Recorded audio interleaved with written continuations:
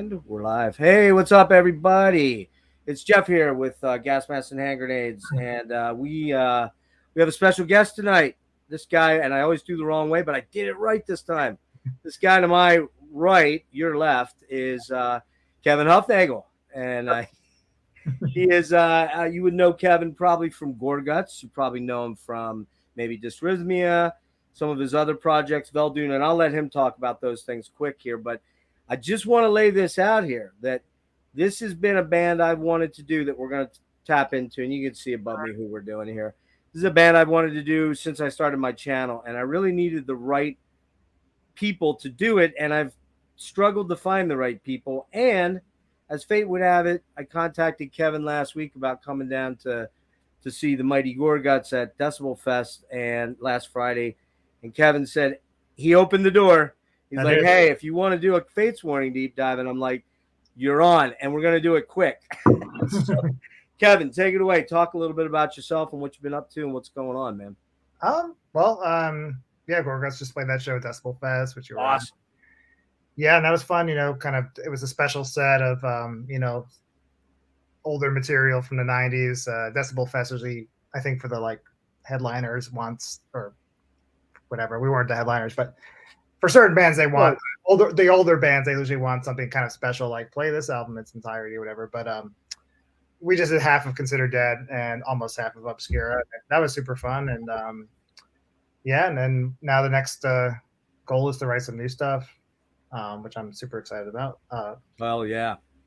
And what else you got going on? You've got I know you got some new Veldune stuff coming up. Yeah, actually, we're having our first rehearsal as a full band since we made the record.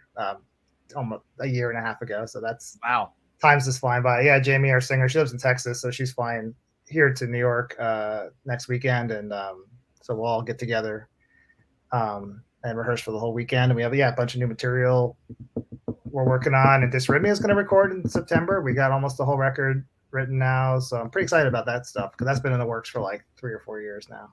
Yeah, and anybody that doesn't know the first Veldune album, I forget it's just Veldune, right? Titled, yeah, it is super. Well, first of all, you should go watch the interview that I did with Kevin back in mid-January, and we talk at length about some of that stuff. But that album was so cool, man. I don't even know how to classify it. It's dream pop, it's jazzy, it's loungy, it's really cool, and there's some rock in there too. And it just showcases your wide palette of styles, because you can do slam and death metal and crazy tech. Dysrhythmia is, I don't even know what prog death / tech, and it's it's not tech death. It's more in that weird fusiony metal sort of zone, right? Yeah, more or less. It's kind of all over the place. It's kind of its own animal, and that you do that with Colin. From Colin Marston, who people should know from all of his, which I'm going to get him on here. And by the way, Luke is coming on, and you are going to push him for that, by the way. He promised me he was coming on. He sent my email address. We'll talk about that. But yeah, and then you've got, what else are you working on? Is there any, Sabbath Assembly's done, right? From what I yeah. What else you have happening? Those are the main things right now, right? Write another Gorguts record. Record this Dysrhythmia album. Probably that will come out next year. And work on these new Veldune songs. Probably the next thing we do will be an EP instead of a full length for Veldune. And that's it. I mean, there's also my other band Vaura. We're kind of not that active right now. It's so weird and so cool. You have to listen to it. It's just the most trippiest, strangest stuff. Again, go back to the interview that Kevin and I did. We go into that album at length, actually. Yeah, I liked your feedback on that record. That was super fucking cool. I like weird music, though. But what's not weird is the band that we're going to talk about tonight. And you do also give lessons, too. If you want to... Is that on your website? I have a kevinhufnagel.com site. There's if you want to... I have it linked, yeah. All of Kevin's stuff is in the description down below. His Bandcamp and his website, and he does give lessons there.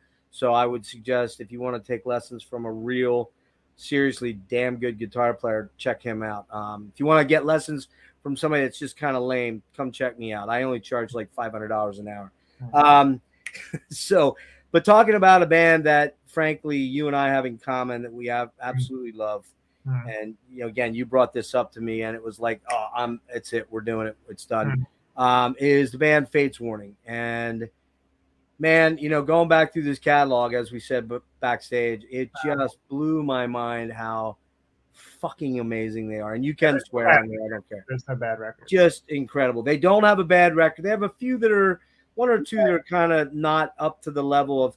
But what I was, I do a 10 scale on my albums, and I'm like, damn, man, like every freaking album is like 9.75 or a 10. Like, come on, man, that's not possible, but it is possible. So we're going to get into that, but a few quick announcements real quick. I want to talk about a quick couple of things here. One of the guys is in the chat right now, Dreadful Rick, who you met at Decibel Effects. He was one of the guys that I was with, and then my daughter was the other person that took the pictures. Rick is like the most awesome guy. The Dreadful Minutes is his website. He was with me down at Decibel Fest when we saw Kevin and Gorguts, and he got me some gifts, which I'm going to show in a different video because he's the sweetest guy. And I think he's going to be there Monday night because I'm planning to go down to see Marissa Nadler, who's playing at Milk Boy. So anybody in Philly that's seen this, go check out Marissa. She is freaking incredible, amazing, yeah, she's great. Super sweet person too. And so that's Monday night at Milk Boy at 7 o'clock. I think our doors 8 o'clock, something like that. So Rick, thank you so much for that.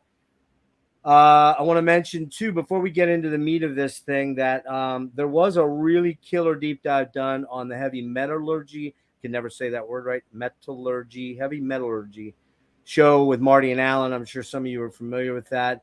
They had Jeff Wagner on, and Jeff Wagner wrote a book, which I'm going to show real quick here.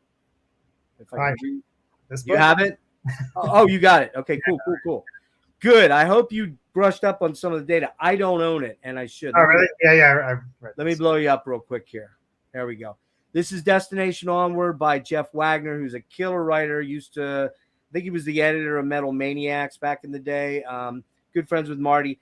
They did a killer job on it. I'm not trying to compete with those guys. I actually waited almost a full year to do my episode, and I've got Kevin, which is just as good. So, but yeah, man, check out Jeff's book because I am going to assume Kevin's going to impart us with some knowledge from that book that I may be short on, which is cool. I should own it. I just haven't gotten it yet. So upcoming tomorrow night, I've got Dennis from Analog Archives. I've got Eric from Psychic Vacuum and Chris from Metalomania, and we're doing the Scorpions' first 10 albums, Lonesome Crow through Savage Amusement, because after that, not so much. I like how you stopped there. Yeah. Still love my guys in the Scorpions, but those Uli albums, look out, man. We're going to talk a lot about those.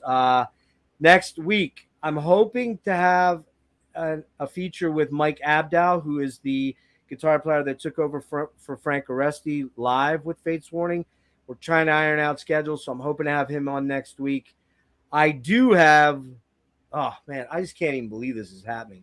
I have Frank Marino coming on with me on Friday at 2 o'clock. We're doing a phoner. I'll do it live with him on the phone. He's not a camera or a smartphone guy. He's like, I hate those things. So I can't believe I'm going to talk to Frank Marino, man. It's like only one other moment in my life has it been this good, and that's when I got to meet Getty and Alex. And that was crazy. I was like in heaven for a few moments. And the birth of my children, too. That was a great moment, too. But, yeah, Frank Marino at 2 o'clock, the 28th. And also I'm hoping to have Aaron Turner from ISIS on either next week or the following week, and possibly Terrence Hobbs soon, too. So lots of big interviews coming up. Oh, and I'm putting it out there right now. Luke and I spoke a lot at Decibel Fest, and he promised he was coming on. So Luke LeMay, hopefully he's coming up soon too. So, yeah. So I think that's it. Let's get into Fates Warning, Kevin. Let's talk about where you came in on Fates Warning and how you learned of Fates Warning. I'm gonna blow you up. I think it was seeing the video for Silent Cries on Headbangers Ball when No Exit came out. That's when I first heard of them. Wow. And you've been how old at that point? I was pretty young. I mean, I guess I was like 11 or 12. Yeah. Yeah. So I used to always, watch MTV and especially Headbangers Ball. And yeah, I guess like everybody, I was kind of just into like the popular kind of hair metal stuff of the times at that time. But through Headbangers Ball, they play the occasional thrash video or whatever. So my tastes around that time are starting to, I already knew about Metallica and Anthrax and that stuff. And yeah, so discovering bands like I think I heard Queensryche before Fate's Warning now, but when I heard Fate's Warning, it's like, man, this is like Queensryche, but heavier, Yeah.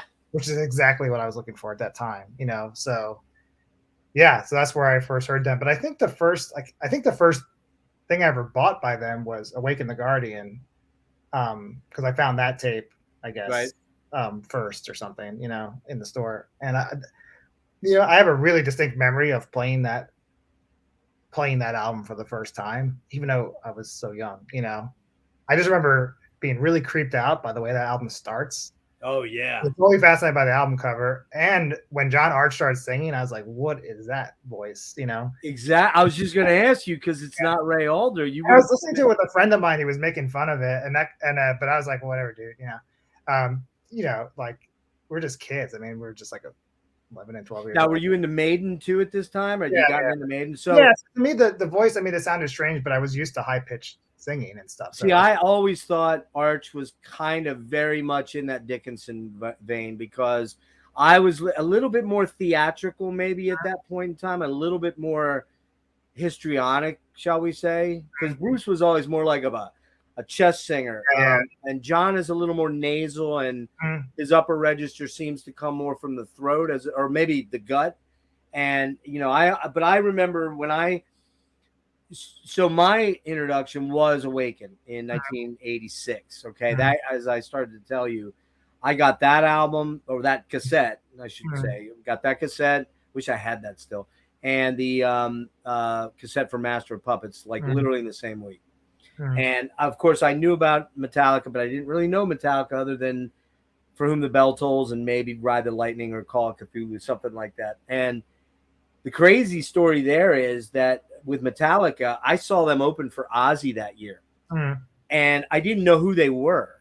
And we're out in the parking lot in Philly, which you should probably remember this since you're a Philly guy, sort of kind of. When the Spectrum used to be there, that was before they built the Wells Fargo and all the big giant, and they were playing the Spectrum with Ozzy, and that was, I believe, it was Ultimate Sin. I'm pretty sure it was Ultimate Sin.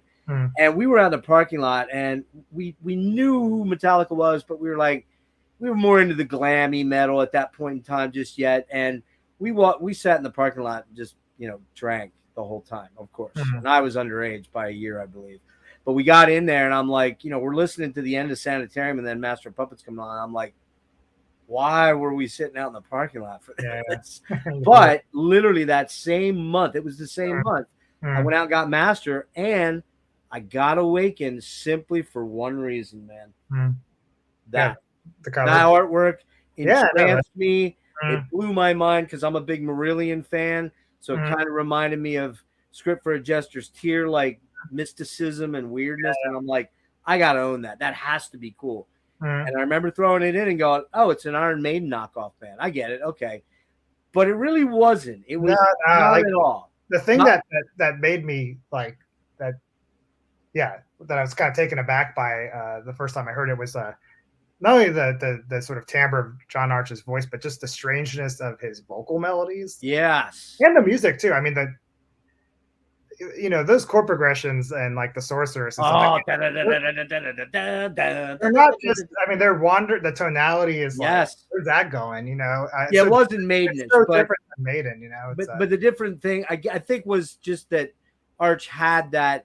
I was also listening to a lot of Lizzie Borden back then, like Menace to Society. And John Arch and Lizzie kind of have a more I think in common than Bruce and John Arch, if you listen. Lizzie Borden's a great singer. I think he gets overlooked as a singer because of his image. The theatrics. Yeah.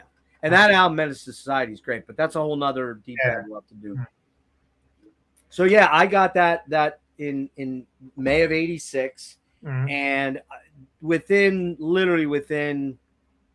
3 or 4 days, that tape never came out of my tape deck. Mm. Yes, people, we didn't have CD players back then, and a lot of us only had radios in our car. But I went crazy and put at the time, a $300 or $400 Alpine stereo in my car. Everybody wanted to ride in my car because I had the jamming car system, and I had like a 150 watt amp in there. That's why I have tinnitus now. But so yeah, that album, Awaken the Guardian, just it entranced me. It enthralled me, and it still does to this day. It still blows my mind. And like you said, that opening, that acoustic thing is just, you're like, down, down, down, down, down, and you're like, wow.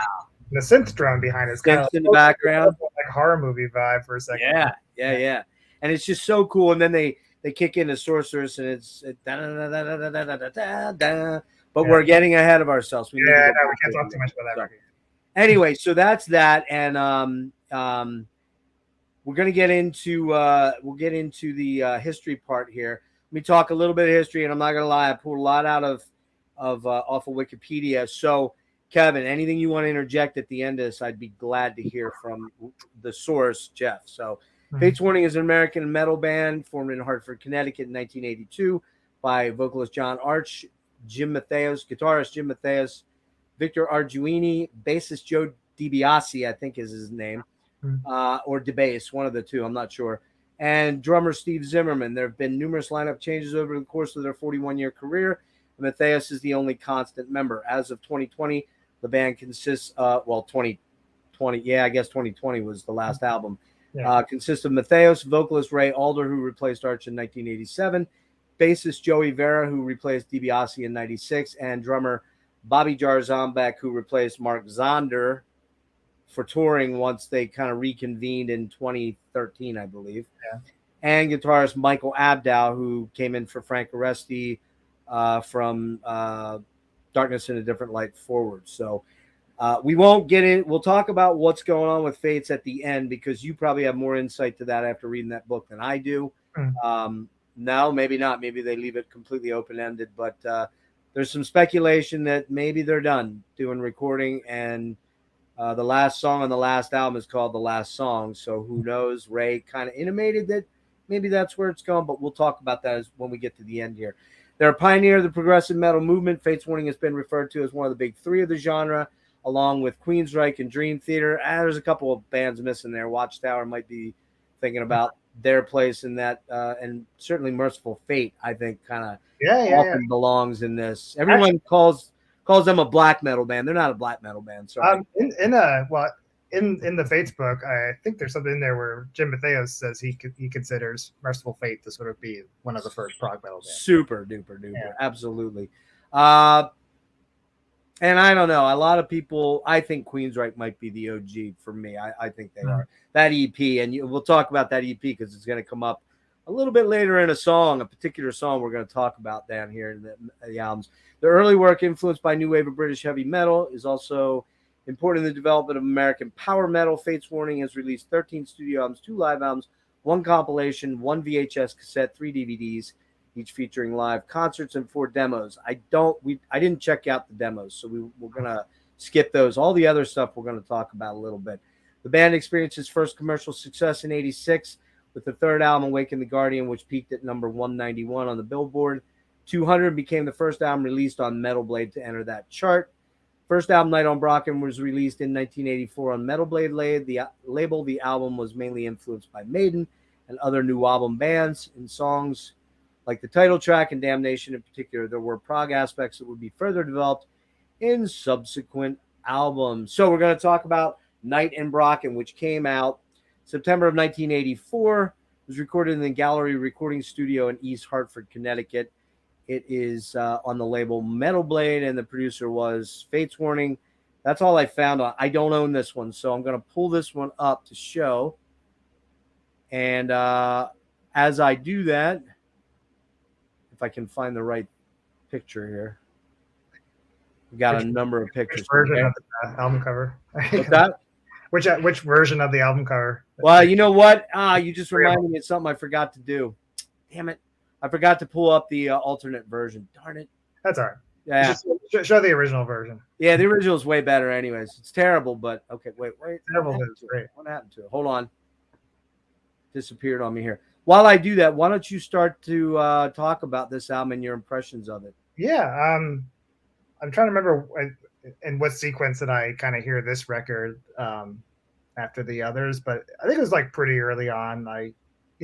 After I discovered them, I eventually found Night on Bröcken on cassette, which I think was like pretty rare at the time. But there we go. I would find some like really rare tapes occasionally in places like Sam Goody and stuff in Northern Virginia. It was just like, yeah, really weird. Or Camelot Music was like the place I would occasionally find like real gems, like rare stuff sometimes, or the imported stuff. Mm-hmm. Anyway, I think I've a Night on Bröcken. It sounds like, you can hear their influences on this record. It sounds like a band sort of like just starting out in a way, but I still love this record, and I still think it has some unique qualities about it. And I think certain songs like the title track, especially, really stand out. Yeah. I love Kiss of Death. Yeah. There's no songs I don't like on this record. I just think they became, the jump from this record to the next one, which we'll get to, is pretty huge, and so now the one thing to remind people of, and I forgot to add into, was the original name of the band was called the Misfits, I believe, right? I think it was just Misfit or Misfit, yeah. Right. And which is interesting because when did the Misfits actually fire up? Were they around at that time? Oh yeah. So that's interesting. Yeah, so they changed their name pretty quick. I think Glenn Danzig sent them some papers or something. Probably, yeah. Probably. And this artwork, let's be honest here, it is a true masterpiece of artwork. It's right up there with Considered Dead. Just kidding. No, I mean this is the kind of, I don't know. It seems really goofy of the time. But and it's like watercolor, and I know the band totally hated this album cover and apparently burned it and everything. But yeah. I don't know. I think as like a little kid, I definitely thought this cover was super weird. I don't think I thought it was as funny as it looks now. I think when I was younger, I was like, this looks really culty and creepy, and creepy, yeah, like a morbid children's book, or this looks like some outsider art, kind of. You know what I mean? Yeah. I didn't look up who did this artwork. I'm not sure. I don't think it's the same. I'm pretty sure it's Ionis was the guy. It's not that. No, but he did the second one, right? He did right. Yeah. And it's definitely not Ionis. It's not even close to that. But I mean, I guess it sort of has its charm. The second edition of the album, which the next album we talk about, I goofed there. I wanted to look it up. Is one thing I forgot. Is a kind of a dark red moon. Looks like, there's a fire, there's a sword. No, so the second version has like a burning witch on it, and another sort of painted album cover of like a burning witch. That was like the second version. Yeah, let me see if I can. But didn't they do one with a moon on it? They did. That was the final. That was like the final one. Yeah, and it's just a moon at night. That's. What do you think about the production on this? I'm looking it up, Kev, while we... Yeah, it's pretty raw. I mean, this was, I guess, apparently a demo that Brian Slagle at Metal Blade just thought was good enough to just put out as a record. I think basically they made... I don't think the whole album was demoed all at once. I guess it was like most of the album, and then they just needed a couple more songs, and I guess they went back into the studio and did a couple more, and then... But yeah, the record was not really... I think it was originally most of it was just a demo, but and considering that, it sounds pretty good. It's pretty raw. It sounds clear. You can hear everything that's going on musically and stuff. And yeah, I'm trying to pull it. Here we go. See if I can pull this one up quick, and I'll show the other versions. I apologize. I was rushing to get this done, and I totally had slipped my mind. But I'm glad you brought it up because there are these alternate covers for this. There we go. Can you see that? Yeah, that's the second one. Yeah, and that's honestly not a whole lot better. I mean, it's right there. It's kind of like, I get it. They wanted to kind of come off as mystical and a little bit cultish and kind of maybe not like scary, but I mean, the influences were there. The Maiden early influences that had the iconic artwork. The iconic artwork of the early Merciful Fate albums was there, like Don't Break the Oath and Melissa. I mean, they were trying to slot into that, but with probably 1/70th of the budget. You know what I mean? Well, I'll take album covers like this that are kind of like bad watercolor paintings or just regular paintings over like a lot of that 90s, early 2000s Photoshop. Oh yeah. No doubt. Yeah. So Night on Brocken. Let me jump. Were you done, or did you have some more thoughts? Was there anything from the book you wanted to add? Things that we may not have hit on there. I can't remember everything it said in the book, but I feel like for Night on Brocken, they don't really talk too much about. Probably not. They talk a lot about. Not. Yeah, they're certainly stoked on it. Yeah. Yeah, I mean, I don't think there's that much to say about it. But Spectre and Awaken the Guardian, they talk a lot about the recording process in this book, which I loved reading about. Since those records are so great. Yeah. So I have a couple thoughts here. I'm gonna minimize my window here so I can see my notes because I'm old and I can't remember things extemporaneously. The title of the album is apparently a reference to Bröcken, a mountain in Saxony-Anhalt, Germany, which was traditionally associated with witches and Walpurgis night, most famously in Johann von Goethe's, I think that Faust. I guess. Oh, his Faust, the Goethe's the Faust novel, or a poem, whatever it is. The reference becomes apparent on two original album covers that were scrapped prior to the major distribution. The spelling is a typical example of the metal umlaut. Yeah. Yes, we know the metal umlaut. So my thoughts on it: very live, great opener, very new album-y, and very maiden-y. That's probably the most maiden track on the album.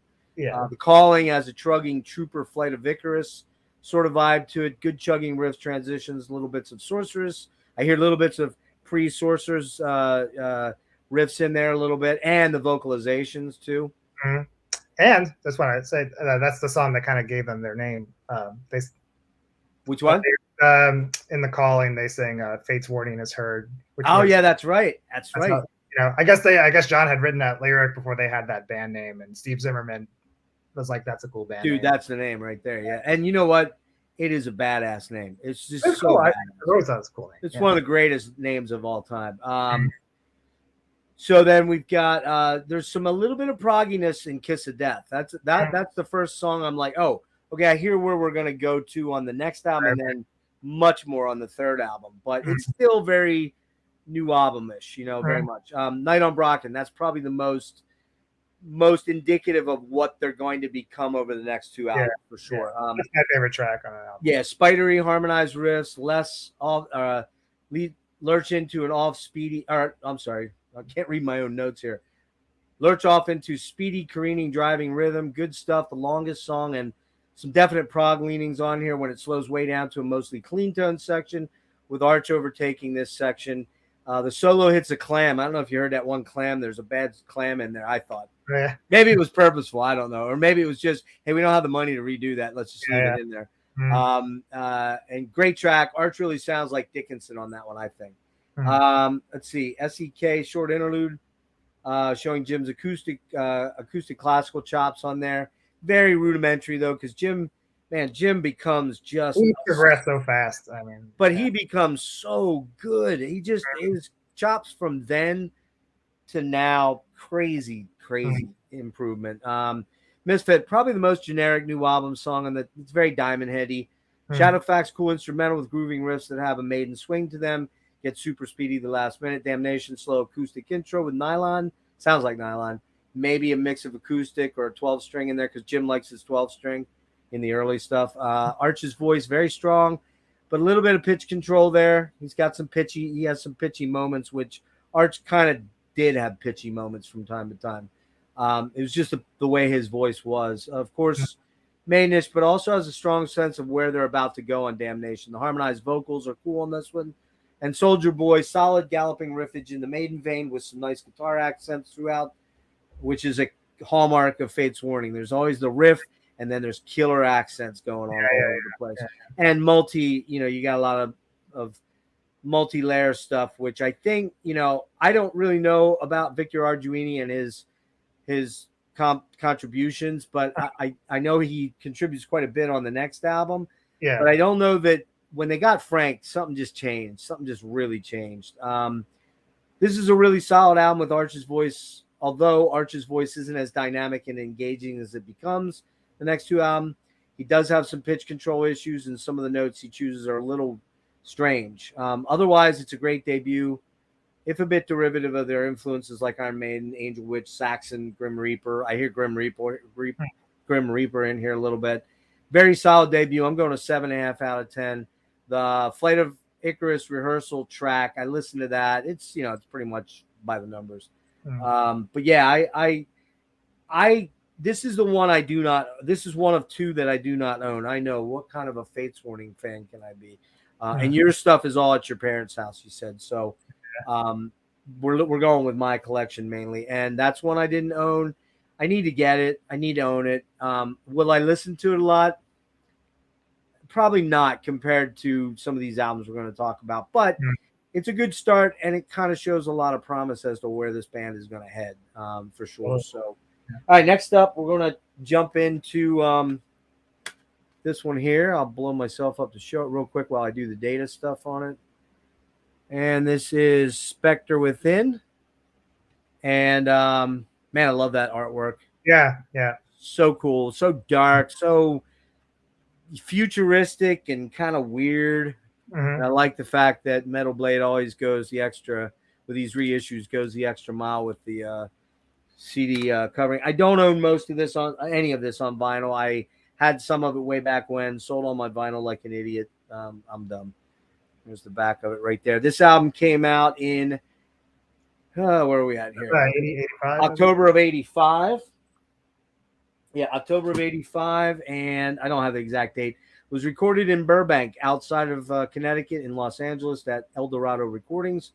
Metal Blade, once again, and Brian Slagle produced. Brian Slagle, obviously, most of you know, is the owner, CEO of Metal Blade, and a super, super duper heavy metal fan. And without Brian Slagle, the world would not be a better place, let's be honest here. But I don't know about his production credits. I guess he likes what he hears and says, oh, that sounds good, that kind of thing. Yeah, I think he was just hanging out in the studio. It's kind of like Rick Rubin. What does Rick Rubin actually really do but sit there and go, yeah, man, it's cool. I'm going to go jump in my chauffeured limo and go down and pick some chicks up and grab some booze. But, producers, some are really, really valuable.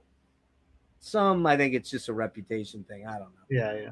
You would know better than I. You maybe work with some of them, but I sure haven't. So not many. Most. Well, that's true. Most of your stuff's self-produced. It's Colin, right? Yeah, pretty much. Colin's a better producer than any of those guys. People like Steve Albini, these guys, but they don't. He's like someone who, like, people will occasionally mislabel him a producer, but he's just a recording engineer. He doesn't really engineer. He doesn't get involved in like telling you what to do with your songs or anything. You don't really need a producer, man. You need a good engineer in most cases, That's I think. But so again, on Metal Blade, Brian Slagle, bigger writing process from Arduini on this one, less Metheos tunes on this. Victor would leave after this in 1986, though. So let me blow you up here a second. Let's hear what your thoughts are on. Yes. Yeah, I love this album. So this, huge progression, from the first record on this one. I still think of this record as side A and side B because of album. The album when I grew up listening to it. So, the first 4 tracks are side A. Those are all mostly, I guess, the Victor tracks, and then side B, the Apparition, Carrie Elison, and gets way better. Yeah, but although I have a great appreciation for the Victor songs too. Sure. But yeah, I mean, definitely like side 2, I mean, the Apparition and Epitaph, still out of their entire catalog, are 2 of their absolute best songs they've ever done. But yeah, I love the whole record rules. I love the way it starts off with Traveler in Time, with the wind sounds and the clock sounds, and then there's real tubular bells, which I appreciate. Yes, it's not keyboard. It's real tubular bells. A little bit of timpani in there. You get the chimes and stuff. Yep. Yeah. So just like a really haunting intro. I feel like that's a word that comes back a lot. We're gonna talk. I'm gonna use that word. I'm gonna use that word 8,000 times. Yeah. So I guess my favorite songs I guess from this record are I love Without a Trace, which is track 3. Just a pretty much straightforward riff, kind of riffer, straightforward metal song, but just really catchy, cool lyrics, about a missing person, I guess. And then the apparition. God. Just gives me chills. I was lucky enough to see. So I didn't see the reunion show, where they played "Awaken the Guardian" in its entirety, but I did get to see Arch Metheos in 2011 when they did get to see them. Yeah. You lucky bastard. And they did a lot. They did the apparition. They did a lot of the early stuff. But it wasn't the original Face Worn Live, but it's still Jim and I think Frank. Yeah, Frank was there, and I think Frank was there, and I believe Joey was there. Yeah, so it was Joey and Bobby, as the rhythm Bobby. section. But yeah, from like the early-ish Fates lineup, you had Jim and Frank and John, and they played the apparition, and had no reflection at all. God, man, are you serious? Yeah, that sucks. Yeah, I missed out on the shows that I don't remember what was going on. Something was going on, and I was going to travel up to Connecticut where they played. Where did they play? Was it New York and Connecticut? And I didn't play New York. I mean, I think it was only that Connecticut show. Oh, is that the one you went to then? Yeah, it was hard for. My buddy John was there. I really wanted John here because he's seen Fates, oh my God, like 15, 20 times, crazy amount. And he was they do 2 shows? I think they did 2 nights, right? Or was it one? So. I think it was just one night because I remember seeing it announced. I immediately bought tickets and went up there. And I think that was it. And because when they were going to do you in Philly then, or were you in New York? I was in New York then. So, yeah. So it was a couple hour drive. Yeah, it wasn't that bad. But yeah, when they announced the Awaken the Guardian Prague Power thing, I kind of held on getting tickets for that because I thought, they'll probably do like a hometown Hartford thing again, but they never did. So yeah, I wish I went to Prague Power to see that. I screwed up there, man. I have we'll talk about the reunion, the 30th and stuff like that shortly, but yeah, I kind of goofed. And I remember talking to John about it for that Arch Metheos show, and I'm like, dude, I'm coming up. But I think, what year was that? 11, 12? The Arch Metheos? Yeah. That was 2012, I guess, was the actual show. 12, yeah. I think I was moving in with my ex-fiance. I think there was something going on that made it like I can't do this right now. And she's gone, and that would have been a great memory. So there you go. I don't yeah, but what does that say about me? Concert's more important than people in my life. But anyway, let me run through a couple tracks here. Bigger writing presence from Margiwini, like I said. But like you said, I think it's the latter 3 tracks are all Jim's, and there's a co-write for Pirates of the Underground. Traveler, drum production is very tinny on this one. But otherwise, the riffs and bass are very in your face. Arch is more howling high histrionics, but his voice is more under control, I think, on this album than it was on the first. The harmonies are super cool in Traveler, man. Where he's doing a lot more vocal harmonies on this record than that. Oh, by far. Yeah. And then he ramps it up even more on Awaken, which he takes it to that super top level on that album. But that song in particular has those really cool harmonies. I don't know I'm not a musician like you. I'm a musician, but I'm not an ear musician. So I don't know if it was in thirds or fifths or whatever he's doing there, but there's just this cool layered multi-part harmony that's going on that sounds super cool in that. And it's pretty proggy and complex, that song Traveler, compared to the first album. Yeah. Orphan Gypsy is really cool. I like that one a lot. Goes wild with the falsetto on that one. High screams, a lot of grinding riffs on that are insistent and speedy. Chorus is great. It has a few modulations in it, which kind of keeps you more entranced by it, which you're going to hear a lot in the next album. And the guitar riffs are kind of flowing. The first one, the solos are really flowing. The first one's super cool. Without a Trace, galloping riffs until chorus, and John is a little over the top at times on this one, but the riffy section near the end is super cool on that one. Very new album-y. Pirates. riffy driving tempo. You're gonna hear me say riffy a lot because this is a band of riffs. Driving tempo, lots of jamming in the intro for over a few minutes, or like 2 minutes. Is riffs and solos, and then the signature chorus is really good fun on Pirates of the Underground. John goes super high vocally on this one at I don't know what I did. 5 minutes. The track gets more riffy and up tempo, and the solos are ripping on there. But then, like you said, the latter second half of the album, it's a little bit serious, like the whole mood. It gets more darker. It gets a little bit more. It gets a little more proggy and a little bit more intense. I forgot about Kyrie Elizon was on River's Edge. Yeah. That was on River's Edge. I forgot about that. Oh yeah. I'm listening to that song and they're showing the video. I'm like, why are they? Oh shit, that's right. It's on that movie. Yeah. Which is a great movie. If you don't know River's Edge and you're a metalhead, you fail hard. Killer song, man. I love that one. It's very Priest and maideny, and it's got a little bit of Exciter in there too. I hear a little bit of that Speedy Exciter vibe. Epitaph. I'm sorry, I missed the Apparition. Opens with those and then goes into that galloping chug that's pretty killer. This track reminds me so much of what is going to come on Awaken. It's just the first. It's kind of Awaken Part 1. That track. And Epitaph, and I love that song. The monster epic Epitaph, and a major tell as to what the next album is going to sound like. Very complex, light and dark. Opens with a lengthy musical intro that stretches for almost 2.5 minutes. While Arch is a little dramatic on the verses, it's effective. The riffage is moody and building with acoustics and clean tones mixed with chuggy riffs. It's just so damn good. More complex writing and arrangement of their songs on this one. Big change, obvious from the start. John is pretty unrestrained at times, but you kind of start to gravitate to it, and you start to go, "Oh, that's what I want to hear. I want to hear him go weird. I want to hear him go wild." And there's less new album on this. A lot more prog, a lot more epicness, which you're gonna hear that term a lot. And I'm going with an 8.5 out of 10 on this one. They don't get it perfect. The next one, probably close. We'll see. But the production is quite good throughout on this one. Good tones. Guitar tones are great on this for the era, for the time.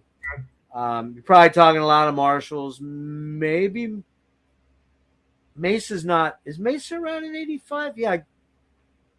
Probably, but I have a feeling it's probably, they're probably. I know Jim's a Mesa guy now for the most part. But I don't know if they were then. Probably mostly Marshalls.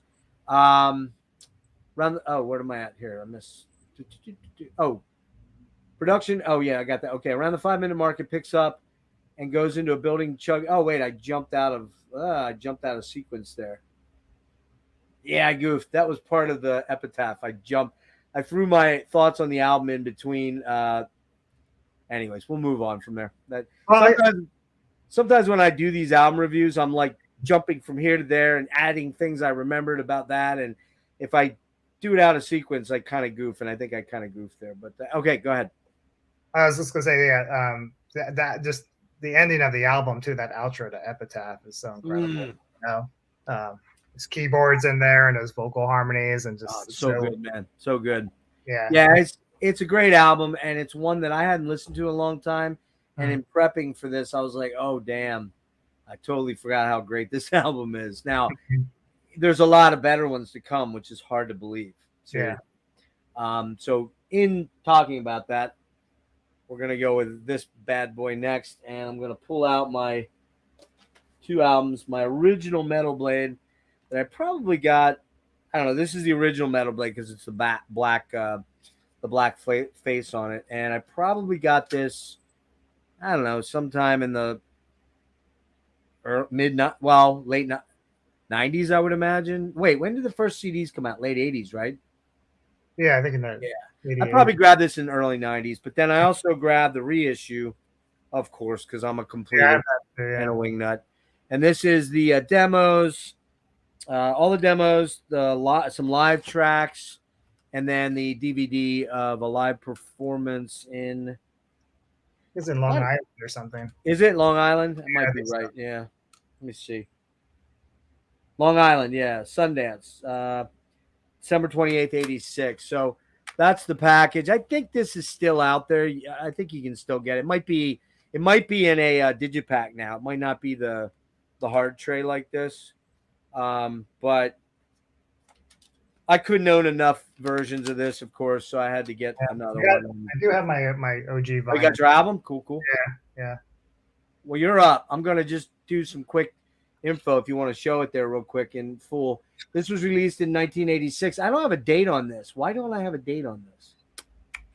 I want to say April or May of 1986. Recorded September, October of 86, 85 at Stagg Street in Preferred Sound in Los Angeles, and producer Brian Slagle and Fates Warning again. And just a real quick couple of notes. You can put down, Kevin, real quick couple of notes. After the release of Awaken, Arch was asked to quit, or he was going to be released. Arch says that's not how it went down. I'd be interested to see if they talk about that in the book at all. So if you don't have the Jeff Wagner book, you should check it out or listen to Kevin. Maybe he knows. And yeah, so this album, first album for me, and I think you said first for you, actually, right? First one I bought. Yeah, not the first one I heard, but yeah. Mm-hmm. Yeah, so this is, and that iconic artwork by Ionis, whatever his name is just, it's otherworldly, man. It's a portal to some other place and time and dimension, and you're just like, I want to go there, man. The album sounds like the cover. It's one of those. It's the full package. The album cover is perfect, and the music is perfect. Yeah. All right, lay into this album, man. So this is probably, I go back and forth between this one and Perfect Symmetry. Perfect Symmetry, which we'll get to later, is kind of an important record for me too with this band. But depending on the day of the week, I don't know. This is probably I would say this is my favorite Fates Warning album. I mean, it has my all-time favorite Fates Warning song, Guardian. Now remember, you're not supposed to. We're doing the ranking at the end, right? You did that, right? Oh. No, you didn't get my note about ranking them. Oh, the 1 through 10. Yeah. Or 1 through 13. Okay. I'll do that. We don't want to give it all away that we don't want to give it away with every album. Okay. But I understand because I'll give mine away. This is my favorite too. That's it. This is a lot of people's favorites, I guess. Yeah. So Guardian is my favorite song of their whole discography. It's the only metal song to like make me feel weepy, when I listen to it every time. I mean, every song on here is amazing. Fata Morgana is incredible. Everything on here is great. Prelude to Ruin, everything. It's just solid. It's a 10 out of 10. I love, there's a lot of interesting guitar interplay on this record. I feel like I haven't talked enough about that. I mean, do that. Do it. As a guitar player, both Frank and Jim are huge influences on me. The way they sort of wrote parts together, they just do a lot of really innovative things that I didn't hear a lot of other metal bands doing at that time. Things probably most people wouldn't notice because they're not flashy types of things. They're more subtle, but just stuff like a lot of harmonized chordal stuff. Yeah. Which just really gave them like, that was part of what gave them their kind of own sound that made them stand out. I feel like the two guitars would be playing maybe power chords or some sort of dyad type shapes, but be splitting in different directions at the same time, creating these extended chords, and just and the way they layered acoustic guitars on top of the heavy guitars and this all that kind of stuff really made a big impression on me when I was young and first getting into guitar and music, and that's an influence that has stuck with me all throughout time. I feel like no matter what band I'm working on, the Fates influence comes out somewhere, even if it's musically, it's nothing like nothing like them. Metal at all. They're still, their influence can be applied to any kind of music. I feel like that I'm writing. You can't take the prog metal out of a guitar player once you go there. You just can't do it. I mean, we have to say though that there was the twin harmonies of Gorham and Robertson, and you had the Argus album from Wishbone Ash with I forget his damn name now. I forget the main guy in Wishbone Ash's name. And those two guitar players, and then you had. It's undeniable that Chris DeGarmo and Michael Wilton had an influence here. There's just no way you can ignore that. It was there, and surely the Tipton and KK influence, although albeit a little bit more of a bluesy, less proggy route, was still there. You had that stuff going on, but Jim and Frank really, man, on this album, they bring Frank in and they just rise to another level. It's a different animal than what was on the last album. That's a really good album. A lot of great guitar playing on it, but we leveled up here. Yeah. It's just something different. Yeah, Frank really thought his solos, are they kind of take it to another level too. I feel like so good. He's so clean. He's so precise, and he's very, he's not flashy in the way that you think of, I don't know, like modern players today, like all the sweeping and shit like that. But he didn't have to be. He was super melodic. He was super limber, super legato, a lot of legato. A lot of really stretchy, large interval. Stretchy things, yeah. Which I've always struggled with stretchy. So yeah, man, this album just, man, mind blower. As I was telling Kevin before we went live, when I got this tape, I put it in my tape player, my cassette, and I was listening to Master of Puppets 2. I was listening to a lot of Queensryche and Maiden and all that stuff back then. A lot of hair metal, Rat, and yes, Motley Crue when they allegedly did play their real instruments, except for Mick. I think Mick does all his stuff for real, but the rest of them, who the fuck knows? But anyway, this Lizzie Borden was another big one. This album just enthralled me. It just, as you said, that cover art coupled with the music itself, it just sounded like you were being transported into that and the lyrics, the lyrics too. Yeah, we're going to talk about that. Yeah, I got a few lyrics I'm going to bring up here. We've got, for example, on the Sorceress, it starts out with that, and then it's got this weird sort of, it's almost like a jerking tempo to it. It's not like a straight like chug or a gallop. It's like, oh yeah, you're just like, why is this so cool? It shouldn't sound this cool, right? And then, John Arch's, I'm not going to try to get near John Arch. It would just be totally embarrassing for me. But although I want to, I did warn you that there might be some singing. I'm going to, for your sake, I'm going to try and keep it to a minimum. But yeah, the Sorceress, the song just slays from the opening intro to the acoustic-y dark folk sound and the intro, and then the killer riffs. I think it's one of Metheos' best songs, like guitar-wise. It's just so badass. Valley of the Dolls is a much more thrashier song than anything else that I think they've done. Faster than most of their material, grooving tune.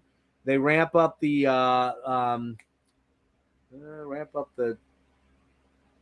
Jeff, why do you write things that you abbreviate things and then don't know what you're abbreviating? DEMs, I don't know what that is. And the chorus is killer. The part where it's the unborn witch at war, and you're like, oh, what the fuck? That line is so cool, Valley of the I can't do it. I cannot go into a falsetto, especially after screaming at your set on Friday night. Yeah, you get lots of guitar separation on that one between the channels, and I think that's an important thing to mention. Is back in the early albums, you had a lot of separation between Jim and Frank. You had the left and right channel, and then you had a mix, stereo mix, and you always could kind of tell who was doing what. Jim primarily was playing a lot of the rhythm, which so was Frank, but then Frank would blast out the solos, and then I believe on this album, they actually break out who did the solos, kind of like, pretty sure they do. I think they stopped doing that later, like maybe after the next album, but the drumming is much better on this album too, I have to say. It sounds like Steve was either taking lessons or like trying to get better. Because he was kind of, I don't say he was a bad player because he wasn't at all, but he was kind of your basic metal drummer back in the first two albums. He kind of steps up on this album quite a bit. And again, the lyrics on this are really crazy on Valley of the Dolls. Fata Morgana. and they come to me. And it's like, you're like, bring me in. Epic track, killer solos. The guitar on this album is amazing, but on this song, it's just killer. The screams are perfect for this song, man. Yeah, really, some really intense vocals. I'm not going to do it. It would be terribly embarrassing. Not that I'm above embarrassing myself. I have no problem with that, but I'm still not healed up from last Friday. Guardian. That's the song. A gorgeous acoustic intro that's so evocative of what I feel is like the album cover. That's the perfect thing. That is just, it's so there. It's so in the pocket. Ancient times, ancient spectral. Yeah, the way the guitars just fade in, it just sounds like you just woken up in some dreamland. Yeah, and that's another thing. The production on this album, top notch for the time period. Let's see, we get the. I think it may have the greatest chorus of any metal song ever, and it looks like all my photos. Oh my God, no! All my photos I inserted into my notes section did not carry over. And I hate to say it, I don't remember all the lyrics to this one, so I'm not going to... damn it. You may be spared, Kevin. It looks like I'm not going to be singing at all. Okay. The greatest chorus. This chorus is just so epic, man. This album is a top 3 out of 5 desert album for me, so it's no surprise. Oh, God damn it, I'm jumping ahead again. All right. Giants Lore, proggy banger. And I believe this is one that Frank wrote primarily. Yeah, it's the one song he wrote. Yeah, and it's sort of doomier. This one's got a little bit more of a doom vibe to it. Some of the best solos on the album are on this song. They trade them off. It might be the heaviest track on the album too. I love it. Time Long Past is another super cool, mellow, acoustic but mysterious and haunting sounding intro. And then we get into Exodus, and man, that and Guardian. How do you choose? For me, it's almost too difficult to choose. And top 3 perfect songs out. Top 3 perfect song on this album. Just so amazing. Lurching staccato riffs on it, and that chorus, man. Exodus, ascend the plane. See, I tried a little bit. That's as much as you're gonna get because I just can't do the rest. Exodus. Anyways, far beyond the mediums of bondage, blah blah blah blah blah. I can't remember all the lyrics, but that bums me out. I don't have the lyrics here. God, a lot of lyrics on that record. Yeah, I know some of the Ray lyrics better, frankly. Yeah, so easy to remember. Yeah. So for me, man, this is a 3 out of. This is a top 3 or 5 desert island album. If somebody said, "I'm dropping you on a desert island," which these days probably wouldn't bother me much. And you got a boom box with unrelenting, stores and stores of batteries. What 3-5 CDs you want to take? This one absolutely goes. Yeah, same for me. It never gets old. It never sounds. Nope. It always sounds fresh every time I put it on, no matter how many times I've listened to it in my life. It's kind of crazy. There's not that many records like that. Yeah. For me, it doesn't sound dated for being 1986, man. It just doesn't. No. It's so cool. And 10 out of 10. And again, one of the other thing again is those killer pan guitars, man. They're just so all over this album and so incredible. Yeah. Again, we talked about it. Do you have any insight in the book? Did they go into why John left? Does he talk about it? I know there was a job thing, and he claims he would have left the job, but they didn't approach him about it. But I don't know what's true. This sounds like, at that time they were probably all kind of young and, didn't have the best, maybe communication, lines of communication going or whatever. And probably just some misunderstandings. And seems like from what I gathered from the book, Jim is very focused and very serious about the band. Yeah. It's kind of the only thing he does, yep. I guess. And it's like if you don't have the time for it, then I got to move on. Yeah. So, yeah. Well, Victor Arduini, I don't know why he left and why they pulled Frank in for this one. Apparently, he was about to have a kid and got married and kind of. Oh, okay. So he was like, I don't know if I want to be on the road. And I met him. Did you? Not that long ago, 2019. Dysrhythmia played a show with one of his newer bands in Connecticut. Actually, no way. Yeah, it was kind of interesting. Like Dysrhythmia had set up this show in New Haven, Connecticut, and the guy who set up the show was like, "Oh, I got this band on the bill, and it's like an ex-member of Fates Warning." I'm like, what? And I go, whoa! I was like, that's cool, So yeah, so at the show, Victor was there, and I kind of, I couldn't help but ask him about Was Spectre. he cool? Oh yeah, totally cool. He bought a Dysrhythmia record too, and There's nice. he has a band. He has a couple bands right now. One is called. They're all kind of like kind of heavy doom kind of type bands. Mythosphere or Entiero? That's the band that played with us. Entiero, okay. Yeah. But yeah, we're gonna get to that at the very end. I'm gonna tie up loose ends on all the members and the ex-members, and because we're moving, I think we're moving fairly good. I did tell you this might be a little bit of a long one, so let me get back up to my notes here. Like I said, I'm not an extemporaneous guy. I plan these out pretty distinctly. So, this album it's a mind blower, and it is my number one. I'm not gonna, as Kevin said, it's his number one. So there, we blew that out of the water. You'll have to stick around for the other ones. So John Arch leaves, or was left go one way or the other. Apparently, it wasn't a horrible breakup because they do end up doing a lot of stuff together later. And some of the other members like Frank and Joe DiBiase leave and come back. And Steve Zimmerman was brought back for the shows that they did at Prague Power and Keep It True. So, I think whatever the case may be, I think Victor's the only guy that wasn't brought back. And it seems like there's at least mostly good vibes there between all the dudes. So, that's a nice thing to know. But all right, so we're moving on to No Exit, which I've got the slipcase, and I believe this has it's got the CD, and then I believe it's got a DVD in here, live show from behind the scenes footage from No Exit tour, video for Silent Cries and Anarchy Divine, and other clips. So. Metal Blade's done a great job with these reissues, man. They're really value for your money. I think this one now, I don't know if you can get the slipcase version. I think that was the first edition. You can probably get the digipack probably of it. So, let's talk about this one. It came out March 23rd, 1988, recorded October, December of 87. It was recorded at Carriage House Studios, which, if I'm not incorrect, I believe that's Jim's studio, I think. I don't think, no, it's not. It's not. Is it a real studio? It's a real studio. Okay. I think it's where they recorded a bunch of records there over the years. I think starting with this one was, and then Perfect Symmetry, I think was recorded at the same studio. It's got to be nearby though. I mean, Jim's probably a Connecticut guy, and I don't know exactly. Is he Hartford, Connecticut? I think that's the area where they started. But produced by Roger Probert. And Max Norman was the engineer on this. I don't know. I know that name Probert, and I can't think of who else he did. I'm sure he's done other big names. I can't think off the top of my head. And again, it's Metal Blade. No Exit is the fourth studio album by progressive metal band Fates Warning, released in '88. It's the first Fates Warning to feature current singer Ray Alder, who a lot of people call Ray Adler. It's not Adler, man. It's Alder. Get it right.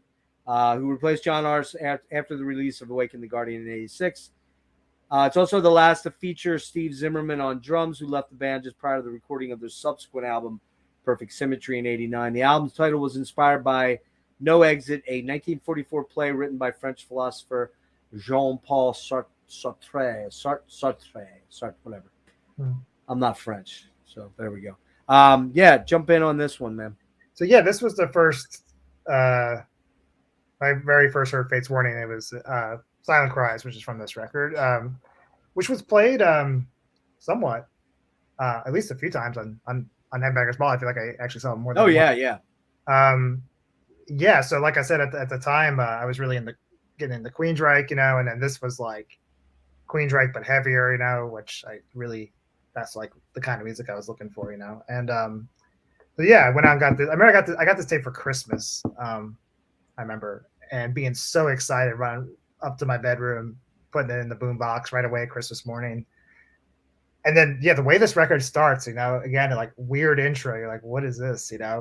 Super like doomy sound, really ominous, like strange vocal melody. And here's the new singer, and then this is the first thing you hear is like this really weird chord progression and these weird reverbed out vocals, and it's like, what? But then Anarchy Divine comes in and it's just like crushing, just like so heavy. So this is like this is probably their heaviest record. Yeah. I agree. It's also their most thrashy. Yeah. This is kind of their thrash record, even though there's a lot of melodic and acoustic stuff. Oh yeah. Yeah. So Anarchy Divine, I was really surprised. Like, whoa, this is like they're going thrash now, I guess. And just so much good guitar playing on this record as is typical with this band. So Anarchy Divine is probably a favorite on this record. I mean, there's no bad songs. I love Shades of Heavenly Death. That's a really interesting song. I think that's one of Frank Oresti's. That's probably my favorite song. Yeah, that's a really cool song. I don't think I get the impression that's probably not one they played live very much because it seems just like kind of probably maybe a hard song to pull off live. It's just got different sections. There's that part with like multiple classical guitars kind of going and stuff towards the end. Really high pitched vocals. I guess Ray was only like 19 or something on this record. Man, Ray is out of control on this album. I love extreme. vocals. I love his high pitched vocal, but there was no way he was going to be able to continue that. No way. Yeah. And he doesn't. And then of course the I Brigade of Dreams side 2, as I still think about it. I mean, I was actually just teaching the introduction to I Brigade of Dreams to one of my students yesterday. Were you really? That acoustic intro to it, yeah. So, it's just a really nice, not too hard, not too, kind of just a very nice piece of music. Not too hard to. They're kind of more of a beginner student, so I thought this would be something kind of interesting and challenging to show them, and they really love it. They weren't familiar with Fates Warning at all, and they were like, "Wow, this is such a beautiful song." So, but we're trying to turn my students on to this band too, I guess. Well, I gotta scrounge some money up because you got to teach me some Fates Warning stuff. I'll pop on by. It's funny. I never really learned any of their songs until I started teaching guitar. Because then I was trying to think of songs that would be really good for, just certain students that wanted to kind of like take their playing sort of to the next stage, but not something that's like overly complicated like Dream Theater, or something. I feel like Fates Warning's like a really great band for. It's just so tasteful, Never overplayed.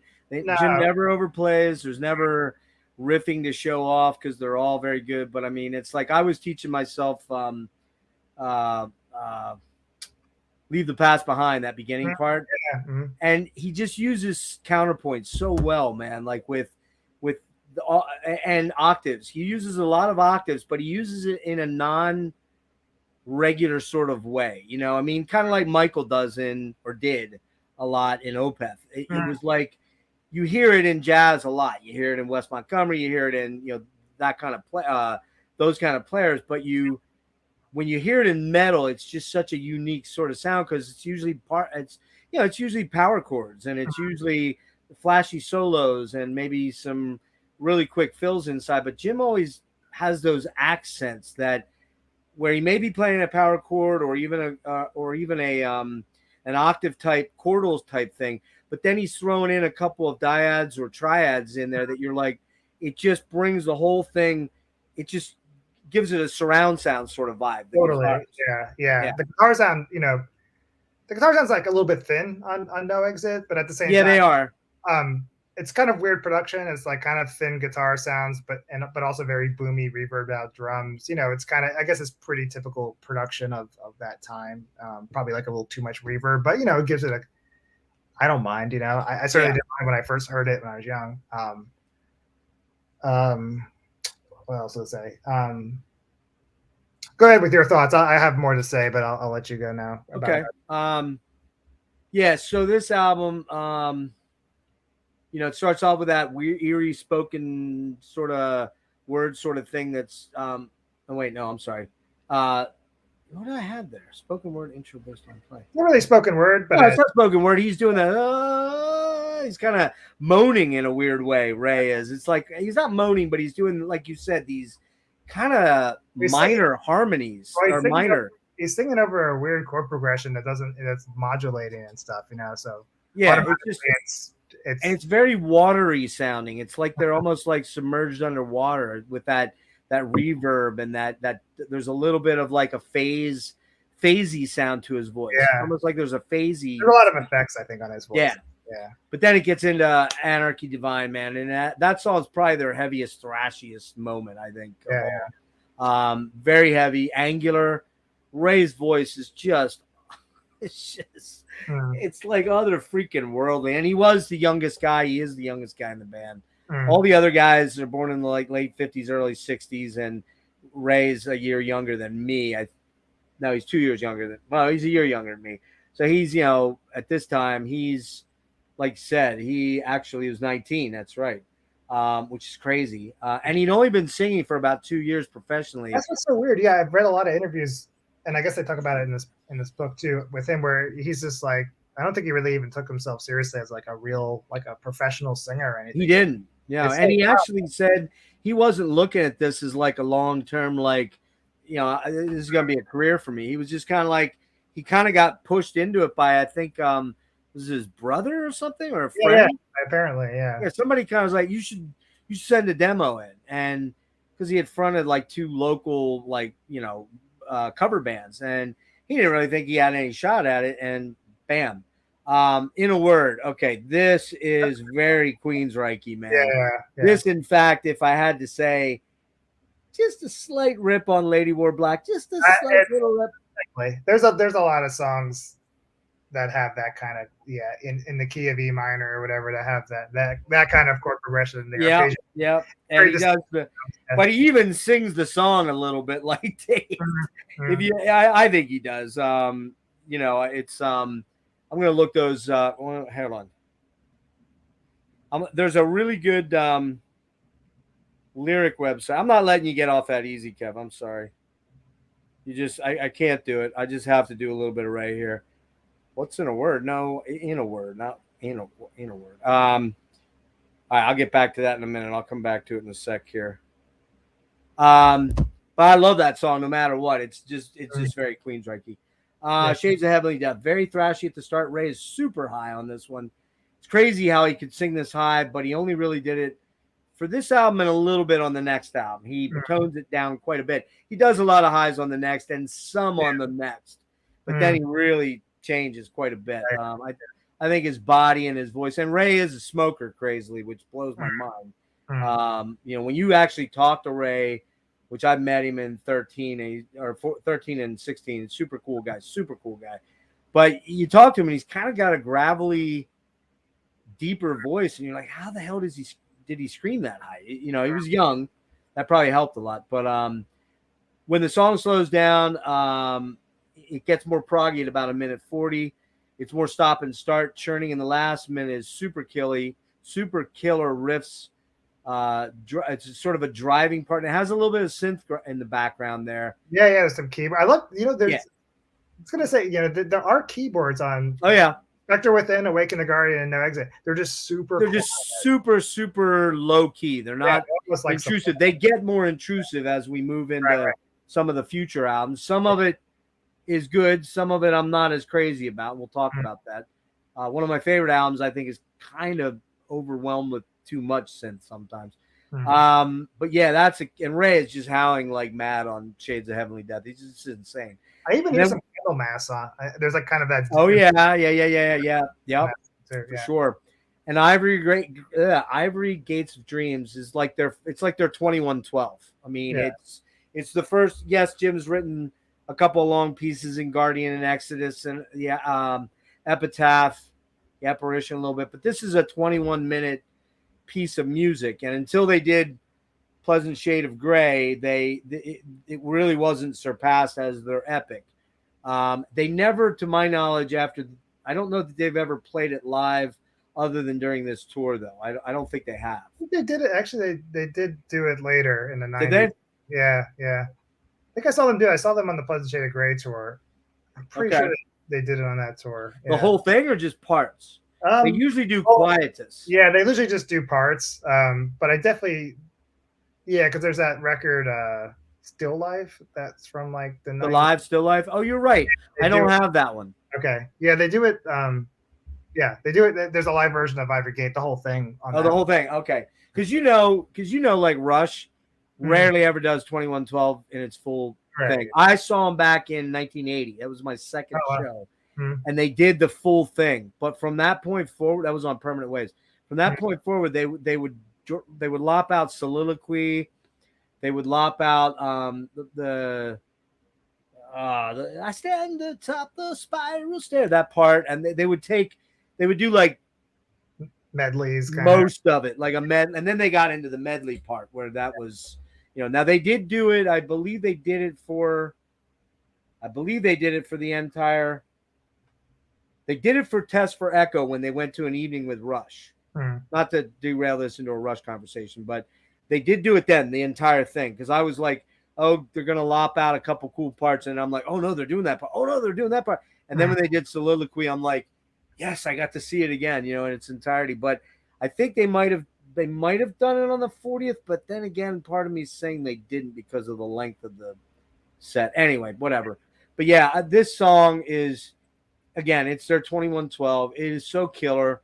The Ivory Greats, that intro acoustic bit at first, and then it gets kind of thrashy. The Daylight Dreamers, it's more doomy actually, and Ray is amazing on that. Quietus is probably the one track most people know from this because they always pull that one out. Yeah. That's slamming and gorgeous at the same time. Ray's melodies on this sound more like he does in later albums. He sounds more like the Ray we get used to knowing.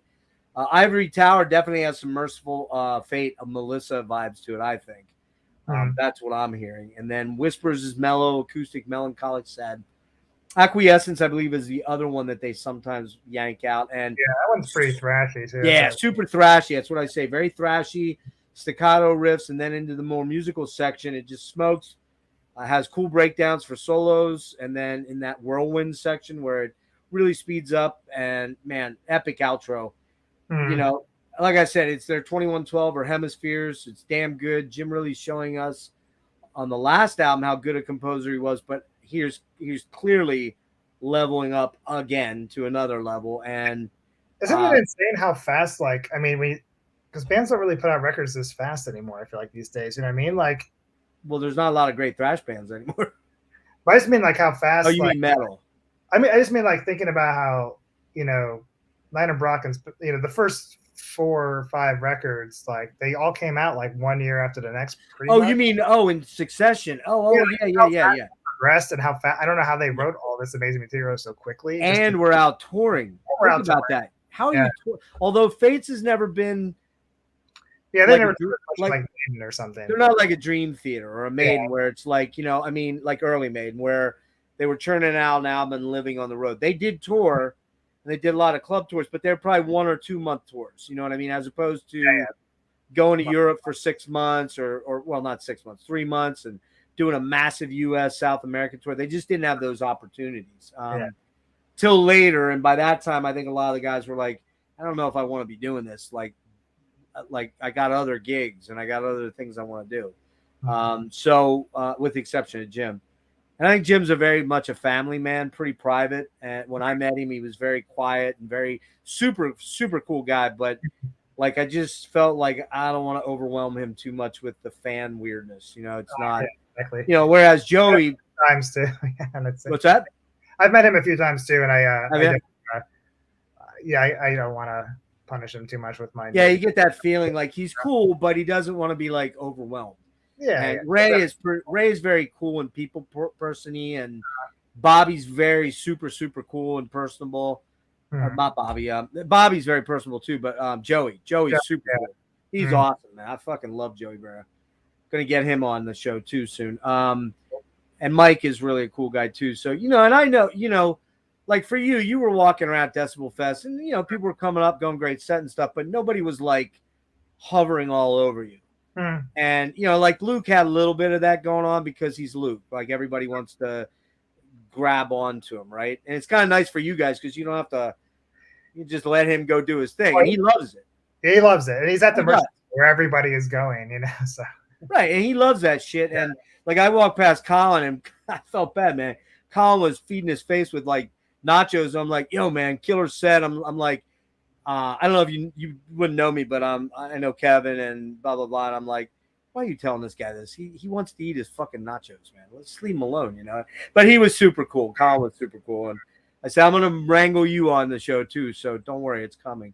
But yeah, that's a weird thing. Like, some people love that adulation and they want to be in the middle of it. Mike Portnoy, I've met him a million times. He's super cool and no problem with it at all. And then other guys are like, just they just want to let the music speak for itself. Not quite Neil Peart level, but they're just like, I need a little bit of space. Don't I was in a Panera down in Merriweather Post. You know where that's at? Down at Yeah.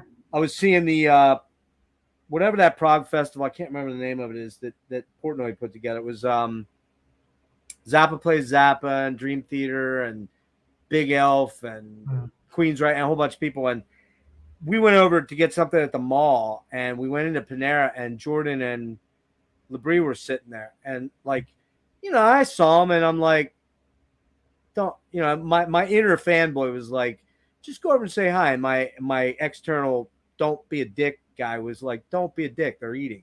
And all of a sudden, like 5 or 10 people start walking. James is like, guys, I don't mean to be an asshole, but can you guys wait out there? I'll gladly sign whatever you want, take pictures, but I'm eating lunch, man. Can you just give me some space? And I was like, you made the right move, Jeff. You weren't a dick. I've been around enough musicians to know, just give them space. Don't be an asshole, Yeah.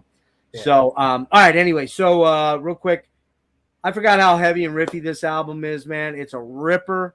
Ray sounds insanely out over the top, but so good on it. He never quite screamed quite like this again, which is probably a good thing because he would have probably burned his voice out. Yeah. So many huge riffs and melodies and great performances on this. This is a 9.5 out of 10, man, and it only goes up from here. So I love this album, and I forgot how much I loved it until I put it on. I'm like, yeah. You know how it is. Fates is like, it's like running into an old friend you haven't talked to for a long time. Or, throwing the blanket on right out of the dryer when it's nice and warm and you're. Yeah, it's kind of, it's comforting. Yeah. Yeah. So, all right. So we'll move on to this one. And Perfect Symmetry, I have the 3-disc reissue from whenever this came out. I don't know. Yeah, that's a nice reissue. Yeah, they're all nice. All these reissues are killer. I think it's 3. Yeah, it's it's a DVD and 2 CDs. Again, some live, some videos. Allentown, PA. That's got to be Crocodile Rocks. I bet. I'll bet any money that's where they were playing up there. Houston, Texas. They've got live stuff in there. And what's interesting about this is you've got Fata Morgana on here. You've got 2 different times. You've got the Apparition on here in Amsterdam. You've got the Arena on here from Philly. New Haven's got the Apparition and Exodus on here. So it's got Ray singing the John Arch material, which is he's no slouch at. He's not a John Arch because they have a very different delivery and tonal quality, but it's great. So lots on there. And then you've got the demos for all the albums on here. And man, what a banger of an album. Came out August 22nd, 1989, recorded April to May of 89, Carriage House again. This is Roger Probert again, and it's on Metal Blade. So go ahead, Kevin, rip into this one here. Yeah, like this is sort of tied maybe or very close to being my favorite. I remember, don't give them away. We got to keep people around to the end. Yeah, I mean this album probably the one I've listened to the most, maybe, because when this came out, I listened to this one constantly during high school, especially. This one's like very it's a kind of very depressing album. It's just very dark. It's very dreary. It's cold production, and lyrically, it's just so introspective and moody. And that's definitely how I was feeling around the time this record came out. It's like this. It was comforting to me to kind of like. Yeah, so you're what, like 15-ish? Yeah,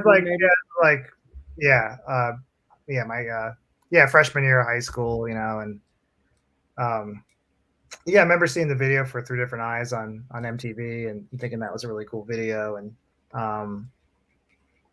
this album's like, really different from the other one. I mean, drastically different from No Exit. It's kind of not really a metal record that much, Although when you see them play some of these songs live, It is. They sound I heavy. get what you're saying. Yeah, they sound heavier live, but the production's just very clean. Of course, bringing in Mark Zonder now really changes the sound. Oh, God. Drumming is like a whole other world now, you know. Whole other universe. Yeah, and the writing's way more prog rock influenced, you know, this time. So many great solos. I think this record has my favorite guitar solos on it, from both Jim and Frank. Yeah, as usual, amazing guitar interplay. Really great bass playing. We haven't talked about Joe DiBiase yet, but yeah, we haven't. We got bass playing is wonderful on this record. You know, really plays for the song, but you know, it's kind of in the background. He's doing all sorts of cool melodic stuff that you know you got to pay attention to pick out. But great player. Great player.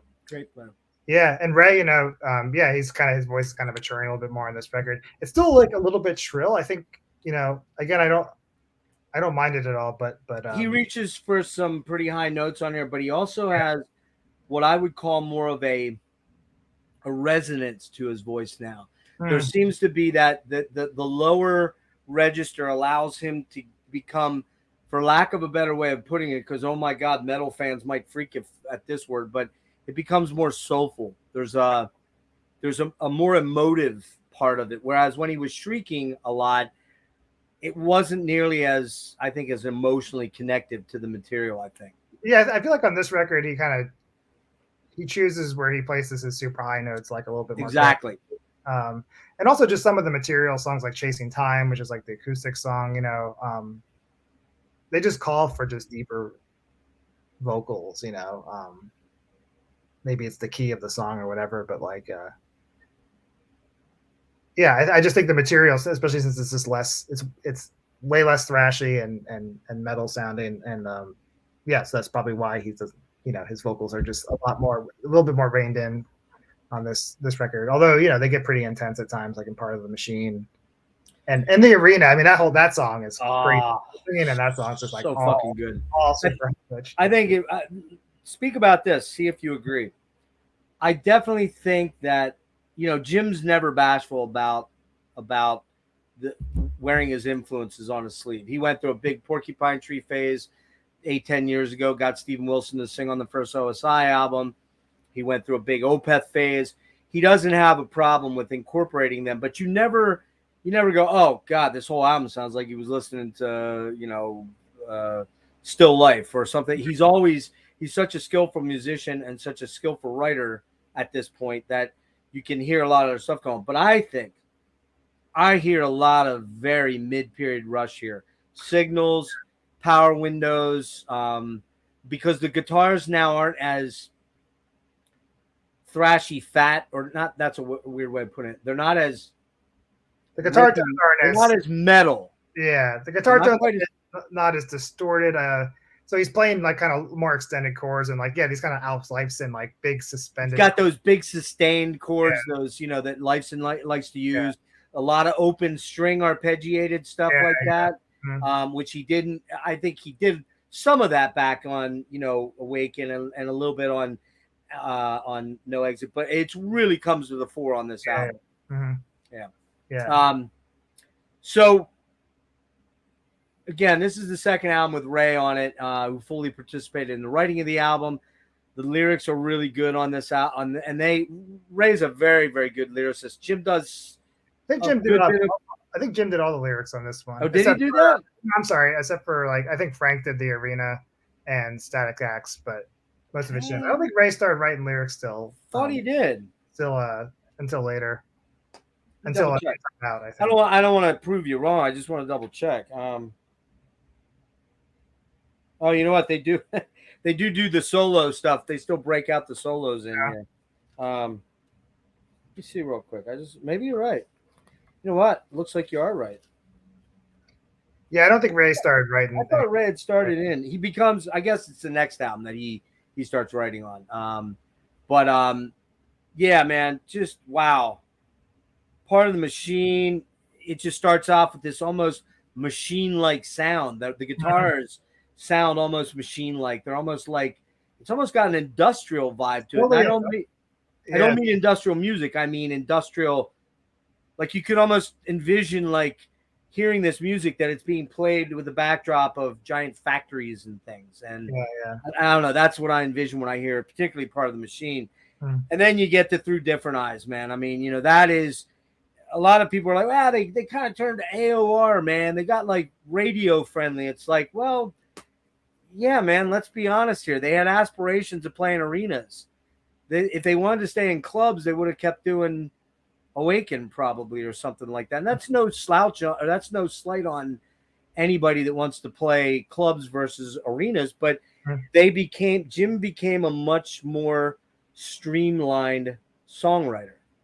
Yeah, and obviously as you're growing as a musician, you know, probably your musical tastes continue to expand, and you know, the thing I've always loved about Fates Warning is you can tell like there's so many other outside influences beyond prog and metal that are informing their sound. You know, I feel like, you know, part of me, I don't know for sure, but I feel like I hear a lot of like influences from like just like post-punk almost at times with some of the guitar parts. You talking about like Joy Division type stuff, or that kind of stuff? No, I guess I mean more like bands like, well, they did cover like the Church, Under the Milky Way. They did a cover. Great band. Those kind of bands. I guess I don't mean like the super raw gothy post-punk, but more of those kind of like, those more melodic, like the Chameleons. Are you a Church fan? Oh yeah. Like, oh God, I'm a crazy. Oh, the Chameleons. Yeah, love Chameleons. What's it called? What's that? The Bridge. Script from the Bridge. Oh my God, that album rules, man. Yeah. Don't Fall. That song blows my mind every time. Yeah. They're coming over, by the way, Kevin, to the States with Mission UK in September, which should be an interesting. They're playing like 5 minutes from my house. I'm like, I'm going. I gotta, if I'm here, you know. So Don't Fall. I'll get sidetracked here. So yeah, we got Tyler boned us out. He told us both. Disconnect was the first. I didn't realize it was that late. I thought he started writing on. I know he wrote on Inside Out. He wrote the song Down to the Wire. That's what I thought, man. I even thought he did a little bit on Eye to Eye, but I could be wrong. No, that's all Jim. Jim? Talks a lot about that in the book. Okay. Yeah. It was also the first bands, and you mentioned it, a very important landmark sort of change in personnel was Mark Zonder, and that's no slight on Steve. It's just Mark Zonder he's a beast. He's no other drummer that plays like him. He's got a very distinct approach. You know? Yeah, he plays the drums kind of like a guitar player would play it. Yeah, it's there's so much going on, and fills and accents and ghost notes, and I would say Gavin Harrison's another guy. It's kind of like him. You know, I mean, there's that kind of vibe. But what's it say? According to Metheos, Zonder helped us go into that progressive direction we wanted to go in. It was an even bigger change than when Ray joined a few years before. It was an even bigger change than when Ray joined a few years before. Zonder confirmed in a 2011 interview that Metheos was pushing the songwriting in a more progressive direction. Seemed a bit more prog and less thrashy. Seemed like Jim wanted to stretch things out a bit and make them a bit more airy and linear. That's a great way of putting it, airier than straight up and down. Also, we got Kevin Moore from Dream Theater, who the Dream Theater guys and the Fates Warning guys, super tight, super connected, all very good friends. We'll see other guys from the Dream Theater stratosphere entering in and out of albums and projects and all that kind of stuff, like Portnoy and James LaBrie's on the next album. And also this album, the synths are a little bit more forward. They're a little bit more noticeable, I guess, than they were, but not crazy like over the.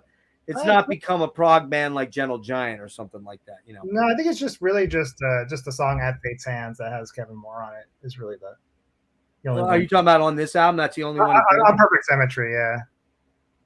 Oh yeah, you're right. He only plays on one on this, but then on the next album, then it starts to really accelerate as far as his involvement. A Pleasant Shade of Gray, yeah, he's like all over that record. And then we gotta look at, man, I cannot find that site to save my life. I'll have to look on my computer and pull it up. Man, I mean, just Through Different Eyes. God damn, I love that song so much. It's so good.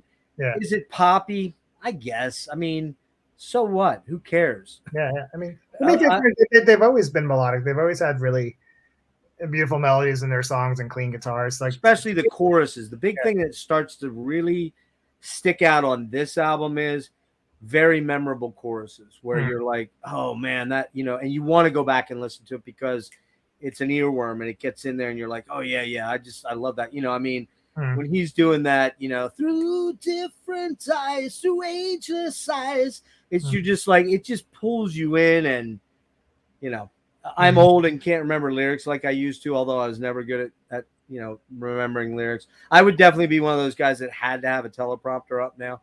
There's no way I could make it. I'd be like Halford. You'd think Halford would know all of his own lyrics after all these years, but he's 70. You know what do you? I know. But yeah, Part of the Machine. Again, it's just that's a killer song. Zonder's drumming is just killer on that song. It's so good. Again, Through Different Eyes, great. Static Axe starts off with those thunderous drums, staccato sort of sliding chords, almost like I call it sliding chords in a way where you're sliding into the chords a little bit more. A lot of arpeggiated notes, anthemic harmonized bit at the beginning there into a mellow clean section. Ray unleashes a few crazy screams on this one. And the choruses are crazy high too. Love the solo tone on this album. Yeah, that's one of my favorite Fates Warning guitar solo moments is Frank's solo in this song. He's using the wah pedal, and it's like such a tasteful use of the wah pedal. Yes, because we know, you and I know, that the wah can hide a lot of shit. Yeah. With a guitarist that's soloing, it can hide a lot of stuff. And in this solo, he's kind of using the wah kind of like just for as a tone filter or something. Yes, you know, it's yep. So you're not getting the full waka waka waka. You're just getting that. You're getting some like fat tones and then some thinner tones. Yeah. It's really tasteful. Yeah. And that's a good point because I'd have to think long and hard about how many solos on a Fates Warning album have a wah pedal. I don't think many, if any, that I can think of other than that one. Yeah, that might be wrong. You might remember better than I do, but I just don't remember. Yeah, I don't think there's too many other ones. Yeah. This is not a Black Label Society thing, you know, it's not. And I love Zach, don't get me wrong. But you know, there are guys, or maybe we shouldn't mention the album that just came out last Friday. Do we mention that album and the solos on it? Let's move on. All right, okay. You probably have a better chance of running into them than I do, so we'll move on. Yeah, A World Apart, super mellow, clean tones underneath the verse, dark and mysterious. More of a standard type chorus. This is probably my least favorite track on the album, but I do like it. At Fate's Hand, very moody, an atmospheric track. When the intro bit moves into the more what I call hectic part at 3:10, it's truly an epic song. Last 3 minutes are so cool and evocative, super proggy on that one. Yeah. The Arena, cool leads, as you said. The verse has Ray screaming pretty high all throughout this one. The chorus is very memorable, and the single line guitar arpeggiated notes stick out a good bit again on this one. And Ray is just wailing. This one's pretty high. This one. Oh, the descending leads. It does like a lot of descending leads on it, which Frank is pretty good at. Chasing Time, man. God, it's so good. Such a great song. It's got a violin solo. It says right here, violin is a standout moment on the album. Gorgeous. And Ray sounds so stunning on this song. Chasing Time. Just that resonant thing that he has. Nothing Left to Say. Another killer track, man. Love this song. Definitely one of the best songs on the record, that one. Moody, evocative, optimistic musically, which a lot of Fates Warning music isn't like downer music, but it's always kind of mysterious and dark. Yeah, it's definitely moody. This is a upper kind of song in a weird way. It just does. Even though it's kind of like the lyrics are kind of a downer, I guess, in a way, you know. But Ray sounds amazing. I fell in love with this album right away when it came out. Still think it's one of their best. The emphasis is more on songwriting and progressive song structures and musicianship without sacrificing the songs. Definitely. Killer album. 9.75 out of 10. I love it. Especially through the Arena, Part of the Machine, Static Axe, Chasing Time, and Nothing are just so good. And they're probably the mellowest songs on the album. But Through Different Eyes, man, every time I hear it, it's like the happy face comes on. I'm just in a happy place with it, you know. All right, so we're moving on to album number 5, and this is the reissue. I actually don't have this in oh no, I do. I lied. Like I don't have two versions of it. Of course I do. I have two versions or three versions of every album I love. It's a sickness, right? Again, the this is this one. If I'm not, oh, again, this is 2 discs and a third bonus DVD. The DVD has Making of Parallels, Point of View video live in New Haven, Connecticut, '92. It's also got a live set in Hollywood and pre-production demos of the album. Man, this album just, a lot of people hate this album. They don't hate it, but they're like, oh man, this is like commercial Fates Warning. Yeah. Get out of here, man. Get out of here. This album probably helped these guys continue for a lot more albums, quite frankly. So let's go there. Secondly, it's produced by one Terry Brown. Yeah. You have to, amazing on this album. the production, the next few albums is stunning. And Terry Brown, one of my favorite producers, obviously the Rush connection. Obviously, Jim and the guys are like, dudes, let's get the Rush guy in here. So they're on Metal Blade. Brian Slagle gets a co-producer credit. Came out October 29th, 1991. Recorded mid-91. Metalworks Studio, which, you know what Metalworks is? You know what that is, right? Owned by the guy in Triumph, right? Owned by Gil Moore, and used to be owned by the Triumph guys, but I believe it's just owned by Gil now, and it's massive amount of killer albums have come through that. Maybe it was always Gil's. There's a guy I would love to talk to, man. Oh my God, I'm shoot for him one of these days. James LaBrie plays on it, who had recently joined Dream Theater. Contributes background vocals on Life in Still Water on March 16th, 2010, a special edition. Oh, that's this. What am I saying? Okay. Yeah, so it's remastered and it's got all of the good stuff. This is the first time working with Terry Brown, and it got to number 20 on the Heat Seekers album, Billboard album thing in 91, which is a pretty big metric for them. And it was their first year that the Heat Seeker was involved. So, yeah, man, hit me up on this one because I'm really interested on your thoughts on this. Yeah, so this record also had like a big impact on me because this record came out right when I had formed my first like real band in high school. Oh yeah? Yeah, and we were all, everybody in the band loved Fates Warning, and then this record was the new record at the time. You know what I mean? That came out while we were kind of first jamming together and stuff. And yeah, we all went to go see them on the Parallels tour in DC, which was amazing. That was my first time seeing Fates Warning.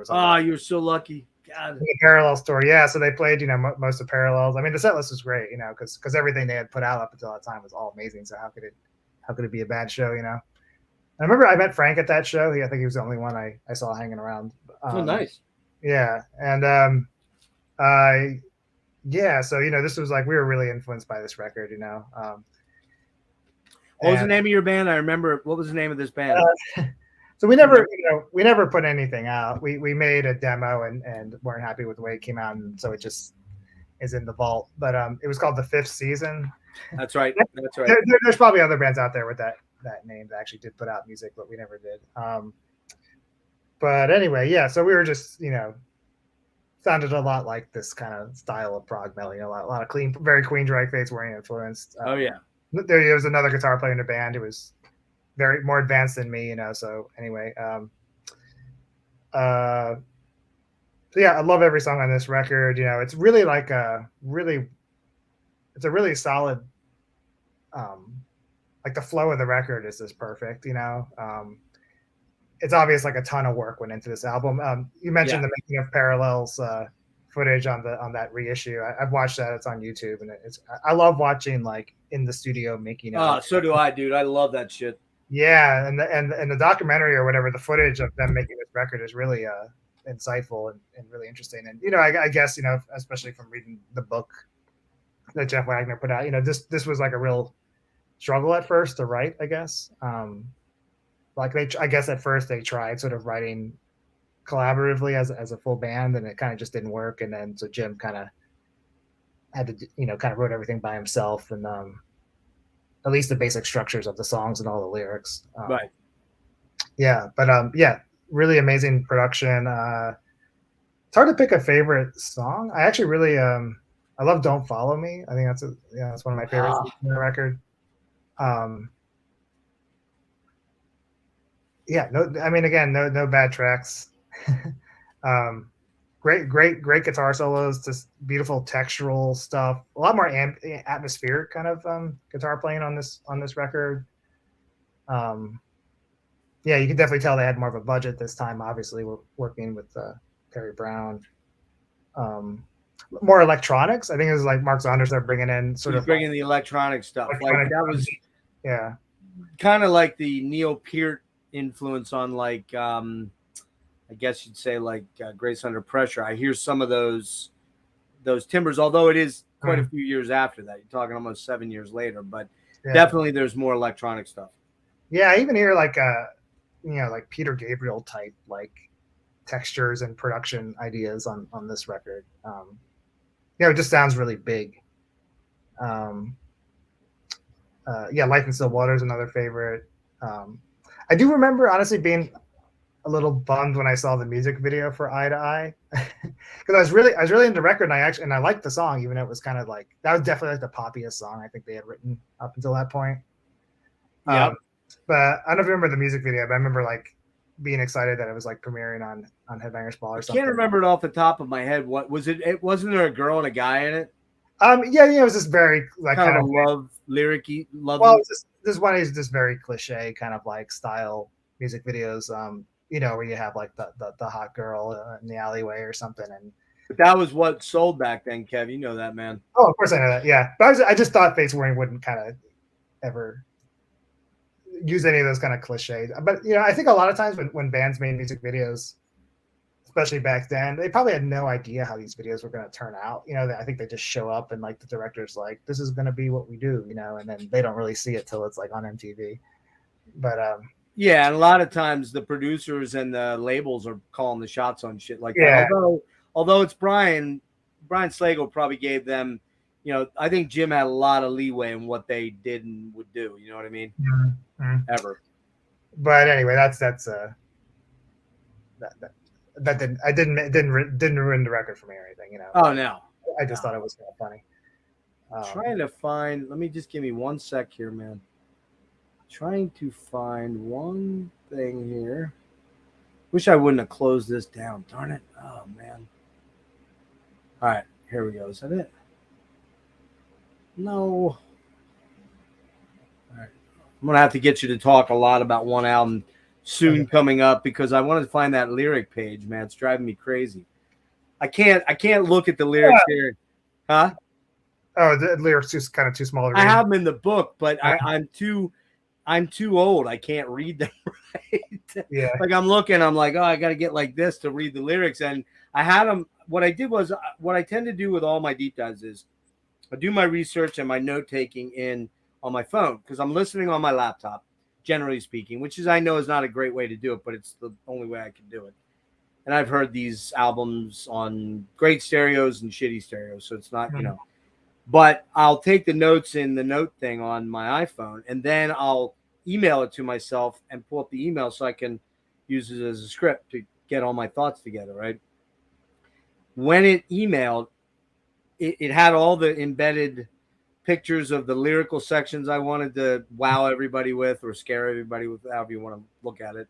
And when it came up, I'm just getting a question mark for the pictures. So it didn't translate on to the actual when it was sent via email. So I can't see them, but there's a killer lyrics site that I found last night that I was reading lyrics and I was starting to write passages down. I'm like, this is dumb. Why don't I just take a picture, put it in, embed it in, not knowing that it wasn't going to carry through to the email. So again, everybody's either spared or not, but I'm trying to find, because I just don't remember exactly. Maybe I'll know it. Well, it's like, for Eye to Eye, I did that. I don't know if you saw the little short that I did promo the thing, and I'm mimicking, obviously, right?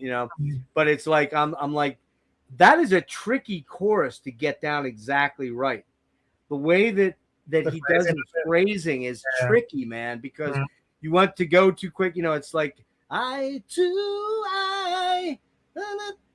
What's the second phrase? See, I already forget. And the miles still divide, and the miles smile still divine. And then we can move each other to tears, but we can't see eye to eye. And then it goes, then he spaces it out on the second part when he does the eye to eye and the miles still divide. The second phrase like hangs because he does the and the miles still divide. He carries the divide longer, and then he goes into the what's the next line?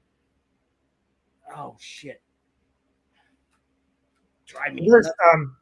In the making of Parallels, you know, it's kind of interesting. You get to see Terry Brown kind of coaching him through it, coaching him, yeah, and stuff. You know, it's each of us alone in silence when we meet eye to eye, and then he does the part where, you know, the screamy part where he goes, all we can really do is share. All we can really share is the coldness we feel. I don't have a high register anymore. Really I fried it. But I got to tell you, everybody talks about commercial, eyes commercial. It is a fucking brilliant song. I don't care what anyone says. I love that song. Yeah, I love it. But the album is full of amazing songs. You've got Life in Still Water. Oh God, it just opens with such a banger. The leads by Frank are incredible in this one. This probably has his coolest lead guitar playing, I think, maybe this record. I'm sorry, did I jumped ahead? Leave the Past Behind is the one I meant. You know, where he starts out with those like you said, those open chords where you've got like a lot of ringing. It's very Alex Lifeson sounding, and you got the down down down down down down. I can't mimic exact, but you know, I love that opening passage by Jim. It's so good. It starts with a little arpeggiated octave thing with the open strings, and then you get into the chordal stuff, and it's, you know, leave the past behind. Oh, it's so good. I don't want to embarrass myself because I don't know the words, but I should know them. But very rushy. That song's very rushy and very Dream Theaterish, I think, too. And it's those sus chords, man. Those sus chords rule, you know. Yeah. Solos again on that are killer. Life in Still Water, you know, that's down, you know, living life in still water, blinded by. So good, man. He's right. I shouldn't have sang these last night because I was singing them better, but I'm hurting right now. The leads on the Life in Still Water are just amazing. I think they're Frank. I'm pretty sure they're Frank. Actually, in that making of, you get to see him track. Oh, okay, cool. That's cool, which is pretty cool. And again, the Zonder, so damn good on this song, man. It's just so good. And then Eye to Eye, we already talked about. And then it comes to one of my top 3 favorite Fates Warning songs ever, The 11th Hour, man. I fucking love this song so much, man. It's so gorgeous. That languid opening 3 minutes where it's just sad and melancholic.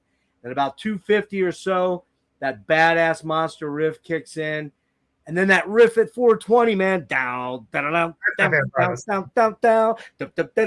Oh, that riff with the clean guitar going behind it to sort of arpeggiating, like just notes is so cool. And I feel like that's one of those moments when I was younger, when I first heard that, where I was like, oh, that's probably an idea I'll seal in some future songs. I feel like I've done that that kind of trick before in some of my own songs. Right.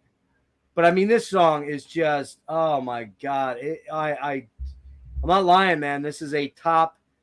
You're going to hear me say that's a top song at least 20 times, but this is a top 3 or 5 song for me. It's just, and every time I've seen them live, they tend to play this one quite a bit. Yeah, they play this one live a lot. And I fucking, Kev, I'm a mess. Like, I'm a mess when this song is on because I am just raging hard. Even though it's not a super heavy song at the beginning, it gets heavier. Yeah, I mean, it's really the song's a real journey. I mean, it's definitely the most sort of epic song on the record, I guess. Yeah, and it's only what, like 6.5 minutes? It's not long of a song, but it really feels like it feels like it's 10 minutes long. Journey by the time it's over. Yeah.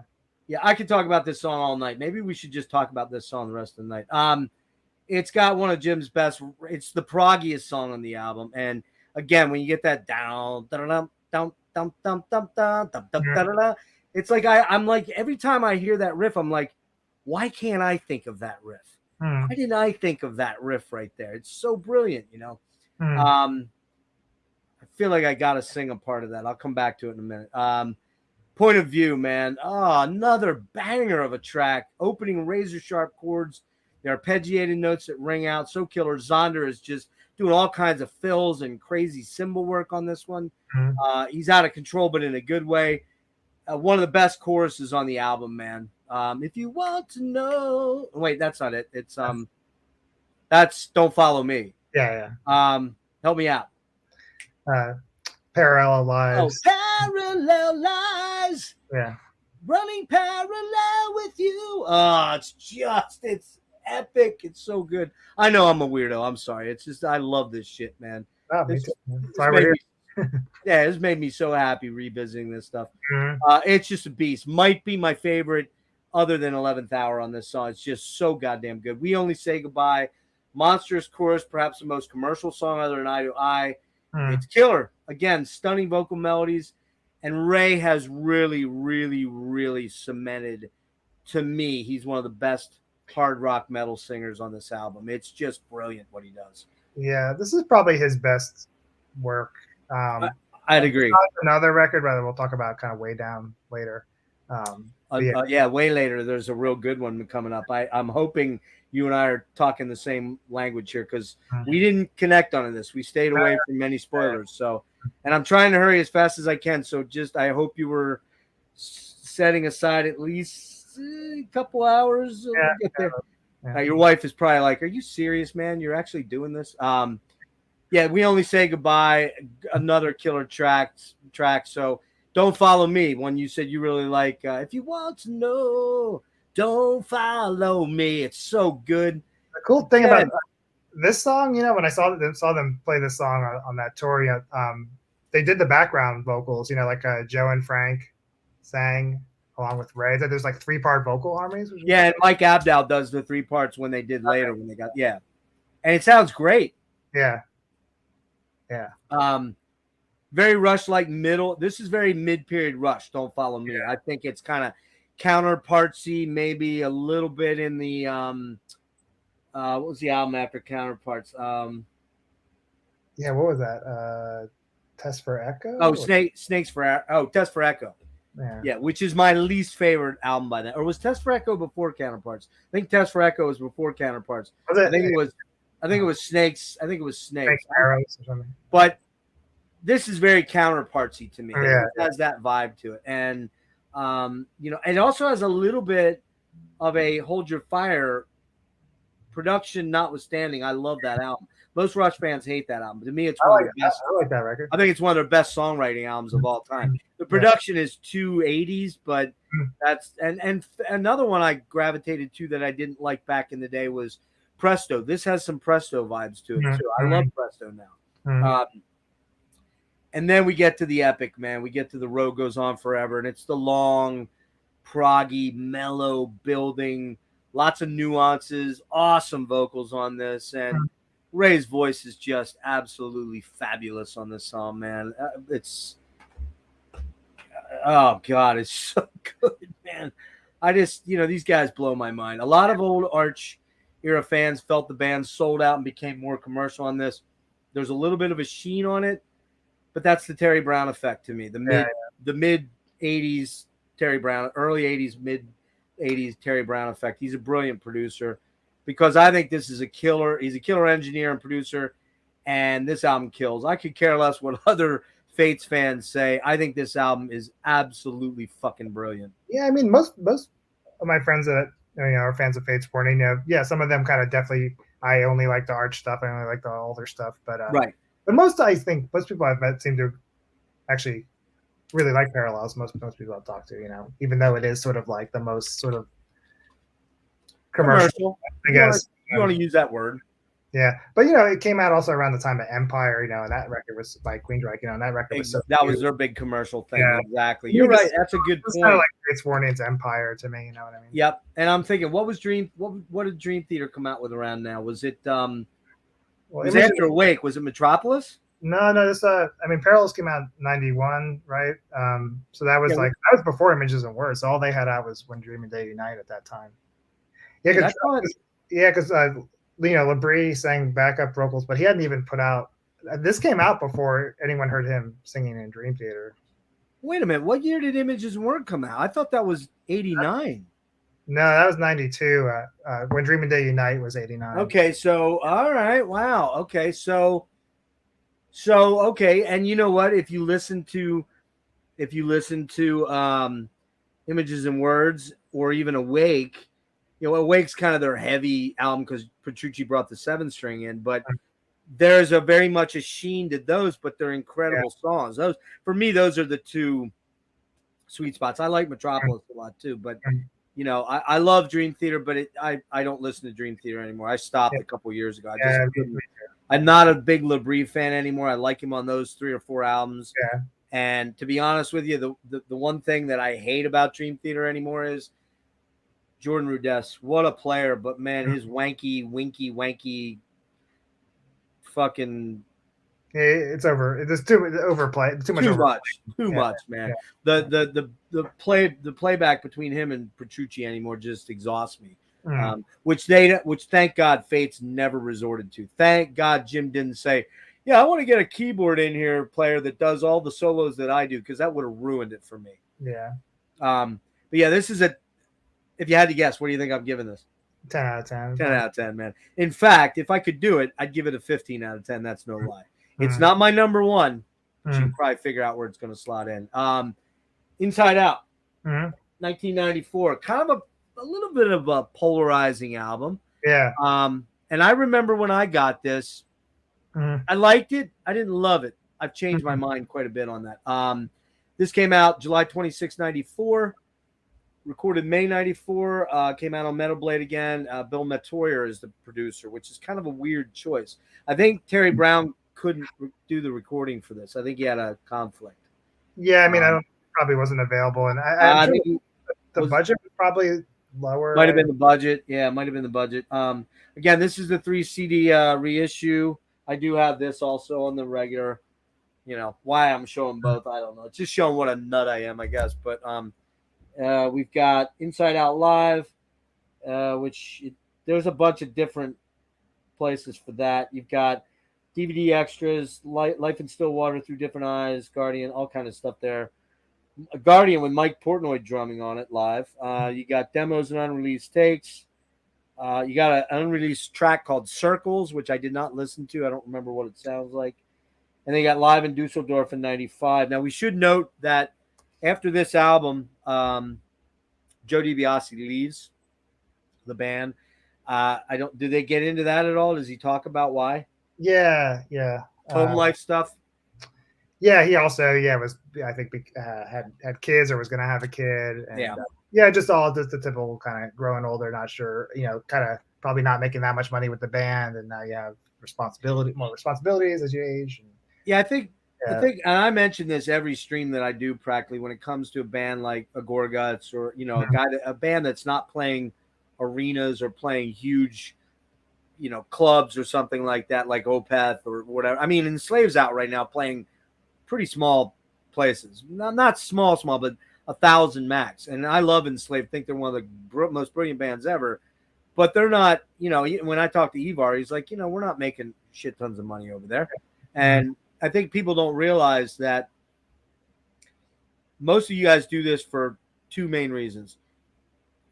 And I'm speaking for you, and you can correct me if I'm wrong, but you do it for the love of the genre and the music and the writing and the creative process all in one.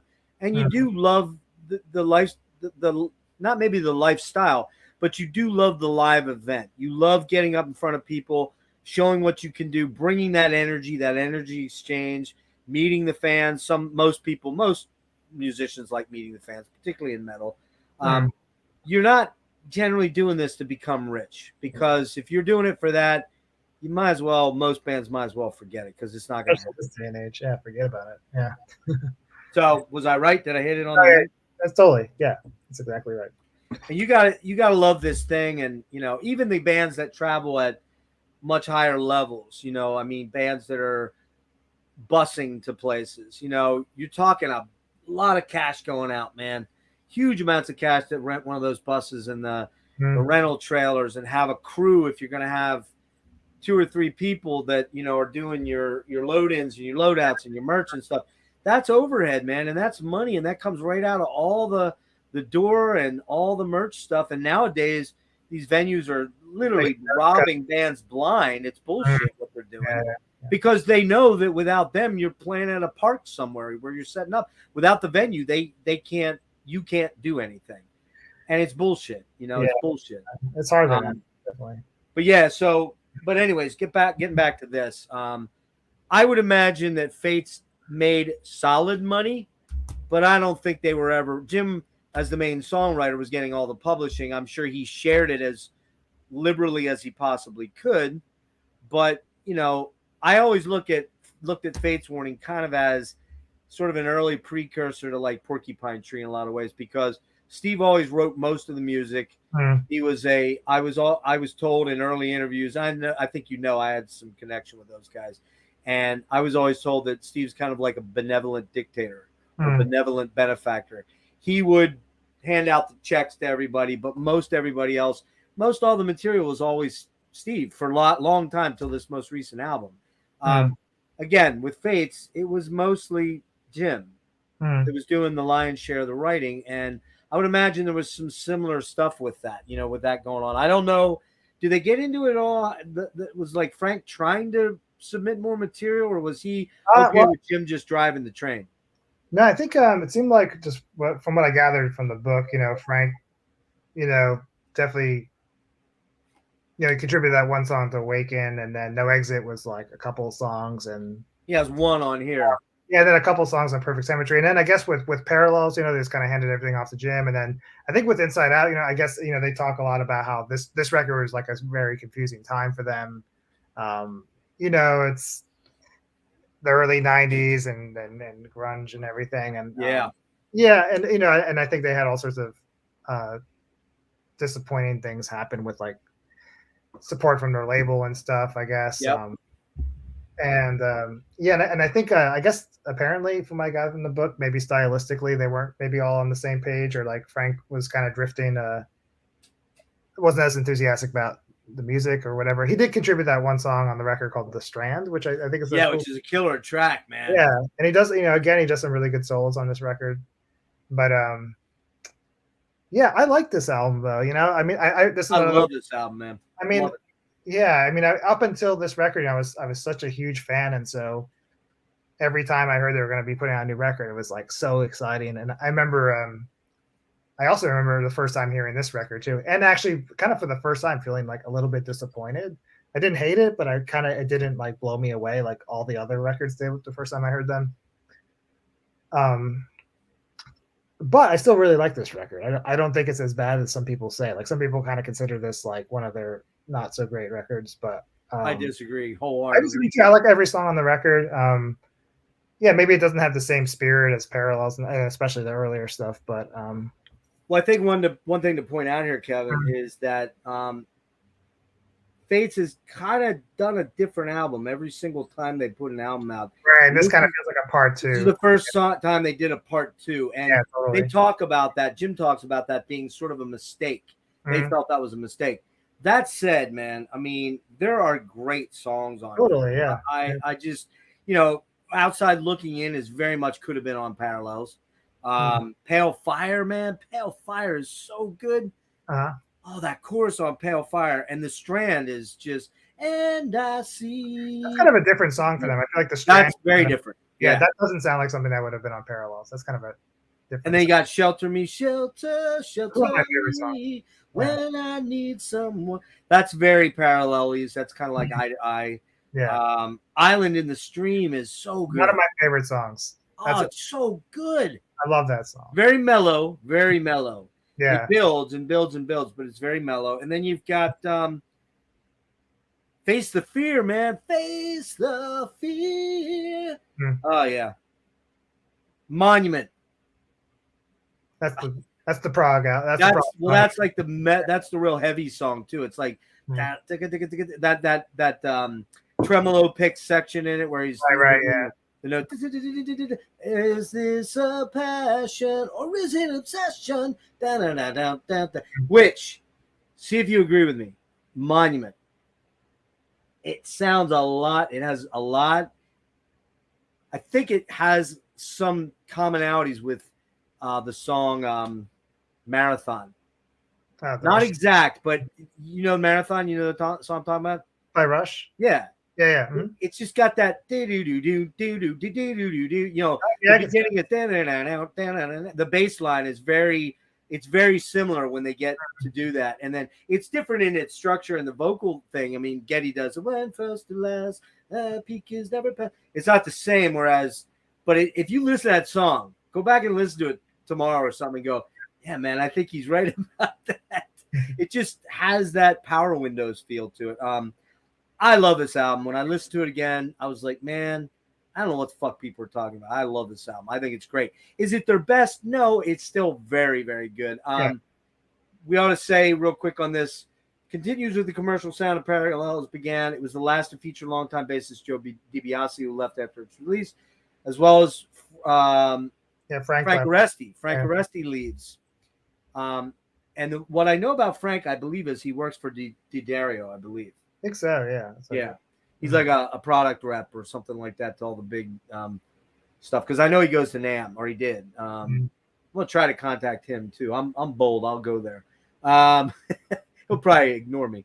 But Oresti later appears on 2013 Darkness in a Different Light when they return after a long hiatus.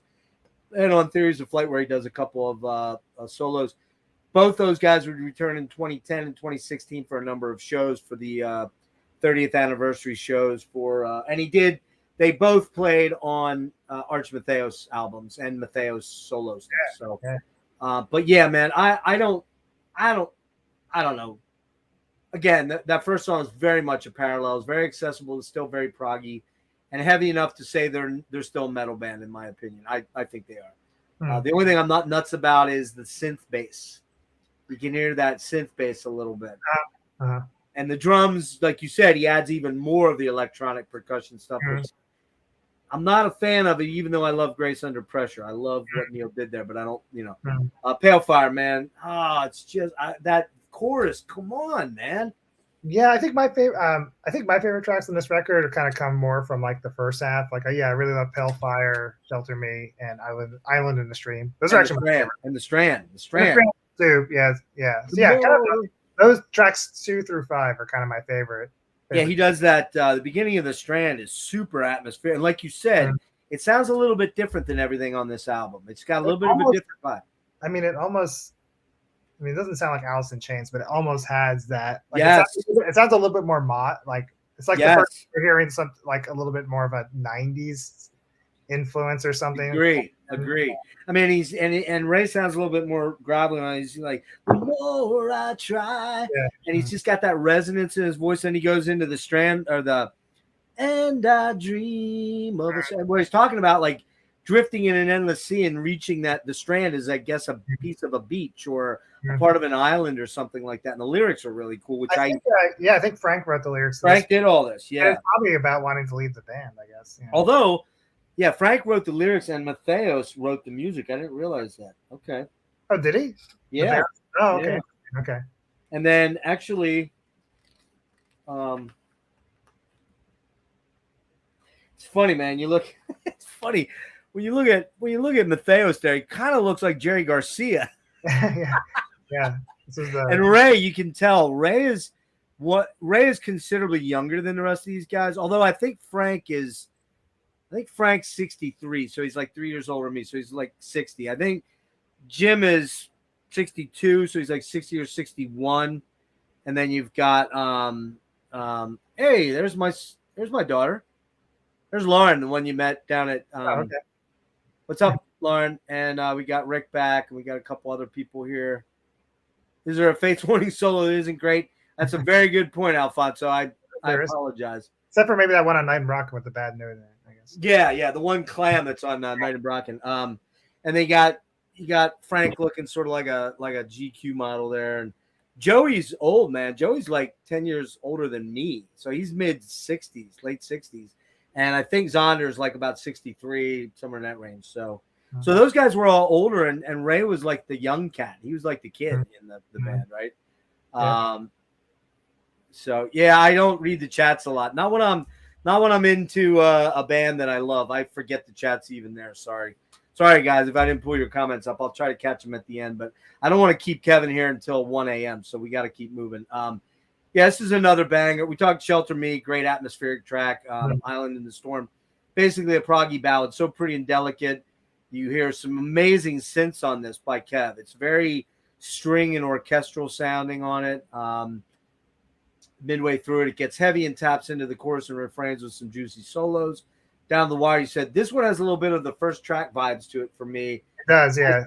I still find it a great track, and I find it sounds a little bit Life in Still Water, just a little bit. The chorus has a wee bit of a vibe to that. And that's the other thing to talk about real quick is these last couple of albums and going forward until we get kind of the last album, in my opinion, all the choruses are very different, and they may have some similarities to one another vaguely, but they never sound like they're aping each other. Everything sounds totally unique with the vocal melodies and the guitar melodies. It's just great. So this is another damn near perfect album that's killer, so complexly tuneful, melodic, amazeballs. This song, I'm sorry, I'm talking about Monument now. This song blows me away. It's another top, dare I say 5? It's probably top 10. Also, the bass riff is one that reminds me of Marathon of Getty. It even has a little ska and reggae in it, if you listen to it closely. I mean, rhythmically, yeah, there's a little of that feel. Got a little bit of that Enemy Within thing, or maybe on what's the song on Digital Man, something like that. You know, got a little bit of that vibe, and I know for a fact Jim listens to a lot of Rush. Yeah. Very similar parallels in the production is killer. Some may say too slick. I don't.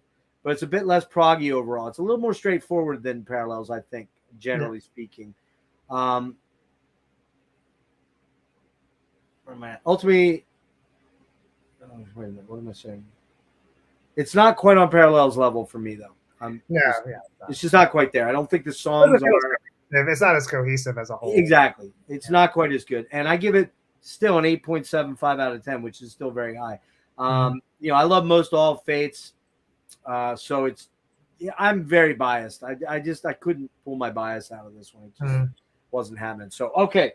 Next up, we've got this one,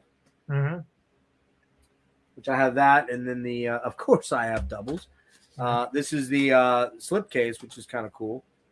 And I haven't seen that reissue. Huh. Yeah. Oh, Kev, you got to get it. Well worth having. It's got, let me give you what's on it quick. Got A Pleasant Shade of Gray, the original recording, and I don't. Okay, it's got the. Does that have like a whole demo version of the album? Yeah, it's got a demo version of it, and then part 2 is the remix. So there's a remix version on it. Yeah, I've heard that remix. Yeah, it's like real industrial sounding. Yeah, and then there's the Pleasant Shade of Gray live in Europe. We Only Say Goodbye, soundcheck and recordings, and then a track that wasn't on the album called In Trance. And then you got live in Europe in 97 and Pleasant Shade of Gray live at the Whiskey in 98. Well worth owning for sure. There's the original version on Metal Blade there. This comes out in April 22nd, 97, recorded 96, December of Carriage House. I can't believe they recorded this in 1 month. That would blow my mind if they did. Metal Blade, Terry Brown producing again. Pleasant Shade of Gray is the 8th studio album by Fates Warning released. I already went through that. Concept album contains one song divided into 12 parts and is noted for its darker mood and more progressive style. It's a single song. I already went through that. Jim Metheos wrote the album following the Fates Warning 94 tour in support of Inside Out, with Metheos mailing tapes to Ray Alder and Mark Zonder. Like, imagine, that's how you had to actually do shit 30 years, or well, is it 30 years? 94, 2000? Yeah, it's almost 30 years ago. 30 years. Christ, God, I'm getting old. It took approximately 1 month to record in the studio. I gotta believe that Jim's demos are like Wilson demos. They're almost they're pretty fleshed out, ready to roll. Yeah, guys come in and put their spin on the parts that he has already recorded from a drum machine or whatever. Ray's probably the only one that has to do a lot of work in the studio, I would think. And Zonder.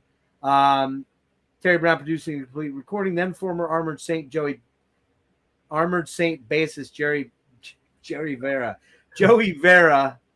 and former Dream Theater keyboard player Kevin Moore were recruited to complete the recording lineup of Metheos, Alder, and Zonder. Because keep in mind, Joe DiBiase left and Frank Aresti have left now.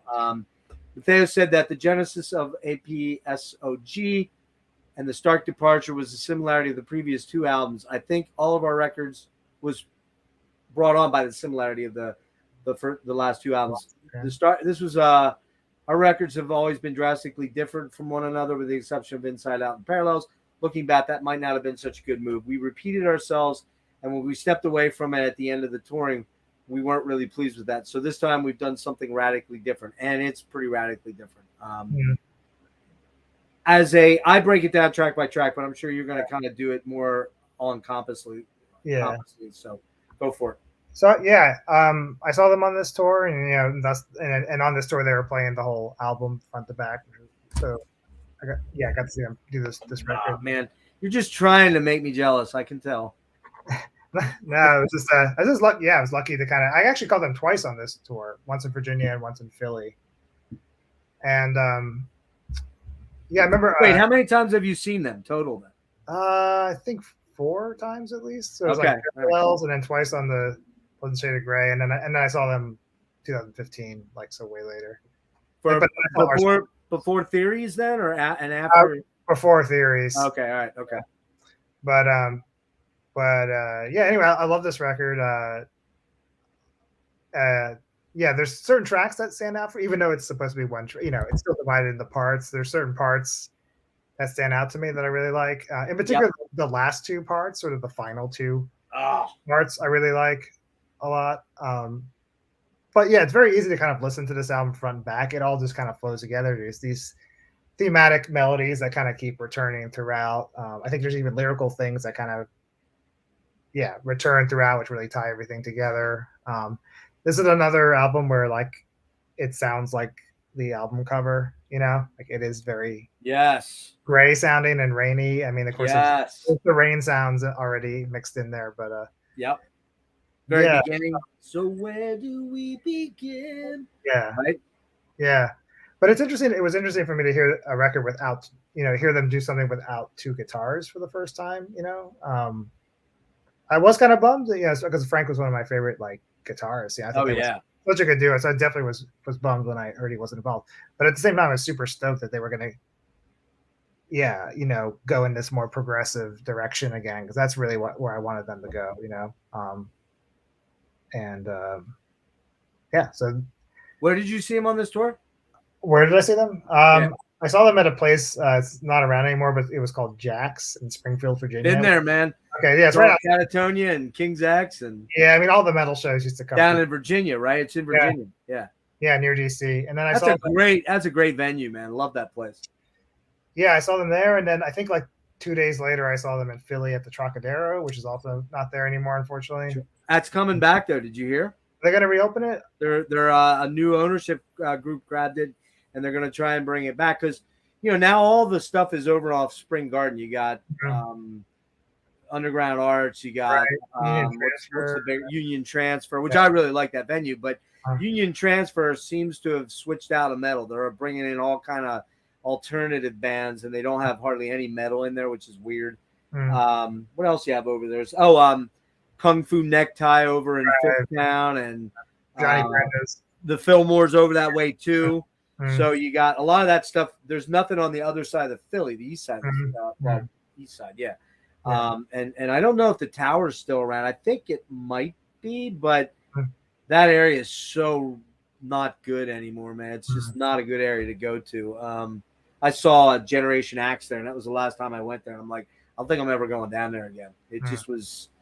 You weren't sure your car was going to be there when you came out, sadly. But yeah, I in all transparency, I didn't see them until Pleasant Shade of Grey. Now I've seen them 5 times since then. I went to Pleasant Shade of Greys.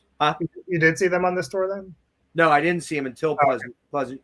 I'm sorry, I didn't see them until Darkness in a Different Light. Okay, my bad.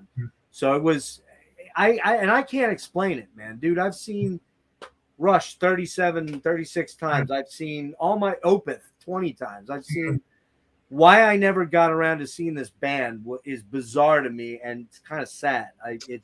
But then again, they don't. Yeah, they didn't tour a lot. Yeah, they're not they don't heavily tour really. Yeah, and when they played, they tended to play a lot of weeknights, and I was working real jobs back then that it was like, man, I don't know if I can, get home before 3 a.m. I used to do that shit, but yeah, I mean, this was for when this record came out, I was in college, and so I kind of had more free time, and actually, I remember seeing when I saw them in Virginia. I remember that was the first time I talked to Jim. I got the did you? Moment. Actually, he talked to me first because he liked the shirt I was wearing. So I was like, my mind was just blown. What were you wearing? Do you remember? Yeah, it was like a T-shirt for this band that called October Project. Do you know them? They only put out like two albums, really. I mean, that's not the one you played in, right? Not no. Okay. No, they were kind of like hard to describe. They were sort of this like folky, dark, moody pop band with like two female singers. No, I don't know them. You would probably love them. I mean, I'm sure I would. Yeah, they're called October Project. Anyway, I love the name, and the very first real recording I ever did of one of my own originals, it's called October Skies. So there you go. Yeah, that's the tie. I love October, my favorite month. So me too. All right, I'll hit this in here because I do want to try to get you out of here before midnight. It opens with that. So again, the rain and and you're like, you just hear these couple of notes played on the guitar, and you're like, and where do we begin? And you're like, oh man, it sounds so ominous and dark and frightening. And you're like, and it just kind of builds and builds and builds from there. But there are some lighter sections in this. But section 2, pulsing synths, which there's a lot of those on this album. A lot of pulsing synths. Yeah. I would call it industrial dark ambience. You get that boom, boom, boom, boom, boom. It's just like an undercurrent in a lot of the songs. You get a lot of dissonant piano chords on part 2. The vocals and dissonant guitar, super cool. A lot of chorus in there. Again, some industrial sort of effects going on in the background. Not when I say industrial, I'm not talking Skinny Puppy or Frontline or thing. It's not that kind of industrial. But it does have it does sort of have a 9 Inch Nails thing to it, actually. Well, there's a coldness there with that more, I guess you'd call it more militant sort of vibe to it, like that, like machine-like sounding in the background. Just some of the synth textures kind of remind me of. Yes. And again, really, there's a lot more of electronic percussion on this too. Part 3, one of my favorites, man. That heavy riff, down, where he hits the fucking harmonic, and it's just that. How's he do it? Ray does that. Rain falling, I was crawling. Yeah, that was like a stoner rock doom riff for the chorus. It really is. And it's that, all around shades of gray. And he's just so vicious on it. He's like, Ray's like attacking the vocal on that section so intensely. Love that movement in the thing. 4 is dark arpeggios, heavy chords, and a lot of sparseness. Ray's killer melodies on this one has some rushiness and some. I really like the fretless bass. Joey breaks out the fretless bass on this album, particularly on that song, which he does a lot more coming up. When it kicks in, proggy metal vibes of Monument, I hear a little bit, and a little bit of 11th Hour, but it's not a copy. But because Jim's very good at repurposing some of his other riffs into new songs that you're like, well, that sounds familiar, but you can't place it because unless you sit there and listen to it incessantly for a while, which I've done back in the past. I don't have the time to do it now, but Zonder crushes on part 4, man. That's another favorite part of my album. Part 5, killer, memorable refrain, super proggy, super full of chock full of riffs, as I like to say, and lots and lots of synths on that too. And that's the one. I'm sorry, that's the part that. No, that's part 3. Where am I at? Hold on.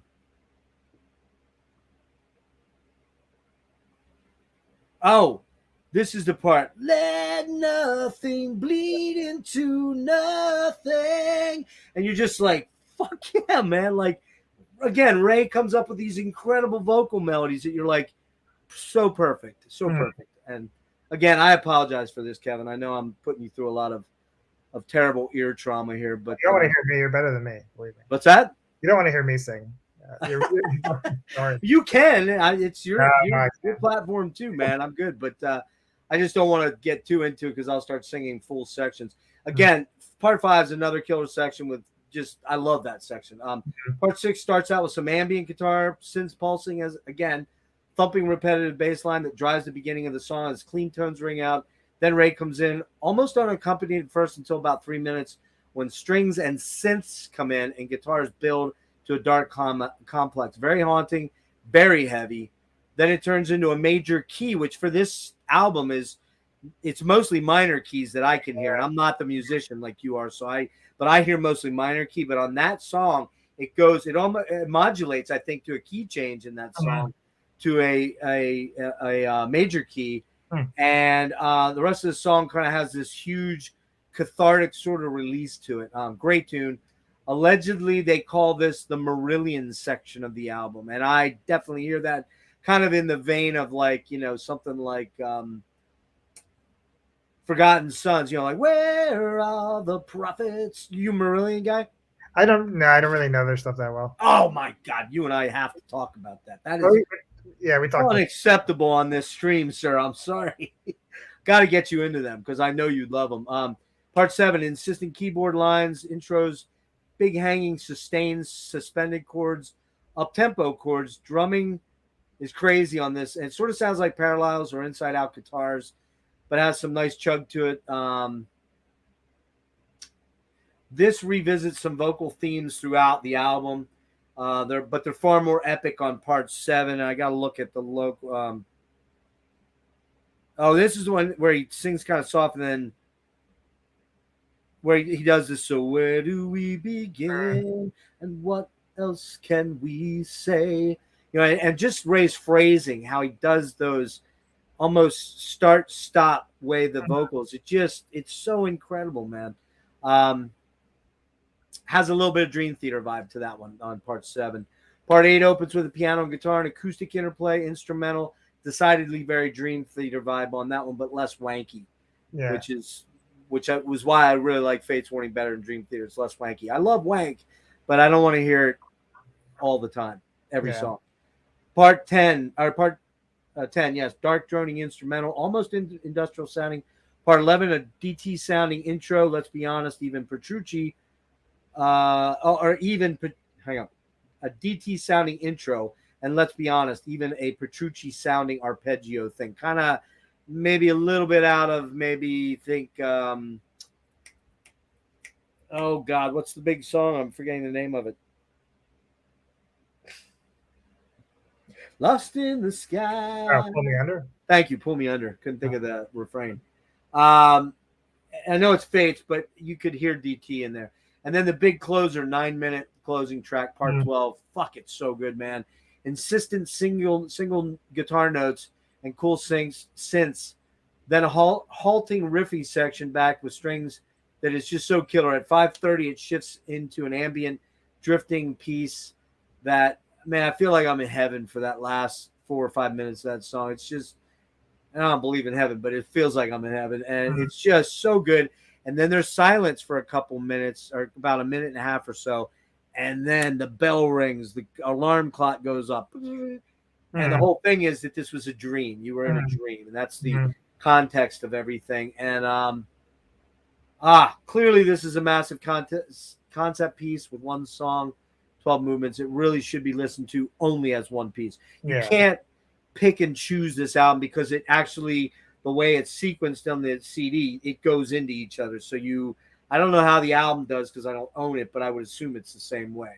There aren't like big. Yeah, I read that. There was Jim really wanted this to all just be one track, not broken up. But I guess he was outvoted. But but there are a bunch of tracks that stand out on their own, like 3, 4, 5, and 6, and then the last song, absolutely. Yeah. My only complaint about this album is some of the synth sounds sound a bit dated now. They just a little bit. Just a little bit. This was a huge album for me back when it came out. I listened to it endlessly. But in doing the deep dive, I realized it's been a long while, and I'd forgotten just how good a good bit of it was like an old friend coming back to me. And when I threw it on, I'm going 9.75 out of 10. It's not quite a 10 out of 10 because the electronic percussion and the synthy, some of the synths don't work for me as good. Only knock again is those things. I fucking love this album, and they almost always play part 3 live. The one where it's the rain keeps falling, because it's so heavy, because it's like that don't. My sounds are terrible, but that when you hear it, you'll know that's the song. I can tell what you're talking about. I can hear it. Yeah. All right, so we're moving on to this one here. Disconnected. Yep. Yeah. And actually, real quick, I want to throw a couple quick picks up because I missed this. I want to show this is a very early promo pick of those guys in the Night on Bröcken era. And you gotta just be in awe of that low cut, chest bearing striped shirt that John Arch is bearing there. That is just so badass. Yeah. And they're all wearing those skin tight, the arms are out. And noticeably, what do you notice about all those guys, except for one guy? With the perms or the perms, the perms are definitely there. Steve and Victor Arduini's in the middle there, and Joe DiBiase has a perm, and I believe Jim does too. No, they have no ink except for one guy. Yeah. And now everybody, for the most part, has ink, right? Yeah. All right, next up, let's show this one quick. I'm hurrying, Kev. Hold on. Where'd they go? Oh, this is an interesting one that has to be, I would think, sometime around Awaken. Because Frank's in the band, And you got Frank playing a Les Paul. I'm assuming it's a real Les Paul. It's probably not an ESP because they didn't start ripping off Les Paul until then. The other thing you note, is there something you note there? It's kind of interesting. But yeah, I mean, Metheos was playing like the Hetfield style. You nailed it. He's playing probably, I would guess, he is playing either an Explorer, a Hamer Explorer, because this is 84, I would think, right? Well, this is probably 80, 86 or 85 or something. Or 86, 86. My bad. But really, the only major producers of that body style were Gibson and Hamer that I recall back then. Do you recall anybody else doing an Explorer shape back then that looks like that? Not really. I mean, it's probably a Gibson. I would think it's a Gibson. I don't know for sure. But now I'm trying to see. That looks like it's just two humbuckers, or is there a third in the middle there? Can't really tell. Can't tell if there's a single coil in there. But that's really odd, basically, because Frank went on to play mainly he's playing Ernie Ball, I believe, right? Now he is, I guess those guys kind of went through like a lot of different brands of guitars, it seems, throughout the years. I mean, Jim's always been with PRS pretty much since the late 90s, I think. Yeah, but he was using he used BC Rich, I guess, for a while, and that's right. And he does have an SG that he breaks out too. Yeah. That's a pretty big for him. And let's see, what else do I have? I've got just a couple quickies. We're gonna go. This is gonna be the Parallels era. And again, the poodle haircuts on Jim and Joe in particular. Ray almost looks like he's like a Navajo Indian or something there. Yeah. And Zonder is now with the band at that point. And then what else do I have here? A couple more. Oops, hang on. The wrong thing. Okay, and we're on. Let's see, real quick. Oh, this is one last one. I got two more to show. So this is the making of Awaken the Guardian. This was the Decibel Hall of Fame. Yeah, right. Magazine. I think they came out last year, I believe. Yeah, it was like last year or two or something. Because I think Forbidden was in that too, I believe. And I did not get a copy of that, damn it. And I spilled tomato soup all over my copy that I got Friday night. Ruined it. Wanted to read the Evar interview, and I trashed it. Okay, one last one that's quite interesting, because I've never seen this anywhere. And now I feel like I got to go find it. And that is this alternate cover for Disconnected, which is truly bizarro. Yeah, I guess it's just the same cover, but just like a different color scheme or something. Right. I believe this is a Greek edition Hmm. of the album, but I think that's pretty wicked looking. So, of course, I got to go find it somewhere. Yeah. Because the illness is speaking to me, saying, "Buy me, buy me." So yeah, this is the other cover. I don't think they've reissued this one that I'm aware of. I think this Probably not. Yeah, I don't think Pleasant was the last one. I'm sure this one will. One of these will be coming out relatively soon. This and Fates Warning 10 probably.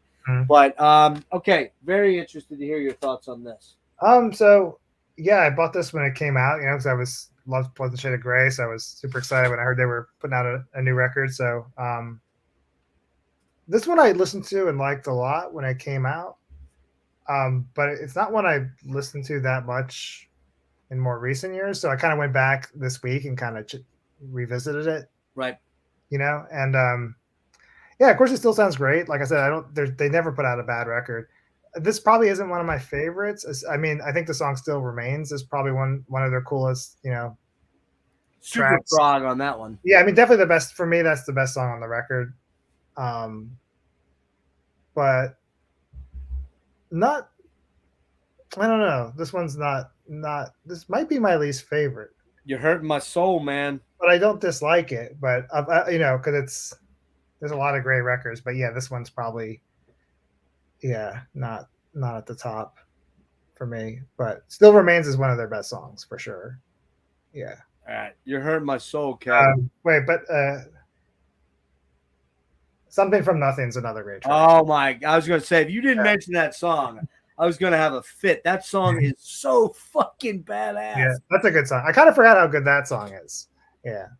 Okay, so we kick off with the instrumental, man. That's synths, big heavy synth layer, dark ominous synth, and you got this moaning, haunting, forlorn guitar note that just hangs, and you're like, wow. It's only about a minute long, but it's ghostly, man. It's like Pleasant Shade of Grey, it's really setting up. I mean, they're the masters at like really setting up a mood right from the second you hit play, So killer. Yeah. And then it kicks into one, in my opinion, one of Jim's heaviest riffs. Now, some we probably ought to talk about on this album, and I don't know, your ear is probably a lot better than mine, but I hear pretty good. But on Pleasant Shade, on Disconnected, I hear a lot of drop D. I don't hear. You're right. No, you're right. This is where I feel like he started, like the Tool influence started coming in. Yeah. Probably a little. I think that's why I don't. This is why this record's not one of my favorites of their whole discography, because I feel like I mean, I like Tool just fine, but I feel like I don't know. Tool's very one-dimensional, whereas Fates are, like and Jim's such a creative, expressive guitar player, and I thought it was weird that he was taking influence from someone I just didn't think was as good as he is. Oh, well, no, clearly not. But I like Tool. I like Anima. I like Undertow, and I like the one after Lateralis. I like a lot. But it is pretty one-dimensional. It's kind of that drop D tune, that drop D kind of sound. To my ears, I get fatigued. My ears get fatigued. But see, there are guys that do drop D and do it so well. Good example. I think you'll appreciate this one. Ty Tabor from King's X does very unique stuff with it, and does it. You don't get bogged down into it. Like that first album, Out of the Silent Planet and Gretchen. It's mostly drop D, but it's so good. There's so much going on. Jim's another guy like that does it. Adam Jones is kind of. I'm not shitting on Adam. He's a great guitar player. They're a great band live, but they rely more on Maynard and Danny Carey's drumming and the bass player. And the bass player. The bass player is killer on it, and so you get a lot of dynamic stuff that Adam doesn't have to be doing all these crazy arpeggiated runs and. Jim gets more out of drop D than I think anybody I've ever heard, other than maybe Ty. Well, that's the funny thing. It's like he takes that influence and he does like what I think Tool Metheos is it. He does like what I think Tool should do with it. Yeah, like push it a little bit further. Yeah, like everybody waited. What was it? 17 years for the last Tool album, or 13 years, whatever it was. And when it came out, I got like 2 tracks in. I'm like, I've heard all this. I've heard all of it. Like, wait. And it's not that I don't appreciate what they do, but it was uninteresting to me completely. Mm-hmm. And especially when me and my buddy Serge went to get tickets for them at the Wells Fargo, and they were literally all sold out in like 3 minutes. I'm like, fuck that, man. I'm not paying $300 to see that band. There's no way. There's only one band I'd ever pay $300 for. And you know who that is. That's greatest band ever, the Canadian Holy Trinity. That's it. And I probably wouldn't pay $300 for them either, to be honest with you. So, all right. So one, man. Oh, damn. One of Jim's smokiest, insistent, slippery riffs. He's playing drop D for the first time that I can recognize. It's super heavy, super catchy, riffy, and badass. You know, on that song, you've got the part where he's under the spotlight, and then he's doing the thing, take a part of you, take a part of me. It's just so fucking heavy, man. Love it. Love that section. And Ray's singing on this album, I think, is amazing. We get to So Tired. Oh, I love that riff. It's so good. Chilling intro leads into an atmospheric cool section where Ray shows out, especially on the So Tired vocal line with chugging riffs, since adding a lot of flavor, but it's not prog to me. This is not a prog song. To me, it's much more a melodic vibe on this album. And I think this album has a much more melodic vibe throughout, except for bits of Still Remains. To me, this album is like, it's kind of one of their more groovy records, you know, kind of just very mid-tempo and yeah. But you got, and then you got, let's see, Zonder's killer all over. So, man, and again, so tired. I just got to scream it out. It's so good. Pieces of Me, another fucking monster. And they do this one a lot live too. Nasty, frantic, riffy track with bits of bubbling synth. Killer work by Zonder. And the Chrissy Kicks Ass. Who is Chrissy? Don't know who Chrissy is. Sometimes I type these up and I don't proof them, and then I'm like, what the fuck was I trying to say? But here you got Pieces of Me. Pieces of Me. It's so good. I love it, man. And then the next two are the 10-minute epic plus epics. You got Something. You got Something from Nothing, and you've got Still Life. Or Still Remains, yeah. Or Still Remains. I'm sorry. I wrote Still Life down. Probably Freudian slip there.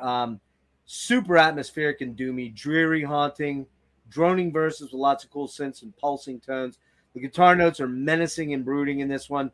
Probably one of Jim's darkest and scariest tracks, I think. I just think this song is, I'm going to say it again, man. It's in the top 5. I've got 7 other tracks that are going to be in the top 5 coming up. But, yeah, it's just so cool. I fucking love this song, especially the part where he does shit, I'm not going to remember how to do it. I'm not remembering how it goes. Is it Everywhere I Look? Yeah, like later in the song? Or it's like, yeah, it's later in the song. How's that go? Is that the one that goes, Everywhere I Look? No, I'm getting it mixed up with one Pieces of Me. Shit, I'm gonna have to listen to that quick when we talk about the next one, because I gotta sing that line because it's one of my favorite lines. That's it. Broke Pieces Up, and then he goes back to the Pieces of Me part. So he does do that. Everywhere I look, as far as I can say, broken promises, and then the Pieces of Me part. That's from that song. No, it's not. Jeff, you're confusing shit. Come on now. You didn't have it far enough down, you goof. We're talking about Still Remains? Yeah, that's Pieces of Me. But you're looking for a lyric in that and Still Remains? I'm looking at Something from Nothing, and I'm trying to remember the vocal melody. I thought, is that the one that goes, I thought I never needed more? That's it. Yeah, that's that one. Yeah. Everything I knew was wrong. Because the latter part of the second half of the song gets super ethereal and super like haunting and melancholy, and he sings that line like, I thought I never needed more, and it's just so beautiful, man. His vocals on this are incredible. Still Life I love, but I think it could have been maybe 4 or 5 minutes shorter. Yeah. This is the one track where a lot of keyboards come in. A lot of wanky keyboards, Jordan Rudess style. I love it, but I don't. It's great. It's atmospheric and pulsing, and then it picks up speed and goes into that proggy territory. and the mood really lightens in that song towards the latter half of it. It's 16 minutes. It's great. I love it, but I just could have. I think it could have been a little bit shorter and a little less Kevin Moore doing the wanky keyboard. Because the one thing I always loved about Kevin Moore on Dream Theater albums versus Jordan is Kevin always brought the earthy sounds, the Hammond, the Mellotron, the cool, stuff like on what's it called, Erotomania. He's also like a lot more organ. Balls's plays like a lot more atmospheric. Like like Space Dive Vest. That album, that song is so cool because it's mostly a Kevin Moore thing. But I just think they dangerously got close to Dream Theater on Still Life. That's the only problem. Yeah. So disconnected spoken word ambient section. I think it's like 4 minutes out. Again, we hear that moaning. Wow, wow, so good. Very isolationist feeling, very sad and melancholy feeling. This album just pretty much slays all the way around. Jim was on a major role with Pleasant. It carried over to this one, which was even darker and more brooding and menacing and heavier overall, I think, than Pleasant for the most part. It is, yeah. It is, definitely. And you got the added industrial and synthy, isolationist, dark ambient stuff was in there. Ray has a lot of stunning moments on this album. And the dark tone and mostly darker sound and vibe means it's a high mark for me because I love that shit. I like ABBA too, but I like this stuff. I'm going 9.75. The only detractor is the length of Still Life. I would have liked it to have been about 5 minutes shorter with less wankiness. This album rips, man, and I love that artwork on it. It's one of my favorites. Kind of semi was a bit of a precursor to what I would name my channel with the. I love Gas Mask. Right. I'm very weird with Gas Mask. So, of course, Steven Wilson's solo album Insurrente is my favorite because the artwork's cool. All right, we're on to Fates Warning 10. Yeah, FWX. FWX. I always thought it was FWX, but it's actually Fates Warning 10 because it's the 10th album. Yeah. Again, this one, a Hugh Syme cover, by the way. Hugh Syme was on Parallels too. I believe he did Inside Out too. And I think he did Pleasant Shade of Grey too. I don't know if he did this one. This was no, they had the Ionis guy come back for Pleasant Shade of Grey, and you're right, it was Ionis for that. Yeah, was he this guy too, or I think this was just a photograph? No, that's a photograph, but I think they had Ionis come back again for Fates Warning 10 or whatever. Oh, this one? Yeah, I think so. I could be wrong. I pay attention to art when I look at it, but I don't really pay attention to it. You know what I mean? Let me see. You're right, Ionis. Who is he's done a lot of other stuff too out there. He's just that fantasy kind of guy. Okay, so Fates Warning 10 comes out October 5th, 2004. Recorded April 2004 to June 2004. Carriage House Studios and a clean, well-lighted place in New Hampshire. I think that's Jim's studio. Metal Blade and Jim Metheos and Ray Alder. So now we're getting away from the Terry Brown connection. Whether that's a financial thing or whether Jim felt he learned enough from Terry that he could do it and save the money. Probably some of it. Probably. I gotta guess Terry Brown wasn't cheap. I wouldn't think. Yeah, no. 10th studio by progressive band Fates Warning. It's their last album on the label for Metal Blade. Last album. It's also the last studio album to feature Mark Zonder, the drummer. Yeah. So jump into this one, Kev. So yeah, this was the one. When this record came out, I think it was the first time I didn't run out and get it the day it came out. And you and I, same wavelength. I don't know why. I mean, I still was like a huge Fates Warning fan. I think the year, I think this came out in 2004 or something. I think that year, I was actually pretty engulfed in my own musical world of right. I was touring a lot around that time with Dysrhythmia and stuff, and I think also just my musical taste. I was really just like branching out. Yeah, I mean, I've always kind of been exploring for all different kinds of music, even though I always, I listen to metal. It's like the most consistent genre I probably have listened to my entire life, but like I'm always still like searching for other kinds of music. And I think around the time this record came out, I don't think I was listening to that much prog metal or whatever. I was probably listening to like all sorts of other stuff. So I kind of missed this record a little bit when it came out. So doing this deep dive thing, it made me. I was like, I should get more familiar with this record. So this week I was listening to it, and I was like, oh man, because I guess this is like the other record besides maybe Inside Out that like maybe even the band themselves thought was like they might have a misstep, but I listened to this week and I was like, no way, man. I mean, at least there's certain songs that I think there's certain songs on this record that I like better than anything on Disconnected or Pleasant Shade of Grey, actually. Nah, I can't go there, man. Which I know that people might disagree with this, but I don't hate the album, but I just have a hard time connecting with it. I don't think it's weird. I think like Pleasant Shade of Grey is a better record than this album because it's really well written and constructed, and the flow it's very cohesive, Right. Yeah, this record is kind of like with Inside Out. It's a little like scattered in a way, but there's no real bad songs or anything. Like everything's like solid material, But I really love the first song, Left Here. Lots of interesting stuff going on. Layered acoustic and heavy guitars and like weird distorted vocals and like just strange production ideas, going on in this song, some dissonant industrial kind of stuff. And like, I like the chorus is pretty catchy or whatever. I like that song a lot. River Wide, Ocean Deep. Yeah, that's a pretty experimental track for them. Yeah, there's some interesting experimental. I feel like they really kind of experimented here and there on this record with some things they never tried before. Like that one has there's a lot more samples on this. Yeah, there's like sampled vocals on that record. Maybe a little bit of world influence, kind of sort of like there's on River Wide. There's a woman that kind of does this sort of like a chant or something. Yeah, like a chant in the background, and it's kind of, and at first it's off-putting, but if you give it a chance, it kind of gets in your head, Yeah, I thought that was interesting because I never heard them do anything like that before. There's also some really heavy distorted bass in that song. Yes. It kind of has an interesting arrangement. It's really weird, I feel like all the other records we've talked about so far are all records for the most part that like I'm really familiar with. I've listened to a million times. Right. In a weird way, I almost don't have as much to say about them because I've talked about them so much throughout my entire life with other people. Yeah. So this record, it's strangely enough, is the one I have the most to say about because I was like really getting into it this week. Cool. For the first time. Well, hit me up with more, man. I mean, go for it.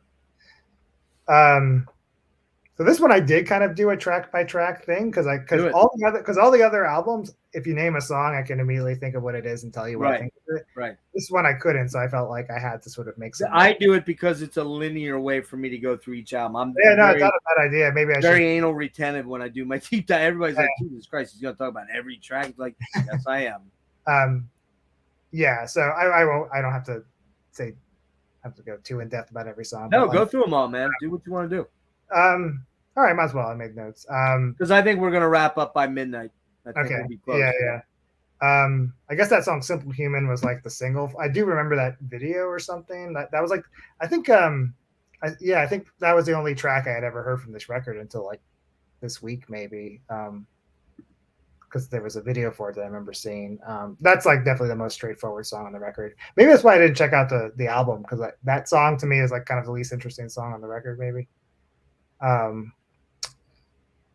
Another Perfect Day is kind of interesting, kind of like almost jazz like chord progression in the song. That's one of their more like optimistic, or even though it's not lyrically optimistic, musically it sounds a little more brighter than most of their material. There's that song Stranger with a Familiar Face. That song's pretty different for them. It's almost like punky in a weird way. Like just I have the same riff instead of the drum part is very just I don't know, you just don't hear them usually play things like that. So I thought that was kind of interesting. The last song Wish is really cool, I think. That's a cool song, man. Yeah, it's kind of a cool way to end the record. I think my favorite songs from this record, definitely the opener, Left Here. I'm trying to remember. Again, the very pulsing. I'm trying to remember Left Here's chorus because I have it noted here. Like I had a picture of it because it's got a very memorable killer chorus. Yeah, it has a really cool chorus. It kind of reminds me of something. Remember how it goes? I don't want to sing. Okay, let me. But it sounds like something that could have been on like Parallels or something. Let me just hear 1 second. I know this is lame. This album is one I don't know like I should. Because like you, I was listening to different stuff. I was very much at this point in time getting into death metal, very much getting into black metal. Hang on. There's a lot of chimey notes on here. A lot of chimey acoustic guitar.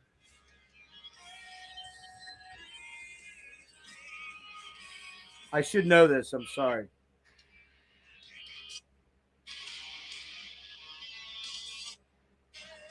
A lot of menacing guitar on it too. That down, that hanging note. Oh, that's it. I get it. I remember now. I remember it now.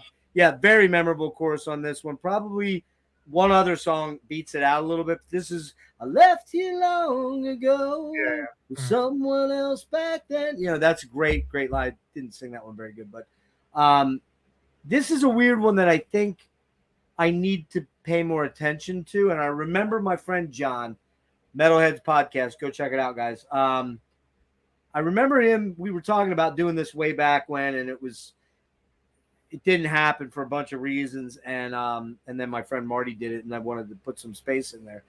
But I remember him saying, "Man, I'm like, yeah, Fates Warning X sucks, man. That's just a shitty album." And he's like, "What?" It's like, "Whoa, what?" He's like, "No, man, no. When's the last time you listened to it?" I'm like, "Well, it's been a long time." He's like, "You need to go listen to it again." And I remember putting it in the car. This is 3 years ago. It was when I was still able to drive and wasn't as sick as I am now. And I was like, okay, maybe I'm a little wrong on this.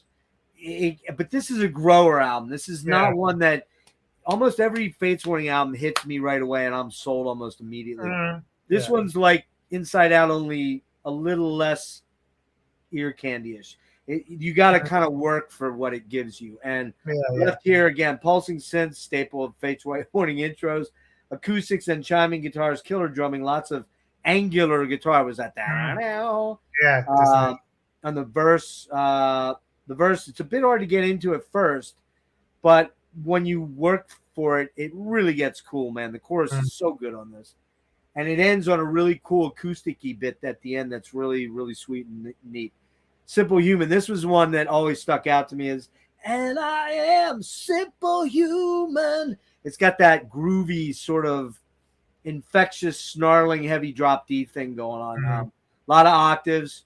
Ray's vocals are super intense. Sound effects and noise, solid track. Riverwide. This is probably the most experimental track on the album. I think it's got a lot of electronic noises and effects, dark, alternating notes that invoke fear and dread, and the otherworldly female vocals that, quite frankly, are a little unsettling at first. She's sort of chanting and sort of moaning at the same time. It's really weird. I didn't know who that woman is. I should have. Ray is dark and menacing delivery, but it's cool. The effects in the background are a little bit distracting for me. At about 3:40, the heavy riffs come in, and the song really picks up a lot of steam. And although I said the background noises are a bit of distraction, I still really dig that track a lot. And then probably my favorite song, which is probably the most poppy song on the album, is Another Perfect Day, which is a very, you want to call it AOR ballad, whatever, I guess. But it's, oh, another perfect day, and I will stay away, or whatever the lyrics are. I didn't pull them up, but let me look here quick. I hate doing that. Oh, another perfect day, and I will hide away from all the sights and sounds. It's just so cool the way Ray is far better singer than I am. So, it's just when you hear him sing it, it's just such a cool song. Heal Me, brooding, super dark and heavy, bit of a militaristic vibe to it, like almost like a marching beat in it. Possibly be my favorite track on the album, man. That has a cool epic chorus. I don't remember it though. It's so epic, I forgot how it goes. I'm trying to remember all these choruses. So, Hand Crawl. Sequence 7 is a bassy, throbbing, pulsing synth thing. Solitary, distant guitar notes droning. Cool instrumental interlude. Crawl. Solid, heavy riffer with a cool chorus. It's okay. Handful of Doubt. solid mid-tempo, but the not very exceptional for me. Stranger, cool riffs on this one. It's good during the verse, but the chorus is kind of mediocre for Ray and Jim. I didn't. It's a really weird song for them. That one. Yeah, Like, it's probably their most. It has that weird bouncy, just straight. Yeah, like, it's their most non-Fates Warning song. Yeah. And Wish is super cool, very very cool guitar, piano sort of thing. It's really. I'm trying to remember that one. Hold on. Usually when I see the words, I know. No, I don't remember it. May you never know this darkness. May you always see the light. May you always know the peace that comforts you tonight. Can't remember it. This album left me cold when I first heard it. Not that I didn't like it; it was okay, but it was just kind of there. It was just, and I was like, "Are you kidding me, man? Fates Warning put out a mediocre album? Nah, it can't be." But I've gone back to it, and even just going back to it now, it really started. It clicked a bit. There's some experimentation going on that we didn't hear much on earlier albums. Like they're kind of going outside the box a little bit. But it kind of felt a little tired, like the band and more importantly, maybe Jim and Ray had run out of killer song ideas and instead dropped a bunch of decent songs as opposed to killer songs. Yeah. This might have been around the time maybe where they were also getting into their various side projects. So maybe it is exactly that period of time. Focus anymore. Yep. You know, if you think about all the 80s records, that's like all. It's so interesting. They did. How like a lot of people in bands have like all these other side projects and other bands they do. Whereas back in the day, you pretty much had your own. You only had your like one band. You had your one niche, exactly. You didn't hear, Warren DeMartini wasn't playing for 4 other bands. Right. You didn't have, Vince Neil. Well, okay, let's not talk about that. But Vince Neil, I call him. But anyway, yeah, I think you're right. That's a great point. We're going to talk about the side projects at the very end. I'm going to mention that stuff because I'm going to do a Jim Metheos, OSI, Arch Metheos thing. We're going to do a deep dive, Kev. You didn't know that, but you do now. You're like, fuck, I don't want to be around this guy anymore. Yeah, I just felt like this kind of felt a little tired when I first heard it. I'm better with it now. I've come around a little bit in later years, but I still think it has a bit of an anticlimactic feel for them. They had been just on such a roll of albums, right? Yeah, and I think they probably knew Zonder was, I guess, going to leave the band or something. That may have been a big part of it too. My biggest complaint is Ray sounds a little unconvinced on some of these songs, which he never was on any of the other stuff. So his vocal lines are, his vocal lines are crazy good, but he just doesn't feel as invested. That could be totally untrue, and only Ray would know if, Ray, talk to me. Please come on. I do have fielders out there. I'm going 7.75. That is down. Well, you'll see at the end here. It's probably my lowest number. No, actually, it's not. I think I have bröcken at 7.5. But yeah. So, anyways, real quick to talk about some stuff. Reunions with former members. Darkness in a Different Light and Theories of Flight. This is 2010 to 2017. 2010, Fates Warning played select dates with Parallels lineup, Alder, Metheos, Zonder, Aresti, and DiBiase to celebrate the reissued and remastered expanded editions of that album. At the beginning of 11, an announcement was made that Metheos and original vocalist John Arch had formed a band called Arch Metheos. I have this stuff, but I couldn't find it.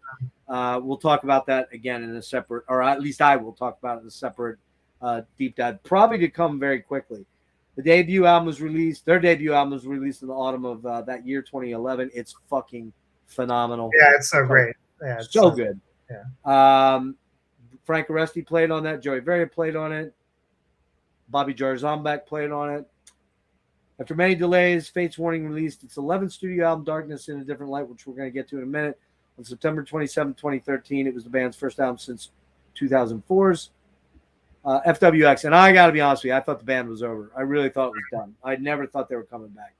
And I think Ray kind of felt that way too, because I saw some interviews with him during that period of time, and he kind of he wasn't mincing any words. When Ray got with when Jim got with John, Ray kind of came out and was like, I'm not sure what he's doing, man. There was an interview with him out there around this time where he talks pretty openly about, I don't know if he's starting Fates without me now, or what he's doing. He didn't really communicate with me about it. Yeah. And Ray was doing Engine and Redemption around this time, and I'll talk about all that at the very end. Again, that's a separate issue because I'm probably going to do a deep dive on that stuff separately. We got in to celebrate the album. The album's 30th. The Awaken the Guardian's 30th anniversary. Arch, Metheos, Oresti, DiBiase, and Zimmerman reunited for a headlining appearance at Keep It True Festival in Germany on April 30th, 2016. That lineup also headlined the Prague Power USA in September 9th, 2016. Both were recorded and filmed for release in 2017, which we'll get to that after this next album because our next two albums. Then we'll talk about that one and then we'll wrap it up. So we're moving onward to this album here, and I'm gonna blow this up just for a minute if you don't mind. We had Darkness in a Different Light, and this is the first time I got to see the guys. And you can see I got a couple of signature. I'm that nerd, yes. But I have a real quick funny story about that. So I've never paid for a meet and greet before in my life. Mm. It's not that I don't think the bands deserve it, and I understand they need revenue and blah, blah, blah. Mm. But generally speaking, I either figure out a way to meet them after the show. Yeah, it's usually easy to meet. Or before the show, or it's just like, and I'm not that guy that's just going to be like hanging all over dudes. I'll come in, I'll talk. When I came up to you, I talked to you for a few minutes. We got a picture at the end. I wasn't bugging you. I'm just not that guy. Same with Luke. We talked a couple times, but I knew he had shit to do. But in this case, I did pay for it. And the main reason was for my daughter and I, we went up to see them in Reading, which is near me, Reading, Pennsylvania. I know, I've been there, yeah. Love Reverb. Did you ever play there? I did play the Reverb. Okay, I thought you probably did, yeah. Yeah. And I think, did you play it at the Gorguts? No, Dysrhythmia, way back in the day, like early 2000s. Okay. Kind of it's a big club. You can yeah, it's like a skate. Isn't it like a skate park or something? It was, and the stage is huge. The stage is giant for a venue like that. But, I want to say maybe 350 people showed up. I don't know. It wasn't a lot. It wasn't a lot. It made me very sad when I saw how many people showed up. But we went into the venue early. We got to see sound check. And then we got to meet the guys. And one of the most embarrassing things in my life happened. So I'm talking to Ray, and he's from San Antonio, and I like the Rockets, the Houston Rockets. At that time, they had a good team, and I think San Antonio knocked them out that year. And we're talking basketball, and he's super fucking cool. Ray is just like super, super cool. Talking to Bobby first, and he's super cool, and Mike Abdow, super nice guy, kind of wide-eyed at this opportunity. And then Joey comes over, and I'm wearing a Catatonia shirt. And Joey's like, dude, that fucking album rules. He's like, so good. My favorite band right now. So we're talking Catatonia and Opeth and all that stuff. And I pull out my thing to be signed, and I pull out my silver Sharpie. Joey's trying to write with it, and it's barely writing. And I'm like, oh, let me see it. Jim's standing right here. Joey's right here, and Jim's like right off to my left by like a foot and a half, 2 feet, talking to somebody else. I take the pen, like an idiot, instead of putting the cap on it, I start going like this. Oh, no. Next thing I know, Joey's pretty bald, right? He shaves his head. I see little spots of silver. I'm like, fuck. And then I look over at Jim. Jim's like, oh, no. I got them both pretty bad. I felt stupid. And then a day after that, or maybe that night or the next day, I went on, I think it was on Fate's Facebook, and this is going way back to 2013. I was not a big Facebook guy, but I went on Facebook and I told the story. I said, I feel so stupid. If any of you guys read this, I am so sorry. And some guy writes in, he goes, yeah, you dick. You're the guy that did that and coated my girlfriend's leather jacket with silver ink. Oh, no. Stupid asshole. And I'm like, oh, man. So I offered to dry clean it or buy her a new jacket. I never heard nice of it. Yeah. I even put contact info up and, dangerous. I think I put my freaking phone number up like an idiot, and he never contacted me, but he kept bitching about it. I saw he was bitching about it. Joey was cool, man. He was cool. And Jim was cool too, but I felt like such a nudge. Anyway, let's get on to this album quick. Yeah. So, this is another one that, I listened to a bit when it came out, but then haven't that much in more recent years. But I saw them on this tour, at St. Vitus here in Brooklyn, and it was a great show. Yeah, and this is a solid record. They definitely sound like they're inspired again on this record. Exactly. Yeah, I don't know. I think maybe this is my favorite since Inside Out. Wow, really? I think so. Yeah. Okay. Is this the one you were referring to earlier? Oh no. Okay, because you said there's a later album. Yeah. Okay. So we're almost there. All right. Okay. All right. Cool. No, this one, this got some great songs. The first song, 1,000 Fires, is really great. I like great track. Yeah, good opener. I also really like the song Lighthouse, which is like a really it's my favorite track. Yeah, I mean it's such a eerie, weird song. Beautiful song. Yeah, really cool. Into the Black is interesting. We were talking about how like over the years we could sometimes pick out certain influences like Rush and. I want to see what you're gonna say next. I'm gonna say it sounds like Opeth, dude. Slamming, exactly what I said. Yeah. Which is it was interesting again to hear. I mean, not that Opeth's even a new band, but it's interesting when you hear like a band that's been around a really long time, sort of like, be a little bit influenced by something a little bit more recent than more contemporary than themselves. Right. Yeah. I think that's cool though. That's definitely their Opeth track. There's no doubt about it though. Yeah. Kneel and Obey is really cool. Actually, I really love the second half of the record. Yes. Yep. Yeah. Chloroform. Yeah, like and Yet It Moves. That's kind of the epic track on the album. So yeah, I think this is a pretty solid record, and it was cool to hear Frank Aresti. It's cool to hear the two guitars come back again. Yep. Frank plays some cool solos on this record, and I feel like this is the album where Jim really is starting to push himself again as a guitar player. There's all sorts of cool, polyphonic, just like the two guitars are like, and this is a trend he's kind of continued, with the records that have come out. The last three, yep. Yeah, where it's like I love listening to it. It's like so much interesting. This guitar parts is bouncing. A lot of dynamics. Yeah, just really a lot of attention to arrangement and detail and how things are panned and where he's leaving space and just all. Now he's actually playing a lot of drop D here again, or he is, but for some reason I don't know. It doesn't. For some reason on this record it doesn't. I don't know. It doesn't really. It doesn't stand out as much. It doesn't stand out as much to me for some reason. I don't know. Yep. That last song, and Still It Moves. Wow. Very, very, very, very good, man. Very good. It's interesting to note. You notice the track before that's called "Oh Chloroform," and allegedly somebody else wrote the lyrics to that. I have the story. Kevin Moore, I guess, apparently. Kevin Moore, that's it. Yeah. But what's interesting about that is that this comes out in 2013, and I don't know, man. You got the Kneel and Obey, you got the "Oh Chloroform," you got Lighthouse. Lighthouse is a song that's on No Man's album with Steve Wilson and you familiar with that? No Man? I've heard of it. I don't know the records too well. Steve Wilson and Tim Bonus. That's their No Man project. Song called Lighthouse on there. There's Chloroform is a track on In Absentia that didn't make the album. That's a bonus track. And then you got Kneel and Obey, which is off of there's Kneel and Disconnect, which was on the Incident album, right? So that's 2010. And I know for a fact, Jim has had a love affair with Steve. Not, you know what I mean, a love affair with Fate, music and stuff, Porcupine Tree and Steve's production and all that stuff. Because again, he had him on that song "Shutdown" on OSI. Michael was on OSI, one track Stockholm. Yeah, Gavin Harrison played all over the third album of OSI, Blood.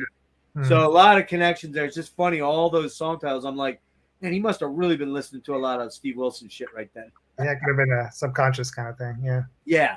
So real quick on this, plans for 11th Fates Warning studio album were mentioned in September 2009 when Ray Alder said that the band was working on new material. In June 2011, Jim Metheos hinted that Fates Warning would not be playing any more shows that year as the band was continuing to work on the new album. March 2012, Alder reaffirmed that the band was working as hard as we can to complete the album.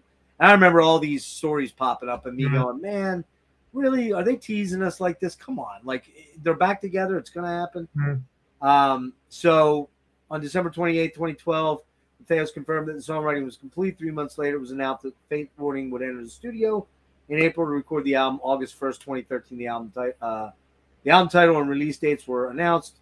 Alder described Darkness in a Different Light as a result of almost 2 years of very hard work from everyone in the band, and celebrated the lineup as the best Fates Warning has ever been. He expressed his eagerness to tour extensively in support of the album, which they did. During October 2013, the band performed in 9 European countries, which they didn't do that much. They did a lot of festivals and one-offs here. They were not like an extensively touring Europe. And I had honestly thought Fates was probably done after WX. It just felt like that. But man, they come back. 1,000 Fires. Very riffy, very heavy.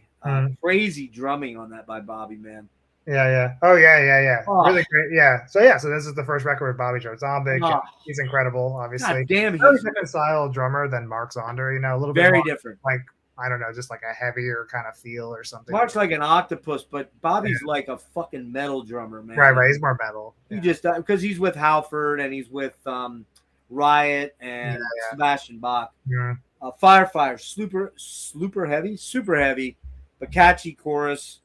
Kind of in the vein of, I would say, like an Inside Out type track, I would think. You got, I'm trying to remember that one off the top of my head. Again, I got so much going on in my brain, I can't really. Come on now. Yeah, Firefly has the where are you? Will you stay? Will you go? Again this time. Oh, wait a minute. How's it go? I missed it. Oh, fly away. And it's kind of I would say it's kind of the poppiest track on the album overall. And it was the video, and they did like an acoustic version live on like I think it was like all cable access TV, like Good Morning America or something. Which is weird. Desire, dark and mysterious, mid-tempo, really saturated sound on that one. Saturated single notes where they're kind of cutting with the way that they're almost super compressed. A lot of modulation and tremolo and Leslie effect, I guess, on that. Solid chorus on that one. That's the slam, and that's the monster riffy in your face kind of. I'm thinking that's the one that goes. I can't remember that one though. I should, but I mean, a lot of these are all these choruses are getting stuck in my brain now. I know a lot on the next one. This one, it's kind of escaping. Yeah, I know the next record better than this one. Yeah, Lighthouse, super cool, so dreamy and anachronistic. It feels like you're going back in time listening to this track. It's so cool. Probably, it's not even very heavy. It's just super badass. Probably my favorite track on the album. Into the Black. Here's what I said. Definitely Opethy at the first. So, I mean, you definitely hear the Opeth thing. Yeah. And then it's a killer track. Was my favorite until Lighthouse kind of overtook it. But I realized this is just Into the Black's just a killer song. Neon Obey, super heavy. That's probably the heaviest track. That's the heavy one. That's the Tool, not death metal, but it's got that just intense heaviness to it. Great track.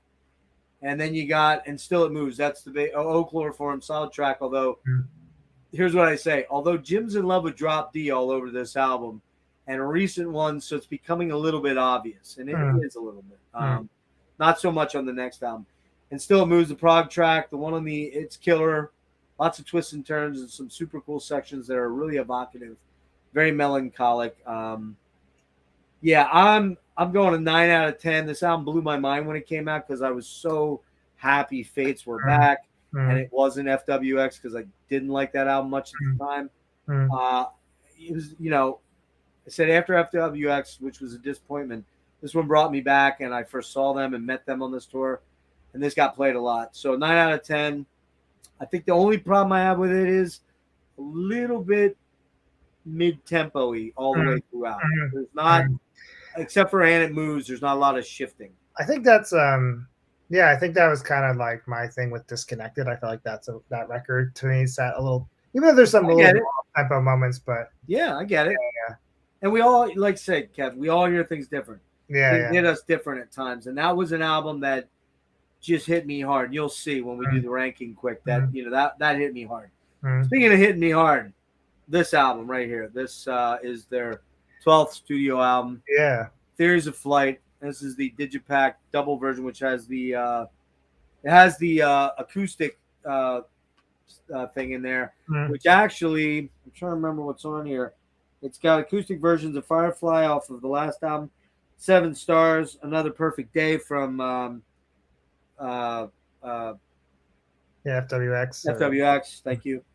And then it's got Pray to Your Gods, which is a Toad the Wet Sprocket. Yeah, that's an unusual. Like, where's that come from? Because they had one big hit, that song, Walk in the Ocean, whatever it was called. And they're kind of a Christian band, but whatever, that's cool. And then they do Adela, which is a Rodrigo, what are they called? The acoustic duo. I don't think that's the acoustic duo. I think that's Oh, is it something different? I thought it was Rodrigo and Gabriela. No. I think it's a different, like a goof. Yeah. And then they do a killer version of a Uriah Heep song, Rain. Oh, it's so good. I'm a big Uriah Heep fan, the early Uriah Heep stuff. This album comes out. 12 Studio. They're back, re-signed with Metal Blade, right? Yeah. I think so. Oh, no, are they? I can't remember. Yeah. No, it's Inside Out. Okay. Hold on.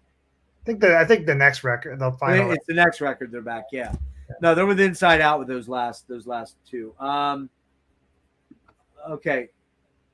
It's this first time they ever recorded as just a 4-piece, and you've got guitarist Frank Aresti was still a member of Fates Warning at the time of this album's writing and recording. He does not appear in band photos inside the album booklet, but is credited as a guest for providing solos on 2 tracks from The Rooftop, oh my God, that solo, White Flag, another killer solo.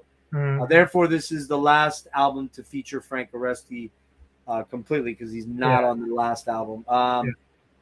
Man, jump into it because I love this album so much.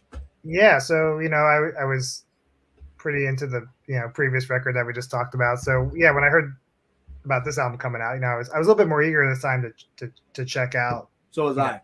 Yep. Yeah, the new Fates Warning like right away. So so I did, and I was really happy with this record. I felt like they were. This is kind of like the last record, but a lot better, kind of. Exactly. I mean, yeah, they sound super reinvigorated again on this, and especially Ray. Ray sounds fucking amazing on this. Yeah, like everything. Yeah,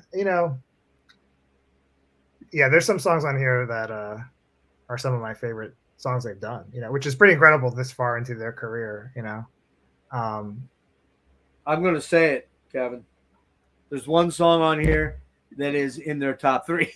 Yeah. And it's probably the one you're going to mention, but go ahead. Yeah, The Light and Shade of Things. My God, that song is so fucking incredible. It's insane. Yeah, it's my favorite song on the record. Yeah, that one I love. From the Rooftops is really great. Amazing. Song. Sorry, what was that? Amazing, I said. Yeah. I love 7 Stars, even though that's just kind of one of their more just like verse chorus kind of. 7 Stars and White Flag, very almost rock radio, but they're incredible. Yeah, but they're still kind of there's an extra layer of depth to it that makes it stand out. Yeah, White Flag has a really great trade-off solo between Frank and Mike Abdow. Yeah, that's and we haven't really talked about him yet, but like his solos are amazing. Like he's incredible. Dude, he's an incredible guitar player. I don't know if you know him or met him. I never met him, but super sweet, nice guy. Like I said, I'm hoping to have him on. We just haven't gotten it sorted out yet, but I'm hoping to have him on. Yeah, I really love his contributions. Like his solos are they really they live up to the. He has a. Would you agree? He kind of has a fusion-y feel to his solos. Definitely. I mean, he's a very different. Very different kind of guitar player. I mean, he's got a weird sort of Holdsworthy and slipperiness, I think. Yeah. He's definitely more. He's definitely the flat. I mean, he's even sort of like flashier than Frank. The shredder kind of guy. Yeah. But still very melodic, very tasteful. Yep, very tasteful. Really interesting like his solos are just interesting. Kind of like with the way his solos kind of remind me of Frank's. Not that they sound alike, but they're Right. just I agree. really interestingly composed, and they're technical but with purpose. You know what I mean? Like, yeah, and he's not. I haven't listened to his solo stuff. I did way back when, but I forget what it was like. But like his first album, I think he does a little bit more of the pure shred, the sweet type stuff. But he doesn't do that with. And I'm sure Jim said, "Hey man, I know you're a flashy guitar player. I want you to serve the song. I don't need 8,000 notes. I don't need the tapping and all that stuff. Yeah. I just don't need that. That's not what Fates has ever been about with their solo." Yeah. And I agree with you. He's just got he's technical, but he's tasteful and he's clean. His phrasing is wonderful. Yeah. And you're just like, wow, you know? Yeah. So I feel like his lead contributions like really elevate this record for me too, above some of the past few records before it. Although I guess he did some leads on the previous record too, but I feel like I think he did one or two on Darkness. I think he did one on Okay. It's either Firefly or I'd have to look, but I don't remember. But the leads on this record kind of stand out more. Yes. Like, they're really amazing. Yes. Yeah, no bad songs on this record. I mean, I love this record's really solid from beginning to end. This is my favorite record of theirs since the early 90s. You know, like I like this record more than I guess it's my favorite since Inside Out or something, maybe. Wow. Yeah. I got this very high in my ranking. You'll see. Yeah, this is man, from the rooftop. The way it opens is just so languid and cool. It's got the wow. It's just this really cool little melodic line, and then when he does the da da da da da da da, and then it shifts into a different chordal pattern, and then it just stops, and you get that and it just goes into this frantic, really super riffy thing, but it's not metal. I mean, it's metal, but it's not. What's the word I'm looking for? It's not prog metal per se. It's got a little bit more. Well, no, I guess it is. I guess it's prog metal. It is, but it's just like I don't know. It's always like serving the song. There's nothing. They've always had this really fine balance of displaying their creative ideas and musical skill with sort of like writing for the song and not losing focus on the song and stuff like that. Yeah, and I mean the refrain where Ray does that. There's nothing the time can end. Yeah. It's just so good. Ray's vocals on this album, I can't say it enough. They are absolutely mind blowing. I think. Yeah, they sound a little more energized and raw. You can kind of hear more of him just like really going for it. Very emotional on. Yeah. Particularly in one song I'm going to talk about in a sec here, but 7 Stars starts out, it's drop D, but the accents set it apart, which is what Jim always does well most of the time. And it makes it a special song. The killer chorus, you got the 7 stars destination. It's just so good, man. You're just like, you just meld into those choruses and you're like, fuck, Ray just is awesome. The guitars are awesome. The bass. Joey Vaura on this album. He's a great bass player, yeah. I mean, Joey, everybody that doesn't know Joey, if you don't know Joey, he's an Armored Saint. He's kind of Armored Saint's driving force along with John Bush. And Joey is the consummate musician, man. The guy can do it all. He's a great production guy, so I'm sure he's pretty helpful with Jim and in the studio and coming up with ideas and things like that, arrangement ideas. So good. White Flag, man, that killer opening, those octave riffs, the pedal tone in the background ringing out. And you're just like, man, it's just like boom, boom, boom, banger after banger after banger. And you get into, oh, wait, I missed one, didn't I? SOS. Oh, shit, I missed one. SOS. I didn't note it. It's all right. That's another catchy one that's right in there. That's really, really killer. And then where am I at here? Are you trying to go in song order? Yeah, did I jump with White Flag? You did, Flag later. Yeah, Yeah, so White Flag's later. I put the wrong thing. SOS is what I'm talking about. Killer opening octave riffs with the pedal tones. That's SOS. And I'm trying to remember. Light and Shaded Things is after that. Light and Shade and then White Flag, right? Yeah. Yeah, I goofed. I put I goofed. SOS is the one I'm talking about right now, and that is I can feel the rain wash over me. Another great, that chorus is just this album is chock. This is like parallels for this era. Exactly. Yeah, it's so like good. a heavier parallels kind of. Yeah, heavier, exactly. And then we get to the track that just, when I heard this track, I could not leave this track. I kept having to back up and listen to this track. And it's 10 minutes, 12 minutes, something like that. I think it's, I don't remember off the top of my head. I think it's like about 10 minutes. Okay, over 10 minutes, yeah. Man, it just opens with that, the delay and the all this really cool little interplay, a lot of space. This is what I wrote. Honestly, not sure I can put into words what this song means to me. It's in my top 3 Fate song, and to think that Jim and Ray wrote this so far into their career is stunning. This song absolutely is the shit. It's so layered and has so many killer parts. Every part is so good. Yeah. And without question, it might be one of Ray's most incredible vocals ever. Yeah. He is running this song into the ground. It's so emotive and so beautiful. And I got to do one or two. I got to do one or two parts. You're gonna laugh at me, but I got to do it. If you get, you confess a lot of things, but you confess alone. Really mellow intro part where there's just some delayed notes that are kind of bouncing off each other, and Jim or Mike or whoever live are playing those little fills in there, and then he gets into the part where it's I understand. Or wait. Yeah, I understand the feeling of dread. You're used to it. He just is so intense on that part, man. But the best part, the light and shade of things, the light you held is gone. It's just that chorus, that pre-chorus, the verse. Yeah, it's funny to even, like, this one of those songs where you kind of don't know, is this the chorus? Is this the chorus? Because it keeps going from part to part where, like, this is so great. Oh, this part's so exactly. Great. Every part of this song like a bunch of different choruses all in a row. Yeah, there's like 3 different kind of parts. And even when they return, they switch it up a little bit because it's not exactly repeating itself. But the part where he's going down, where he's going, shit, I'm trying to remember. Is it the part where he's doing the pedal tones, where he's going back and forth between the octaves?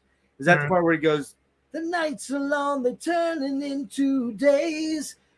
Man, I can't sing it because I'm not like so familiar with every moment of it, but I know I'm going to be listening to Fates Warning for the next week or two, like incessantly. This is a band that a lot of times when I do these deep dives, I listen to the albums, I put them away, and I don't want to listen to them again for a long time. This is a band I can never, ever, ever, ever get sick of listening to. Never. It just doesn't happen. And then you got White Flag, urgent riffing and very catchy chorus, another banger. Solos by Frank and Mike Abdo are seriously shredding on this. That's a shredder solo. Like Stars, solid bow it's kind of on the heavy side based on a staccato riff.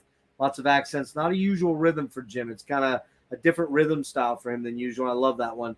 Goes to Home, another proggy killer. Lots of great riffs and runs that show all the guys off as incredible talents because they're just crazy good players, man.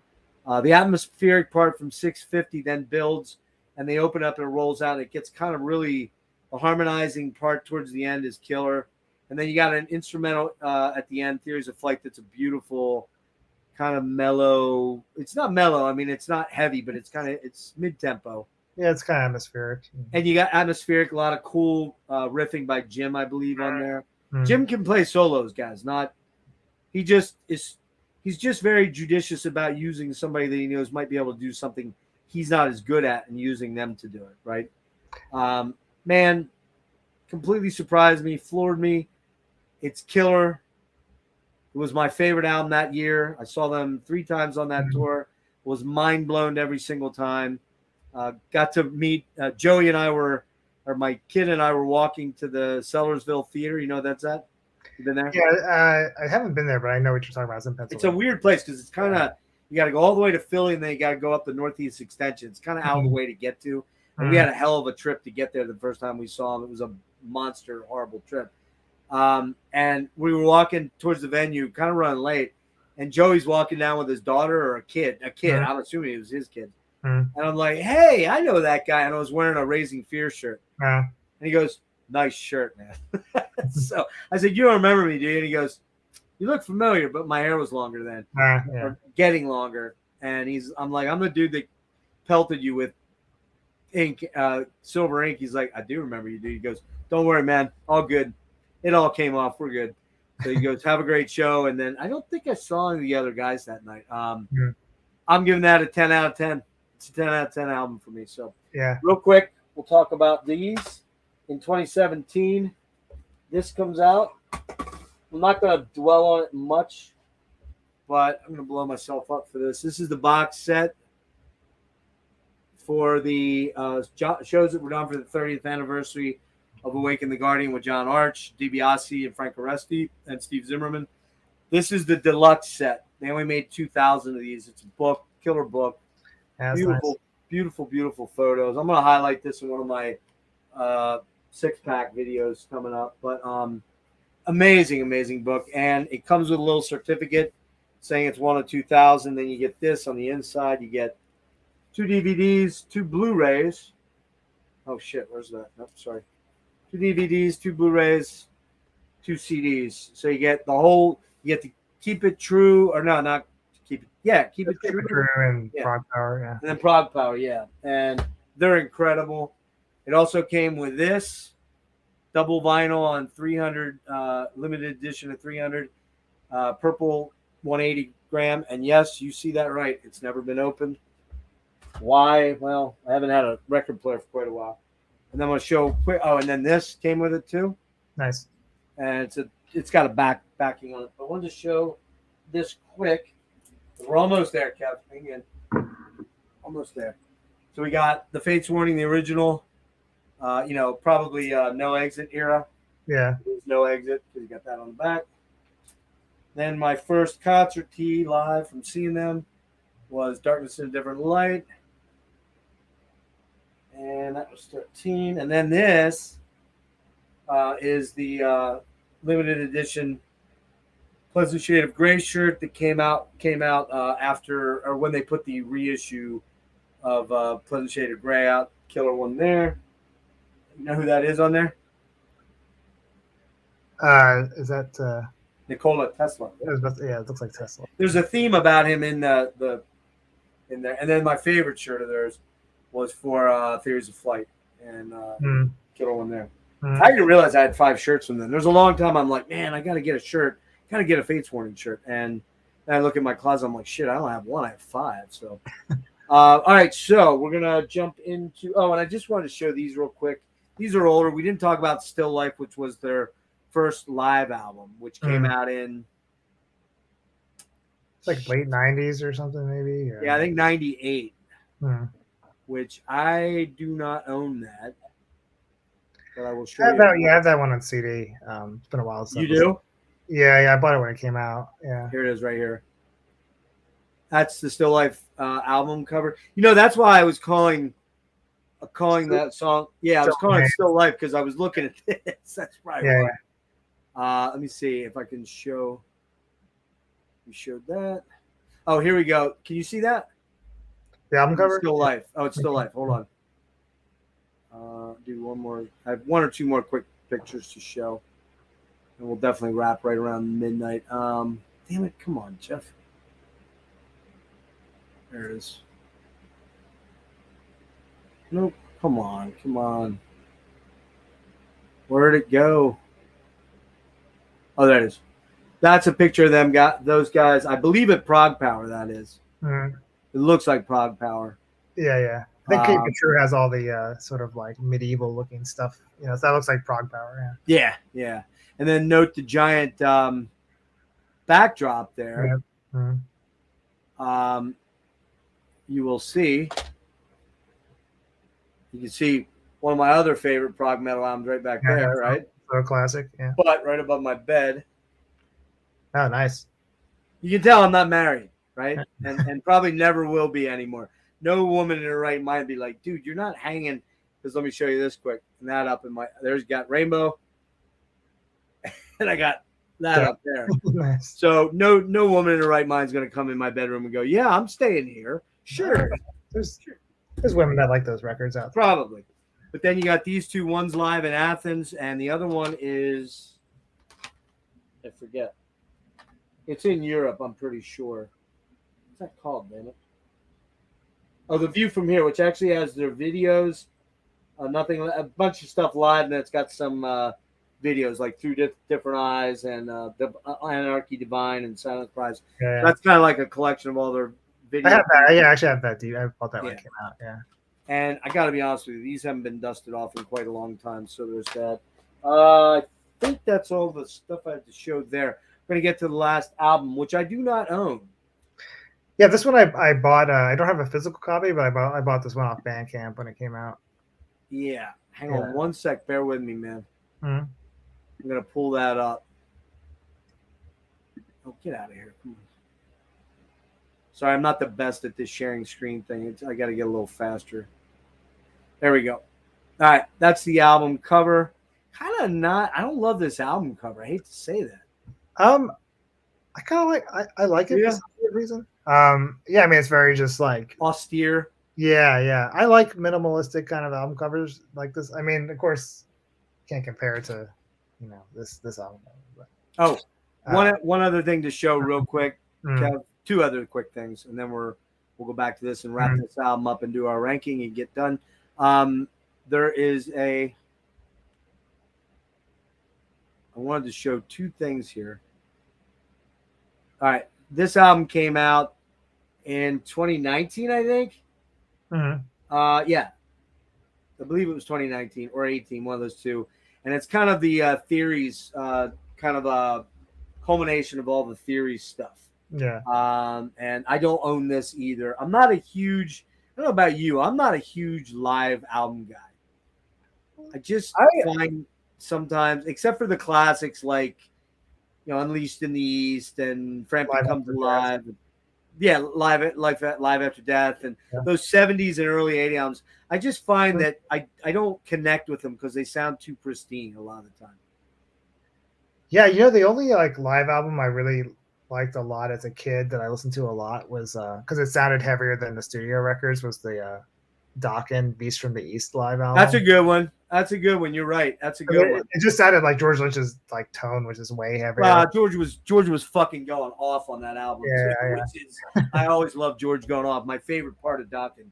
Yeah. And I do like Dokken. I actually love Dokken. That's probably my favorite hair metal band, but mainly because of George and when Don could actually sing. But yeah, so this album here, I'm sorry, go ahead. No, go ahead. Yeah, let's talk about this record. So Long Day Goodnight comes out November 6th, 2020, which something happened in 2020. I'm not sure what. I don't remember. Something big happened. Do you remember? Yeah, this is the pandemic record. Pandemic record. Comes out on Metal Blade, produced by Jim. February 15th, 2019, it was announced that Fates Warning had resigned to Metal Blade, so they're back with Metal Blade. We're planning to release or work on their 13th studio album. In December 2019, interviewed bassist Joey Ferris said, Fates Warning is not quite done writing, but pretty close. I think that the Fates record is also going to be recording probably around January, February. I'm still very involved in both bands, meaning Armored Saint for sure, a new Armored Saint record, and a new Fates album comes out. And they came out within a couple of weeks of each other, as I recall. And that last Armored Saint album fucking rules, man. It is good. On May 13th, 2020, Alder, I almost called him Adler. Holy shit. Ray Alder announced on his Instagram profile that his vocals for the album were finished. Ray had to finish these in a studio in Spain. Yeah. Because of the pandemic, he couldn't leave, and he actually had to live in the studio for I read a week or two. Yeah. Because he did do a little bit of a not live, but like a posting on it. He doesn't do much on Instagram, but he did back then a little bit. So on August 25th, 2020, details of Fates Warning's 13th studio album were released, including the title, release date, track listing, and the lead single, Scars, was released on the same day. Mike Abdo does guitar solos on Shuttered World, The Way Home, and The Longest Shadow. Mike, I'm sorry I did think we pointed him out on the last album. I didn't on Darkness. I'll look that up once Kevin's doing his thing. But Gavin Harrison actually plays on one track, Falling Snow, which is a weird track for him to play on because it's a pretty subdued drum performance, I thought. George Hideous on bass on When Snow Falls. Now, George Hideous is a name that pops up going back into the catalog. Do you know who it is? I think it's Jim Metheos. I bet my life on it's Jim Metheos, yes. Yeah. I'm almost sure of it. Mm-hmm. And it's funny because I think they kind of did that George Hideous, and there was some other guy named Fidel. Yeah, like on Inside Out. Yeah. Yeah, Fidel somebody, another Horrendous or something. Horrendous. That's it. Fidel Horrendous. And I don't know who that is. Maybe it was Frank. Maybe it was who knows. Yeah. It might have been Joey DiBiase. But the funny thing is, if you ever notice, I think they did that kind of as a nod to Rush, because Rush had the whole Lurks, Pratt, Dirk thing going, and they had weird people, Jack Secret, and all that kind of stuff. And it just seemed like that was a nod to Rush. But all right, man. So go ahead, rip into this album. Yeah. So it's a pretty long record. Very long. And it seems like who knows if this is going to be their last one or not, but I get the impression, like Jim just wanted to kind of get all his ideas out on this record for like all, you know what I mean? Like, I feel like, it's since it's such a long record, it seems like they were just like, maybe they weren't thinking quite as much about like making a streamlined, really coherent record or something. You know what I mean? I wonder if it is in fact the last album, which Ray has sort of said, well, the last song, he's never said for sure that it was. Yeah. But he's kind of inferred that maybe Jim is putting the recording side of this thing. Yeah, I think it sounds like they might still play shows. But yeah, I think that it wouldn't shock me to suddenly hear next year that they have a major U.S. tour or a European tour together. But as far as maybe is this the last thing? Well, it's 72 minutes long, and that is to its detriment, in my opinion. Yeah, I don't think every song. I mean, there's not any like bad songs, but there's definitely some that I feel like, are just better. Could have been left off. Yeah. For me, like my favorite tracks on this record are, I love the opening track, Destination Onward. As always, Fates Warning always has great openers. That really just kind of set a mood, and draw you in. I like Shuttered World. Again, killer solos on that song. Do you agree that the Destination Onward has a good bit of a Theories Hangover vibe to it? I think it does. Yeah, it does. And what's interesting, actually, so when I saw Fates Warning in 2015, I think it was that. I was on the Darkness tour. Maybe it was 2014. I can't remember which year. But I actually got to talk to Jim for like a pretty long time at that show. Oh, yeah? I was at St. Vitus, and I was kind of embarrassed, but like I was just gonna like not really try to talk. I enjoyed the show a lot, and I was just kind of gonna like just head out after the show. But one of my friends who kind of like is involved with like the St. Vitus bar, like he's kind of part of, I guess, one of the owners or something. He's a huge Fates Warning fan, so, and he knows I am. So after the show, he was like, "Oh, those guys are all hanging out downstairs. There's like a basement in St. Vitus where the band's kind of, it's like the backstage area." Right. Green room. Yeah, he's like, "Oh, you want to go down? I'm going to go downstairs and say hi. Do you want to come with me?" And I was like, "Oh, yeah, sure, why not?" So I did, and then, Jim was just relaxing after the show, and I know what it's like to finish a show. You're tired, but usually for me after a show, it's like that's when I feel pretty relaxed actually, and I don't mind talking to people, right? Because I'm like, okay, the show's over, like I can relax, unless you got to load out immediately. That's all. Yeah, you don't have the pre-show jitters and stuff. Yeah, because I always have like pre-show jitters, but when I'm done, I'm like, okay, now I'm usually like really happy after. Now I can chill. Yeah.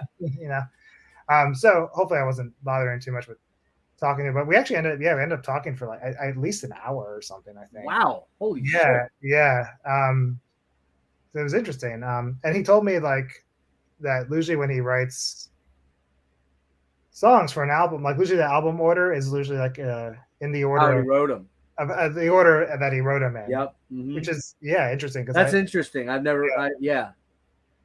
So because for me, like when I'm writing an album for one of my bands, usually the first song I wrote for the album is, by the time I'm done writing 8 or 10 songs, the first one's kind of my least favorite because it's the oldest, and maybe I feel like the first one was sort of like where I'm still trying to find a direction for the album, and then it kind of settles in. Right. You kind of starts guiding you, right? Yeah. So usually I don't want to put that song first because I feel, you know what I mean? But whatever, that's just me. I got you. Yeah. So that was something interesting that he told me that I thought was kind of cool. So that's probably why it has a little bit of that Theories vibe still. I mean, it doesn't stay there. I think my only major criticism is we could have lopped maybe 3 songs out, and I'll tell you which ones when I go through mine. But yeah, we probably agree on maybe which songs. I think the other thing too is that unlike Theories, unlike Disconnected, unlike most of FWX, and definitely unlike Darkness, the drop D thing is getting a little obvious. And that is, I mean, he does a lot of cool spidery stuff on a lot of songs that I probably wouldn't think of in drop D. And I mean, he's not doing, let's just put it out there, Jim is not doing Foo Fighters drop D. And that's not a knock on Foo Fighters. They're a giant band for a reason. Dave knows how to write really catchy hard rock pop songs. But Jim's always been the master of disguising a lot of that. And, to some people that aren't players, like yourself and myself, they may not hear that quite as readily. They may not go, oh, that's a very similar riff to that. And it's kind of got that same tempo changes and that same, he went from that drop, from fret 7 down to the 1. He's done that a bunch of times. You know what I mean? That's just kind of one of those things that you pick up on as a player. And this album really stuck out like a sore thumb, except for a couple tracks to me that, I don't know, man, maybe Jim was just trying to get all that material out and didn't quite quality control it maybe like he would have in the past, because maybe he knows this is it, I'm not doing this anymore. Yeah. I know. There's some, really hasn't been any interviews for this record. There's some sameness to this album that you don't generally have on a Fates Warning album. And that kind of stuck out to me right away. I remember when John said, well, what do you think? I'm like, dude, I think it's too long. Like, it's just, there's too much. 72 minutes is a long time to focus your energy on one thing. I mean, that's why Obscura is only, 39 minutes or whatever it is, No, Obscura is really long. That's is it? Oh yeah, it's like over an hour. You're right. That is an hour. I forgot. That's right. But what's funny is, like, I could before I was in the band, like when I bought that record, I could only listen to like the first half. I can only do the half. I can only do it in half. The second half separately. Yeah, that's how I did it. I get to what's the big long one? Clouded. Yeah. Which I love. That song is amazing. I love that song. It's brilliant. But after that song, I've got to take a break. It's too much. I meant to say Considered Dead, or Leprosy. Those albums are all like 34, 35 minutes. They kick your ass. Not that I want a 30-minute Fates Warning album, but I want a 48-minute Fates album. I don't want a 72-minute album. I got to be honest with you. I just don't. This one is a struggle for me. And I listened to it a couple times when it came out, and I was not compelled to buy it. And that's not usual for me. You know what I mean? Yeah. It's not one of my favorites, but I still, there's still some really good tracks. Like I said, the first 2 tracks, Destination Onward, Shutter World, I like. There's a lot of ballady type songs on here. Yeah, there's a lot. Now Comes the Rain. Yeah, they're okay. Like, I don't dislike any of them, but I don't get excited about like songs like that as I would from anything from the 80s, early 90s records. There's one super standout track on here. Do you have the same one? Probably the Longest Shadow of the Day. Yeah. And you know what? The reason being is that the first 6 minutes are fucking, they're a tour de force of what these guys can do with playing. It's weird. Yeah, you don't usually hear them doing like this kind of fusion-y kind of stuff. Fusion, jammy. Joey's playing all kinds of crazy ass killer bass riffs, and Bobby's just all over the place. And Jim is doing fusion-y jazz stuff in it. Yeah, You're yeah. like, that you never hear on a Fates Warning Yeah, I album. mean, there are. I will say that, like, even though this might not be one of my favorite records by them, there's still some, there's still moments of them trying new stuff, even this late into their career, you know. Oh yeah, you said it in the beginning. Fates Warning does not have a bad album. They just don't. They don't have that Elude Divinum whatever from Morbid Angel, or they don't have Heresy from Morbid Angel. You don't have, help me out here, you think of any others. Gorguts doesn't have a bad album either, but they have like a Cold Lake or something. Yeah, like a Cold Lake. Yeah, exactly. Although I don't hate that album. I don't either. Most people hate it, and I actually think it's pretty brilliant. I used to hate it, but now I kind of like it actually. But yeah, every band generally puts out an album that leaves you down. And Fates Warning has never done that. They've got one or two that I'm not crazy about, and that I'm not like, oh, I got to go listen to that. But they've done so many brilliant albums that I have to listen to the whole way through. Right. And there's no albums from Awaken till this album that I'm skipping tracks, except for maybe FWX, and that's just because there's something about that album it hasn't clicked with me totally. Yeah. But that's a hard thing to say, man. Rush has Test for Echo. I don't love that album. Rush has Roll the Bones, which has some of their most brilliant songs on it, and some of their shittiest songs on it. Yeah. You know what I mean? You know, you got Roll the Bones, you got Bravado, which is brilliant. You got Ghost of a Chance, which is amazingly cool. And then you got Neurotica and what's that last track on there? The title track with the rap in it is pretty. Yeah, I don't like the rap. I like the song otherwise. I hate the rap. What's the last song on there? Not Carve Away the Stone. What is I can't remember. That's a record I have not heard in forever. Not a great record. Not a great record at all. And Rush has done mostly brilliant stuff, but every now and again they've even kind of come out flat. Yeah. So real quick, we can get out of here. Destination Onward is killer. It's a ripper, riff fest, very theories like Shuttered World again, very theory sounding, but that's fine because very catchy. Abdel, great solo from Mike on that. Alone We Walk, kind of a slow start. About 1:30, the riffs kick in. But again, man, the D riffs are very evident on this one. It's not as interesting as prior D riff stuff. I hate to say it, kind of sounds like Fates by Numbers, which is not, I'm not sure what I mean by that, except for it's not a good thing. It sounds like it should be a good thing, but it's not. Now Comes the Rain. That's a cool one. Arpeggiated notes ringing out. Great chorus. I dig that one a lot. The Way Home. That's a long one, and Ray's voice is really good on it. It kind of builds. I like that one. Great solo by Mike again. Under the Sun. Some cool violin and strings on that one that are interesting. With a pronounced melody then the acoustic guitar and strum melancholic chorus. Ray sounds sad and forlorn. Super emotional, connective. Killer chorus. That's a great one. Under the Sun's awesome. Scars was the advanced single, and I just thought, it reminds me of Theories, but it's got that tired feeling to it, kind of. I don't know. Begin Again. Is this Days of the New, I say? That opening acoustic thing sounds so Days of the New. You're actually right about that. I didn't want to think that, but you're right. Yeah, I know. And I like the first Days of the New album. I do. It's okay. I have a hard time with a lot of mid-90s grunge stuff.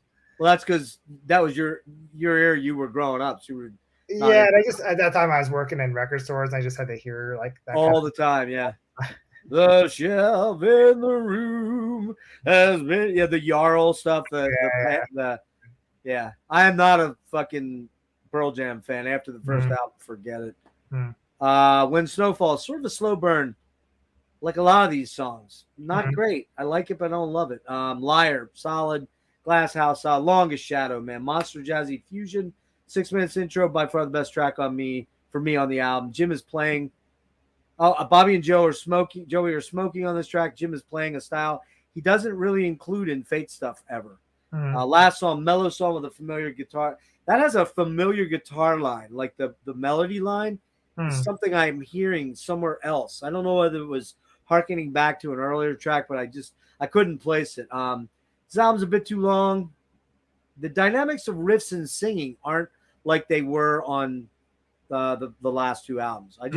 there's not as much interesting things going on with Ray's voice on this album. I think probably a big part of like the things we're talking about on this record, they probably have to do with the fact that like, we were all isolated at this time, and Ray couldn't be in a room with Jim to. Yeah, I mean, they probably still even probably on the previous records like recorded at their own studios, and who knows if they were. Although I think I remember seeing something about Ray tracking his vocals with. No, Ray tracked his Joey vocals. No, he was up in New Haven. Yeah. Okay, that's where he's at. New Haven. Okay. New Haven. So maybe, so maybe just the whole that isolation. Yeah, because there's nothing better than like, I mean, that's definitely the way I still prefer to make records, like if possible. Well, I was going to ask you when you guys did, we did Colored Sands. Were you all in the same room or? Oh yeah, we played live all together. You can't substitute that, man. There is a vibe. There's an energy you get feeding off of watching your other fellow bandmates play, hearing Patrice live versus on a track. You're not there, man. And by the way, that fucking guy is he is sick as a drummer. Anyways, moving on real quick. I'm giving it an 8 out of 10 because it's Fate's Warning. That's probably a little bit, I'm being a little generous there. I think it's more like a 7.5, but it's one I got to add to the collection so I can move on. So real quick, going to talk about a couple quick things. Let's do our ranking fast, and then I'll do the wrap up with the guys, and then we'll get out of here. Okay. So what do you got at 13?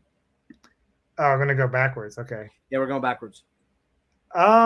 Man, so it's really hard to pick a least favorite record. I mean, it's easy for me to think of the handful that I like least, but to pick a worst is really hard because I got it. But you got to do it. It's part of what I'm paying you for, Kev. Yeah. I don't know, man. It's hard. It's either, even though I was telling you earlier about how I was kind of actually impressed by FWX because I think just because I had never really gave it a chance, and then when I did, I was like, oh, there's some decent stuff on here.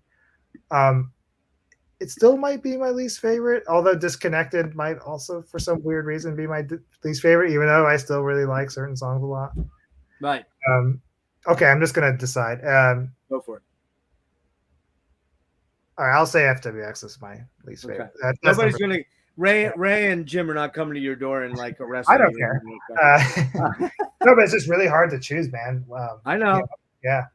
I'm close with you. I got bröcken last simply because it's just too derivative of stuff I've heard before. I like it. I like it better than I thought I did. I got to get it. I got to pick it up.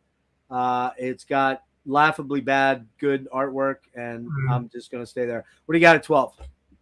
Then I guess, then I'd probably pick Disconnected, I guess. Which one? No. I would pick Long Day, Good Night, actually. Long Day is Night? Okay. I think so. Even though I got FWX because I struggle with connecting with it. I like it better than I did when it first came out, and I got to tell you, when it first came out, I just didn't like it. I think I'll come around if I play it more.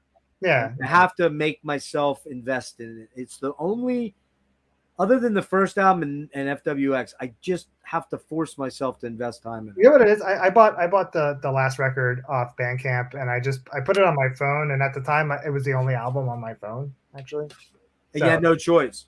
But I thought that I did that purposely. I was like, okay, this is going to really make me, every time I go on the subway or go for a walk, this is going to be the album. Just like back in the day when I'd buy a tape, and that was like, you didn't have a choice. Yeah. So I was like, this is what I'm going to do with this record. So I actually did listen to it a lot and got pretty familiar with it. You talking about Long Day? Yeah, Long Day. Okay, all right, okay. Yeah. That's the one I probably have given the least amount of time to be honest with you. Yeah. Like I said, it came out during the pandemic. A lot was going on. I couldn't really afford stuff because of my condition and everything. I'm not buying a lot these days. Yeah. And I just kind of was like, man, I really, really, really, really want to love it. But I just kind of like it. And that was a struggle. A quick aside, I think the reason why, too, I have it down that low on the list is because just hearing what Jim can do with John Arch with those two different Arch Metheos records. Yeah. I was like, those records are, I mean, that's a whole other but it is very Fates Warning related, obviously. Those records are so great, especially I just really like Winter Ethereal, the last. I don't own that one either because that's a great record. And I heard it. I heard it's killer. Yeah, we got to do another episode of just the side project stuff. I guess. Yeah. I don't think it'll be as long as this one. But yeah. So for me, what do you got? What do you got there at 11? Okay, so all right, so we did FW. You did. Okay, so 11 would be Disconnected. Which one? Disconnected. Okay. Wow. You're hurting my soul, Kev. You're hurting my soul, man. All right, I'm going Spectre. I love it, but I really? That's hurt. You know what? Hold on. You know what? I'm gonna pull a switcheroo. That's not fair, but I'm gonna do it. I'm gonna put Long Day there too because I gotta connect more with it, and I'm just not sure on it, with the exception of Longest Shadow of the Day. That song fucking rules. It's up there with the best stuff that band's ever done. So now I gotta remember what I put there. Okay, all right. Number 10. Mm-hmm.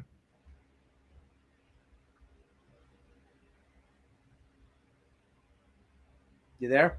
Oh yeah. Oh, my number 10. Number Sorry. 10. Yeah. I'm jotting this Yeah, down. because I put Longest Day for number 11. Okay. All right, then it would be Night on Bröcken. Night on Bröcken. Okay. Yeah. All right. I am going Darkness there. I like it, but no, I'm sorry. I'm going Spectre there. Those I switched. Yeah, sorry about that. So Long Day is 11. Spectre is 10 for me. Okay. So 9. 9, Darkness in a different light. You and I are the same on that. Darkness for me as well. Yep. Number 8. Pleasant Shade of Grey.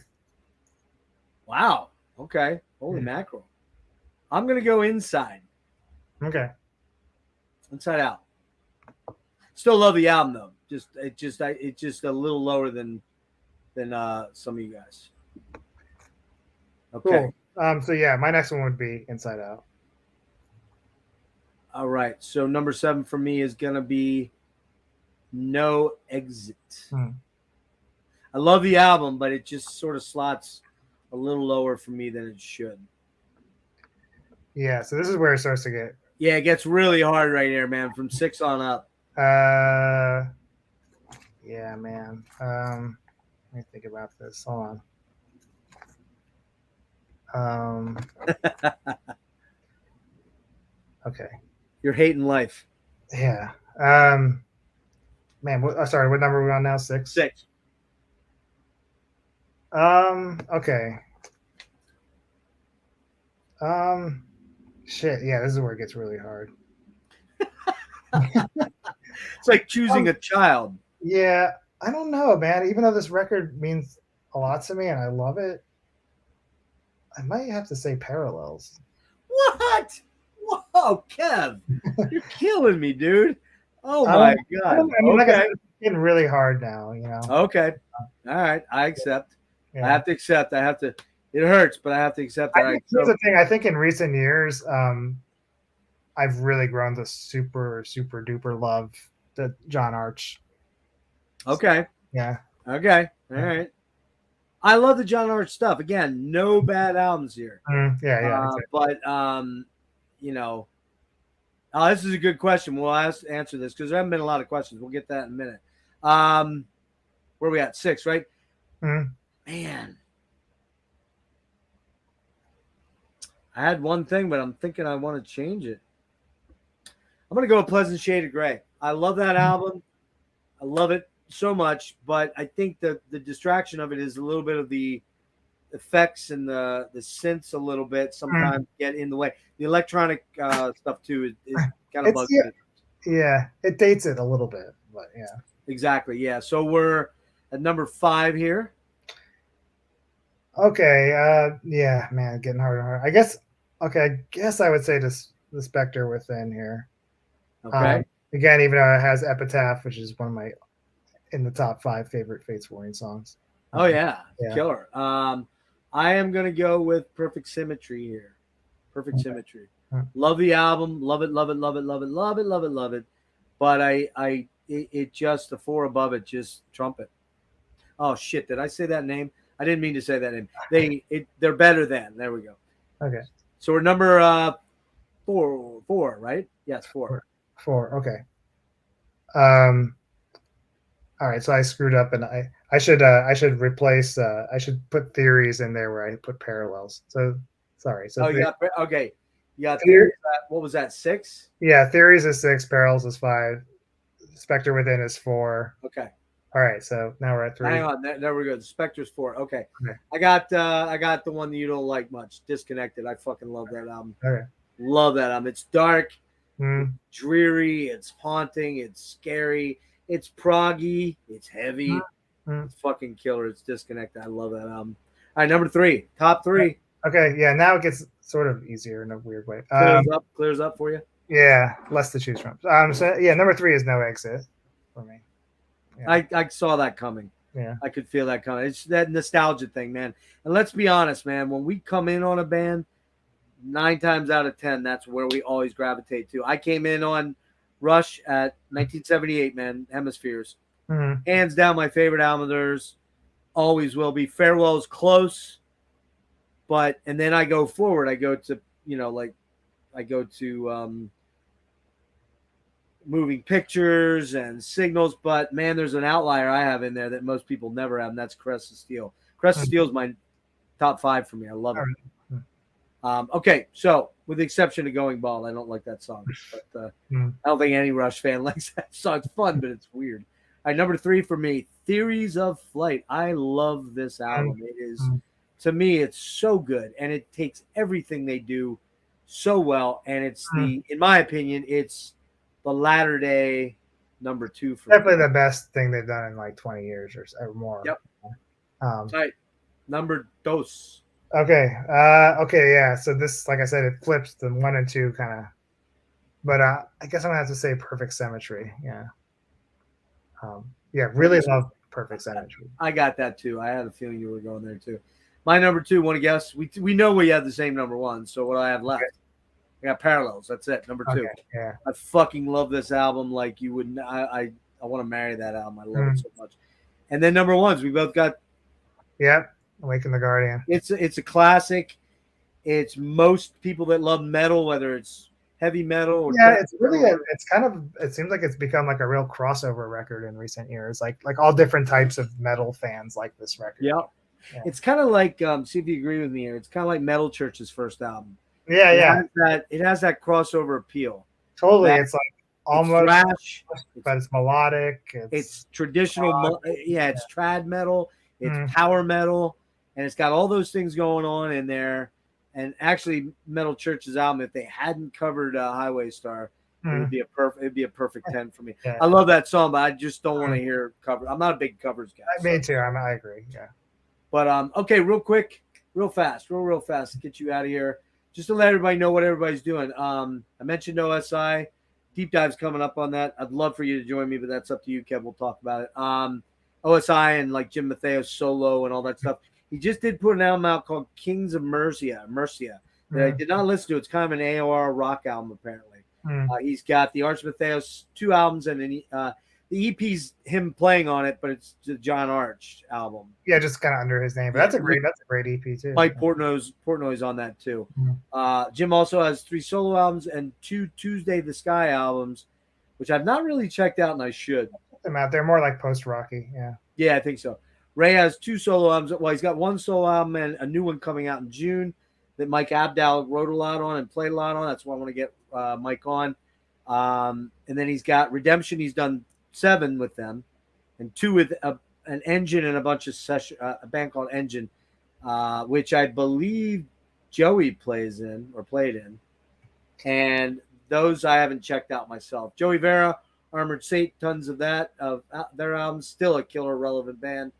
Tons of production and session work, too numerous to list. Bobby Jarzambach plays in Sebastian Bach, Halford, Riot, lots of session work. Mike Abdal, 4 solo albums. Album upcoming on Ray's stuff, I said. Plays live in a cover band that I'm not really sure who. I got to get to the bottom of that with him. Joe DiBiase has a new project with, I believe, the Drover brothers, Glenn and Sean, called Withering Scorn, which kind of surprised me a little bit. So I'm going to try to get Joe on to talk about that. John Arch, 1 solo EP, we said, with Jim and Portnoy, and then 2 Arch Metheos albums. I didn't know this. Did you know he auditioned for Dream Theater in 1987? Yeah, I never knew that. Yeah, I had a friend. I still friends with him, but who was like pretty close with Mike Portnoy, and back in the early '90s, Mike would give him these like give him cassettes of like Demos, and he gave him cassettes of like the vocal auditions for, and they were looking for before they found James Labrie, and he copied the cassette for me, and one of them was John Arch auditioning. Yeah. I'm wondering why they didn't go with that. I'd love to know the story. I don't know. It sounded like I couldn't really picture his voice with their music, you know. No, not now. No way. Yeah. No, it's so anathema. What you know? There's too much going on. Too much. Yeah. Yeah, and then the last ones are Zonder, who was in Warlord, and that apparently Warlord's still around. That's a great first album. Oh yeah, I love Deliver Us. Oh God, it's so good. He also has a band called Dramatica, 2 albums by them, and like I said, Warlord just put an album out a couple years ago. He's also with Spirits of Fire, which is Chris Caffery, I believe, and Ripper Owens. He's got another band called Veritas, not your band. What's your band called again? Veldune, and what's the other one? Vaura. Okay. He also put out an album with Ray last year, I think, or earlier, maybe in 22, called A to Z. Very, very good album. Very proggy and poppy at the same time.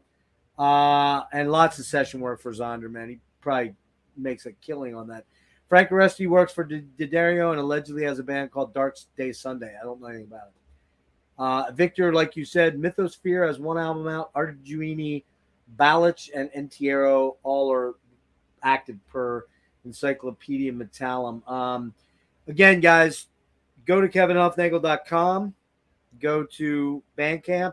He's got a lot of stuff listed on Bandcamp. A lot of good stuff. This guy really is a stellar guitar player.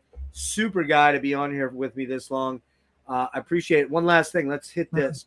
Would anyone put Fates Warning and Sabotage in the same quantity? Yeah, very similar bands. Very similar. Not maybe similar in their sound per se. I guess similar in the way they might have changed, kind of really changed styles over. Yeah, they morphed from power metal, American traditional power metal in the early days with like Sirens and Dungeons Are Calling and what's the fourth one? Power of the Night. Right. But then you start basically at Hall of the Mountain King. Things start to change, and let's be honest, that album is a fucking banger all the way through. You get Streets, which is more of a proggy opera rocker. Yeah. What's the one after that? Dead. Oh, Edge of Thorns is actually the one after Edge of Thorns was when Oliva got more involved with Trans-Siberian and Zach. There was another one in there. Streets and Poets. No.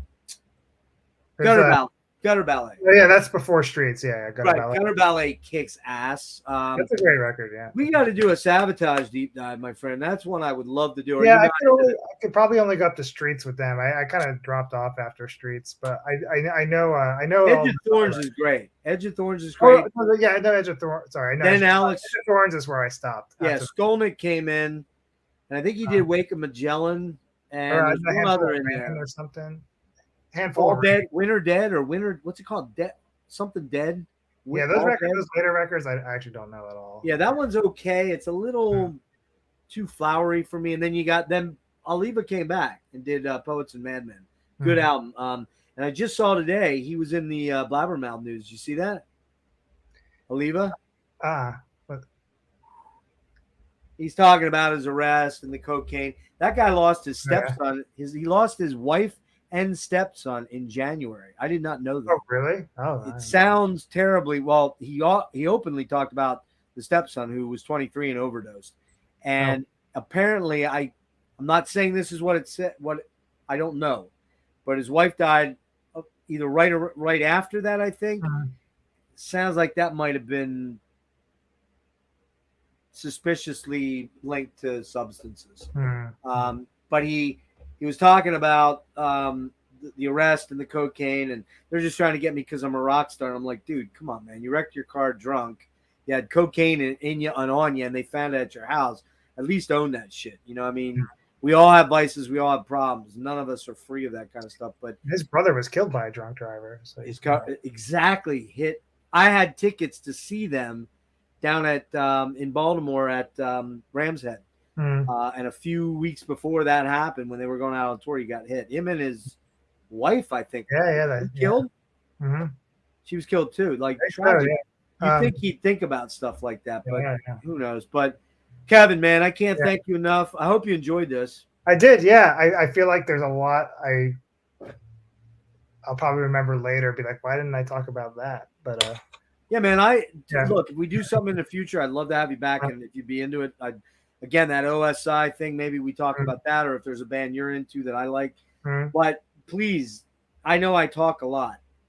It's kind of my thing, right? But I want to hear you, and I want to bounce off of you with all the cool stuff that you have to say. And you've got such a wealth of knowledge. And we have that real common base of like some of these bands that maybe I got into a little earlier simply because I was older, but it doesn't matter, man. When you're into the metal and the good bands, that doesn't matter, you know? Yeah, and you know, like Fates Warning is one of those bands where like you're pretty much a lifelong fan when you between you and me, I really hope that at minimum they go out and tour again. I think Ray probably hopes that as well. I'm sure Mike does. I said to Mike in a text message, I said, hey, I guess I can't ask what's going on with Fates, even if you know. And I haven't heard from him since, so I'm a little worried that maybe because I always ask somebody that I interview, is there anything you don't want to talk about? Because I don't want to go there if you're not comfortable with it. And, you know, whether it's whatever it is, band members leaving. Like when I talked to Dan Mongrain, who's sick player, you know, he's like, I don't want to talk about Blackie. There's some stuff there. But, you know, and that happens. Inner politics of bands is always a tricky thing. So, but anyways, you got Gorguts maybe soon on the horizon in the next whenever, soon, hopefully. All I can say is we're beginning to kind of put some riffs together, so that's a start.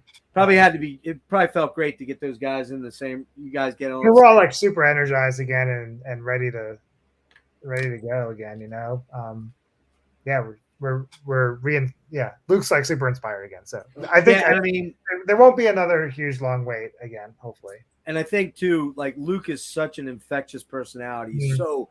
Like, I mean, just hearing him talk when he would talk to the crowd a bit, when he was just so, he was loving every second of being up there. And just, I think the response you guys was crazy. I got some videos I got to post. I'm going to do like a recap on it when I get a chance to. But yeah, man. So look, I appreciate it. Sorry to keep you up too late. And thank your wife for letting you nerd out for 4.5 hours with this. It's a night out. So she'll be up later. Cool. All right, Kevin. Thanks, man. I will let you go, and hope you enjoyed it. And guys, everybody that jumped in, thank you. And Agalok is back. Yes, Agalok is back, and it's my doing. No, it's not. I have nothing to do with it. But anyways, you guys, everybody, take care. Thanks for those people that lasted, and come back and check out the interview with Kevin, please. It's back in January. It's in my list of interviews. It's a great interview. We get into all of Kevin's projects and stuff, and it was pretty exhaustive. So, all right, man. All right, thanks, Jeff. Thanks for having me. All right, have a good night. You too. Bye-bye. Okay, guys, thank you so much. Thanks again to Kevin. You guys rule. Everybody that was in here. Hey, Devin, see ya. Hopefully you're having a good time with the show. Let me do this quick. I'm a little shocked we didn't have more people.